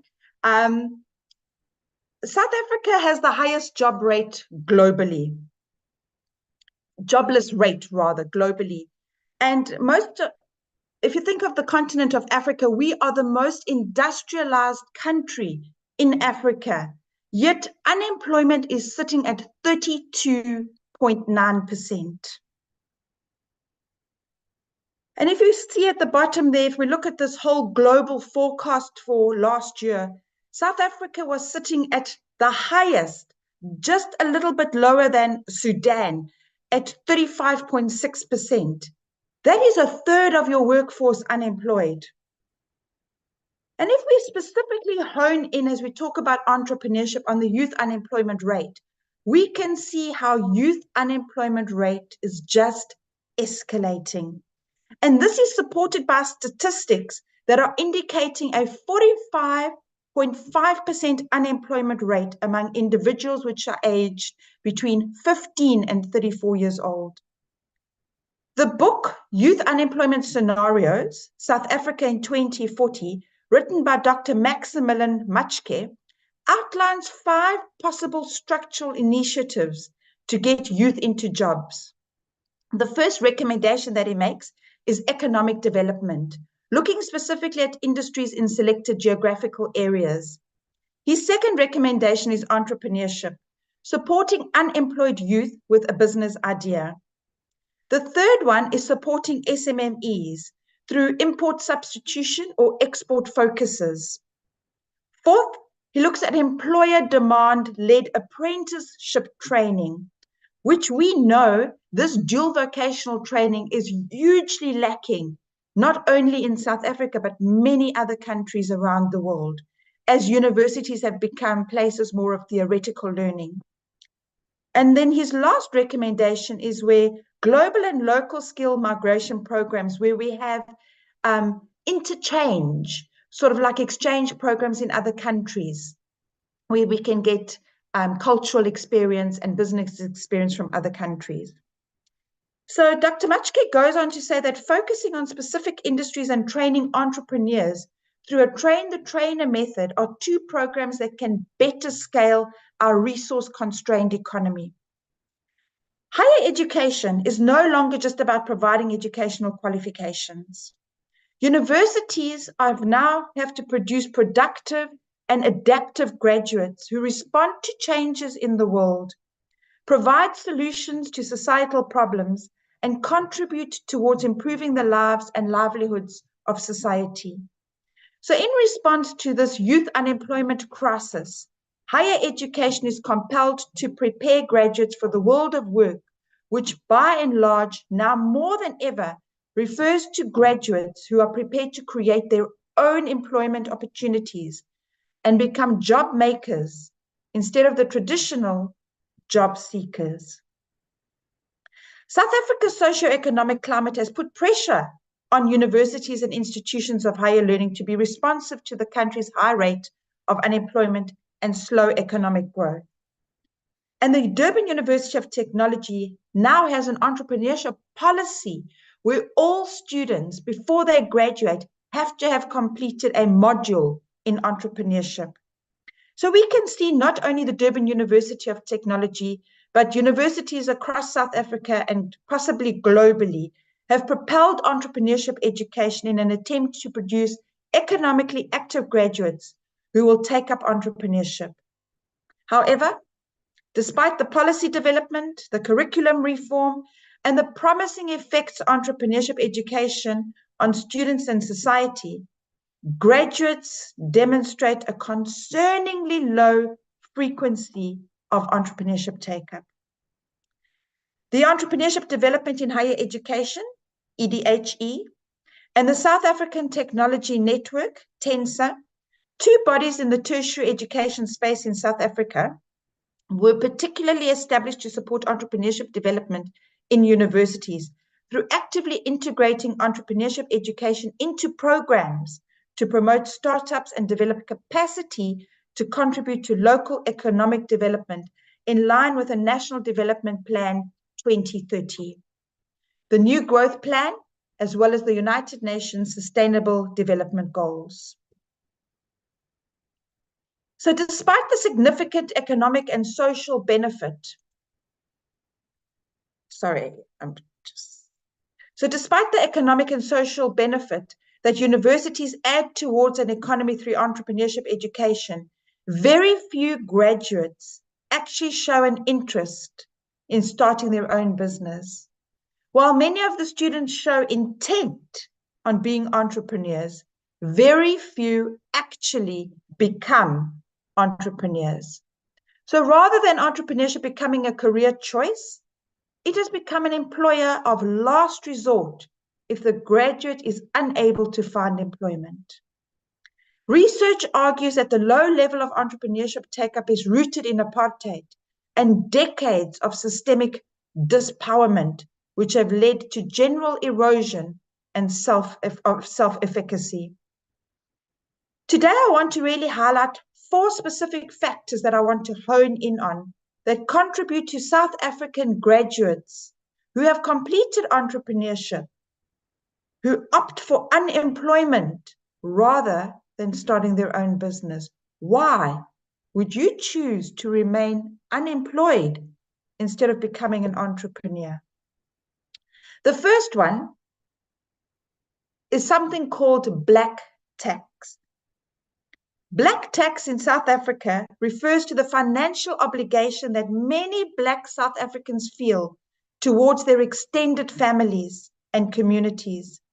It is a concept deeply rooted in historical and socio-economic contexts. If we take a closer look at exactly what black tax entails, first of all, we can see that there is an obligation of financial support to the family. Many Black South Africans are expected to support their families, support their parents, their siblings, other relatives who may not have the same economic opportunities. Entrepreneurs are somehow seen as really successful business people. Entrepreneurship, if you're in an entrepreneurship business and have your own business, you're deemed to be well off, you're deemed to be financially advantaged. And this expectation then is pronounced for you because you are deemed to have a really good paying job or achieved perhaps higher education than the rest of your family. The historical context that I've already mentioned, the legacy of apartheid, where there's a strong sense of Ubuntu, and there's a responsibility to uplift their communities and their families, giving the socio-economic disadvantages that their relatives may face. This is a real economic burden for these young graduates to have to now take their hard-earned money and trying to, rise above the waters of being an entrepreneur. And we all know the first few years of being an entrepreneur, we don't really make profit. And they're now saddled with this burden of not only trying to see to themselves with limited resources and trying to maintain their own standard of living, but are also expected to uplift the standard of living of their relatives. So this cultural expectation really is a downer for young graduates to start an entrepreneurial venture. South Africa is a country that faces huge economic inequality, overwhelming poverty rates, and inflation, rising prices, and has incorporated one of the most extensive social grants. So the second point that I want to talk to is social grant dependency. The social grant is really financial support to vulnerable and poor citizens of the country. The South African Social Security Agency, which we call SASSA, provides a child support grant to caregivers of children under the age of 18 years. However, this has persistent dependency of citizens on social grants has been observed. Since its implementation, it advocates that the grants are designed to eliminate poverty and help redistribute the nation's income. However, the real question is whether these grants help spur economic growth and mitigate unemployment. The South African President Cyril Ramaphosa, endorses the idea that social grants, especially the social relief of distress grant, which was introduced during COVID, can enhance economic growth and employment prospects.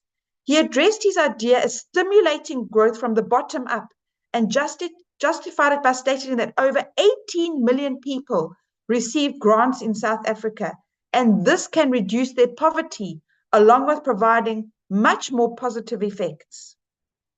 However, this concept comes from the idea that income redistribution through grants can reduce income inequality and stimulate economic activity. This misconception is flawed and needs to be critically examined.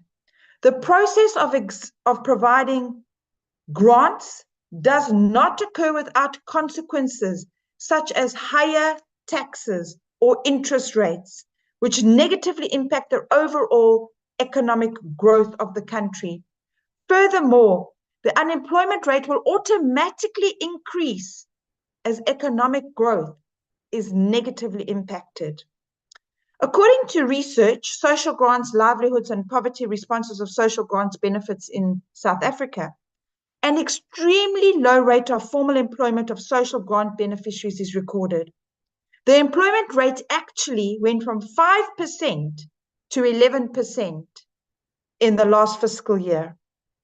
So we can note a significant increase in the rate of unemployment. So the data shows that the president's implications that social grants increased from 31 to 34%. This means that there is no overall increase in the informal employment rate. So the increase was short-lived, and this means that the grant recipients have managed to survive on the grant amount without trying to find employment, which would have been possible if they were left to support themselves. I want to repeat that. This means that the grant recipients would have created employment, would have found employment if they were left to support themselves. So even though grants effectively reduce poverty, they tend to reduce employment probabilities as well. For instance, individuals with lower education attainment tend to avoid labor and leave employment because of the small amount that they earn through their grants is actually much better for them just to be reliant on the grant. It's an easy option than going to go and find a job. So beneficiaries receiving larger grants, for example, unemployment grants, avoid finding jobs because they're already living quite comfortably. As the grant grows, negative associations increase. So those with the most significant grants are 10% less likely to have a job than those who do not get any grant. So if the social grants continue expanding at the current rate, it may lead to an increased sense of dependency among these recipients. Social grants always carry the risk that the beneficiaries may become reliant on financial assistance. And we've also seen this by giving entrepreneurs seed capital. There is a dependency that once that seed capital is used up or runs out, the business actually folds. And this same mentality now goes through to giving out grant money. So it can become a hindrance in the overall economic growth. The easily availability of larger social grants can pose a threat to employers as potential workers choose to rather live on social grants instead of finding employment. A typical scenario that we can see in the UK with people living on the dole. Social grants have undoubtedly helped millions of South Africans survive this economically disturbing time. However, the notion that it helps reduce unemployment and stimulate economic growth is simply untrue. Figures released by SASSA and the Department of Social Development indicate that almost 14 million applications received for the Social Relief Distress Grant at the end of January 2023. Of those, 716,000 were tertiary graduates.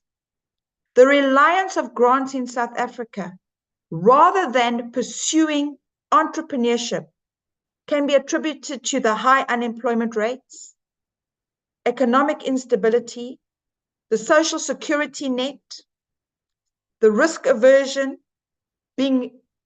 having the necessity to solve immediate needs and not waiting to earn an income, and these family and social obligations which are thrust upon our graduates. Third point that I want to talk about is corruption. Bribery and corruption, rife in Africa. And Africa has become the beggar continent, beset with poverty and deprivation, largely because its political leaders plunder the wealth leaving little or nothing for social and economic development.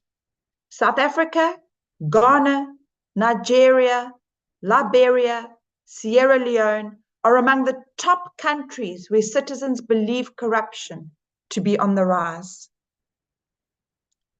Corruption significantly impacts entrepreneurship by creating a challenging environment for new and existing entrepreneurs. These potential entrepreneurs fear bribes and kickbacks, where they may have to face demands to get permits or licenses or contracts. And this also will not only increase the cost of doing business, but it makes it difficult for them to survive, because this is not a once-off. These become perpetual bribes and kickbacks to keep the system going. There's regulatory costs where we've got bureaucratic processes where you have to pay to actually bypass and expedite some of these processes to get your approvals done to avoid delays. And we see this in the building mafias around the world. Favoritism, cronyism. We see this in our workplaces. We see this across the world, where there's unfair competition, which makes it difficult for honest entrepreneurs to actually survive, eroding trust, creating a real unpredictable environment in how we survive without paying these bribes, trying to get access to resources, legal risks that we might face of being shut down, accessing resources that we might need. And this whole bribery and corruption erodes the confidence of investors in South Africa. The fourth and final point that I want to talk on is the informal sector. According to various sources, including government and research institutions, the informal sector is estimated to contribute about 20% of South Africa's GDP. And this figure reflects its sector's substantial role in the economy. According to Stats South Africa, the formal sector is estimated to contribute almost a third of the total employment nationally in South Africa, demonstrating its significance in reducing poverty and unemployment. Yet, there's not a single bank that will lend money to a township household to build back rooms like Airbnb for rentals. Now, the backroom rental in townships is worth about 30 billion of rental income a year. So the general assumption is that the informal sector is about subsistence, it's about survivalist businesses, and our graduates really think that they're above the informal sector. This is a way of life that they have described as being for the poor, for the uneducated, and it's not a playground for them. Students with a qualification need to be in the formal sector with formal employment.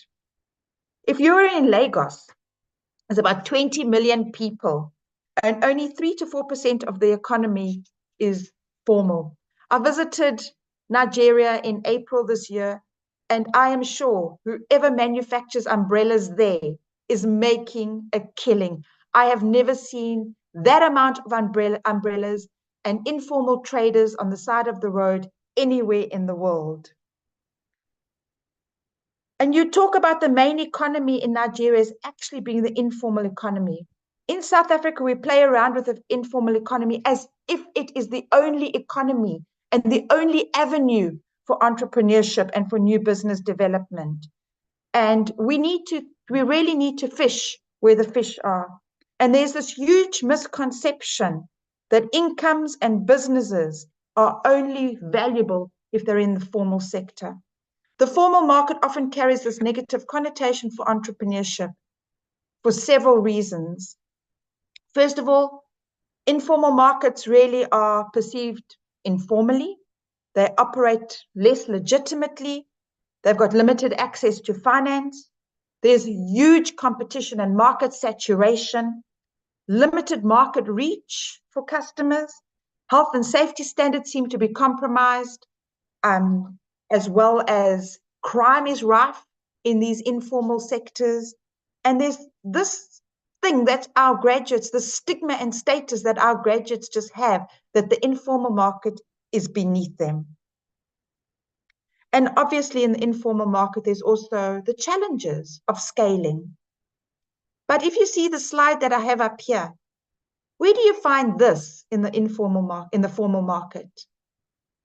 This level of creativity and innovation is thriving in the informal sector. This is where we should encourage more startups, more entrepreneurship activity. And we can see here how the connotation that students are perceiving why they would not want to be involved in the informal sector.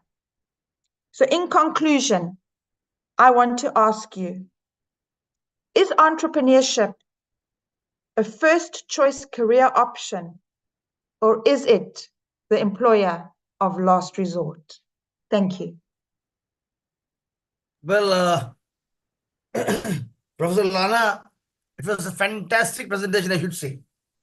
Well, you have outlined the entire South African economy, and you have stated the reasons, the way things have moved, okay, wherein you have said about the percentages of jobless people in South Africa. And then you've raised a question after saying that, well, the economic development in terms of entrepreneurship or employer demand is the need of the hour, probably, right? You've also said about black tax, social grant dependency, and corruption, right? Well, I was looking into the slide which you were showing, wherein I found that disability, or rather, I should say family and sickness is almost around 102 billion, right? Followed by old age, 80 billion rand, unemployment, 70 billion rand, and disability is 30 billion rand, right? If I'm not wrong, the slide which you had shown. Now, the point which I have in my mind is to know why it is like this, that you are giving more stress on family and sickness when you find that entrepreneurship is not a way there. Or well, as you said, self-employment has not taken place in that region, in the country. Right. My question to you, well, I'll come back to you after the others have presented, because this is really an interesting session I would like to discuss with you. I have the honor to discuss with this point, right? I give you this point of thought. Well, come back to me after this, right? Second question which I have got is, you said about black tax and social grant dependency, which is again some form of informal economy. Now, what measures the government has taken, according to you, because you were there, to promote more of entrepreneurship? Because I think, as rightly ended, that whether entrepreneurship is the employer of last resort, or is it only the question of choice? Again, that will come through your answer when we discuss in panel discussion a little bit later. Meanwhile, I'll move on to Dr. Raymond Hosingo Banzuela. I would request the Professor Dr. Raymond Hosingo Banzuela, who's event organizer, education and business consultant with great idea event management and of course RB business consultancy. You're located which place? Jakarta, probably, I think, right? Dr. Banzuela? Philippines. Okay. Because that's not mentioned here, so I do not know. So it's Philippines, right? So welcome to this session, Dr. Banzuela. We are waiting for you to hear about fostering economic innovation and entrepreneurial leadership in the next generation, strategies and best practices for entrepreneurship development in education. Right? Your time, please. It's your place now. Hello, good morning, good afternoon, and good evening to all of you. Can you hear me? Yes, we can hear you. A little bit louder, please. We can. Okay, I'm sorry because of my internet connectivity. I try to share my slide presentation here.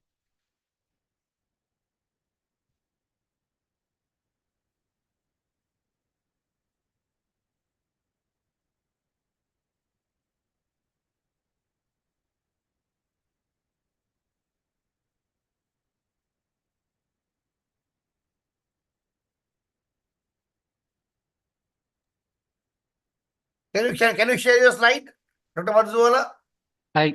Can you please? Okay, thank you so It much. is there, right? All right. So once again, good morning, good afternoon, and good evening, everyone. Whatever places in the world you are today.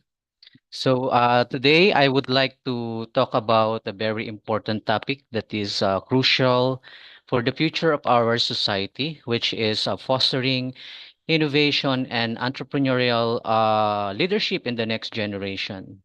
So, as we move forward in the 21st century, it is becoming increasingly important for us to cultivate a culture of innovation and entrepreneurship to drive economic growth, create jobs, and solve complex challenges facing the world. So, how can we best prepare the next generation to be successful entrepreneurs and innovative leaders? So, the answer lies in entrepreneurship education. By providing the young people with the skills, mindset, and resources needed for to launch their ventures, we can empower them to take risks, think creatively, and seize opportunity in today's rapidly changing world. So fostering an entrepreneurial attitude is more important than ever in a period of rapid technology advancement, shifting work landscapes, and rising emphasis on innovation. And this kind of thinking encompasses a distinct approach to problem solving, seizing opportunities, and thinking outside the traditional boundaries of launching and operating a firms. This presentation explored the importance of cultivating entrepreneurial attitude in the context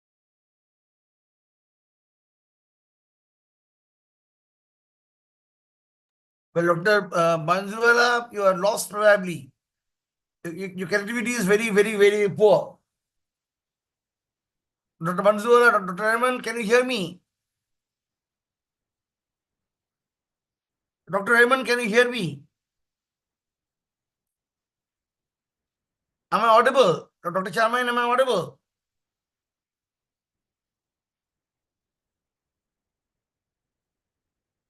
Dr. Charmaine, am I audible? Dr. Pinaki, can you just turn off your mic, please, so that Dr. Raymond can continue? Yes.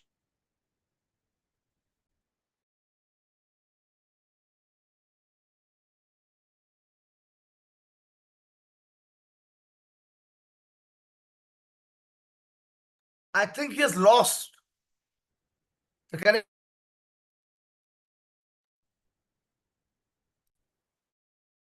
Dr. Raymond, are you there?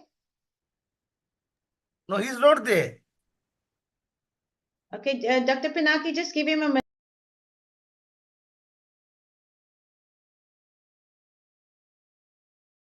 I'm giving a message to him.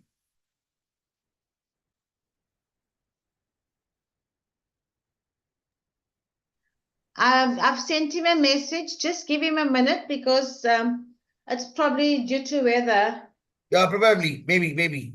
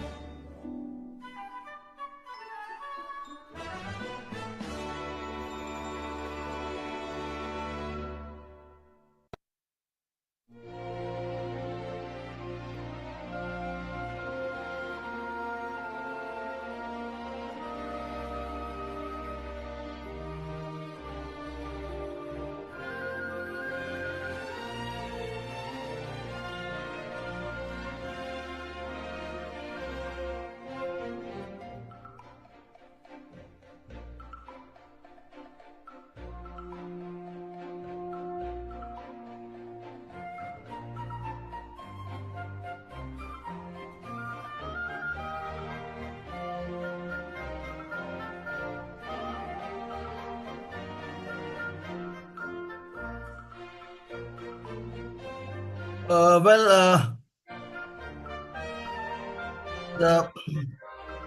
are sorry that Dr. Raymond is unable to join because of the bad weather. And since we had a long session since morning, we are winding it up right now. And it was a nice session for the whole day. And then we will be there tomorrow at 10 a.m. once again. Thanks for all the 4 of you to kindly be here. Thank you. I hand over to Dr. Sharmain for this time. Dr. Sharmain, please.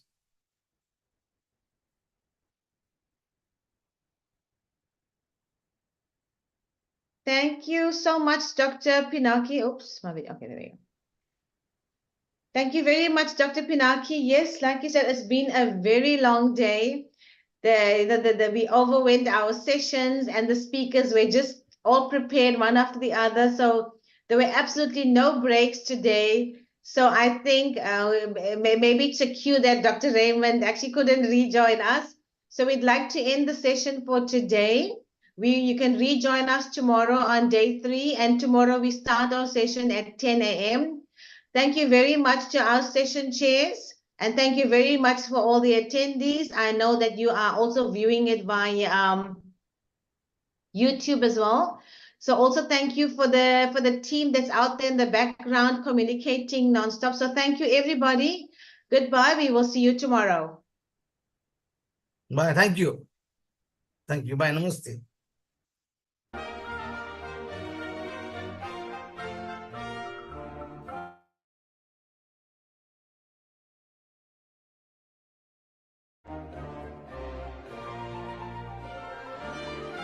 Chairman, thank you for the collaboration.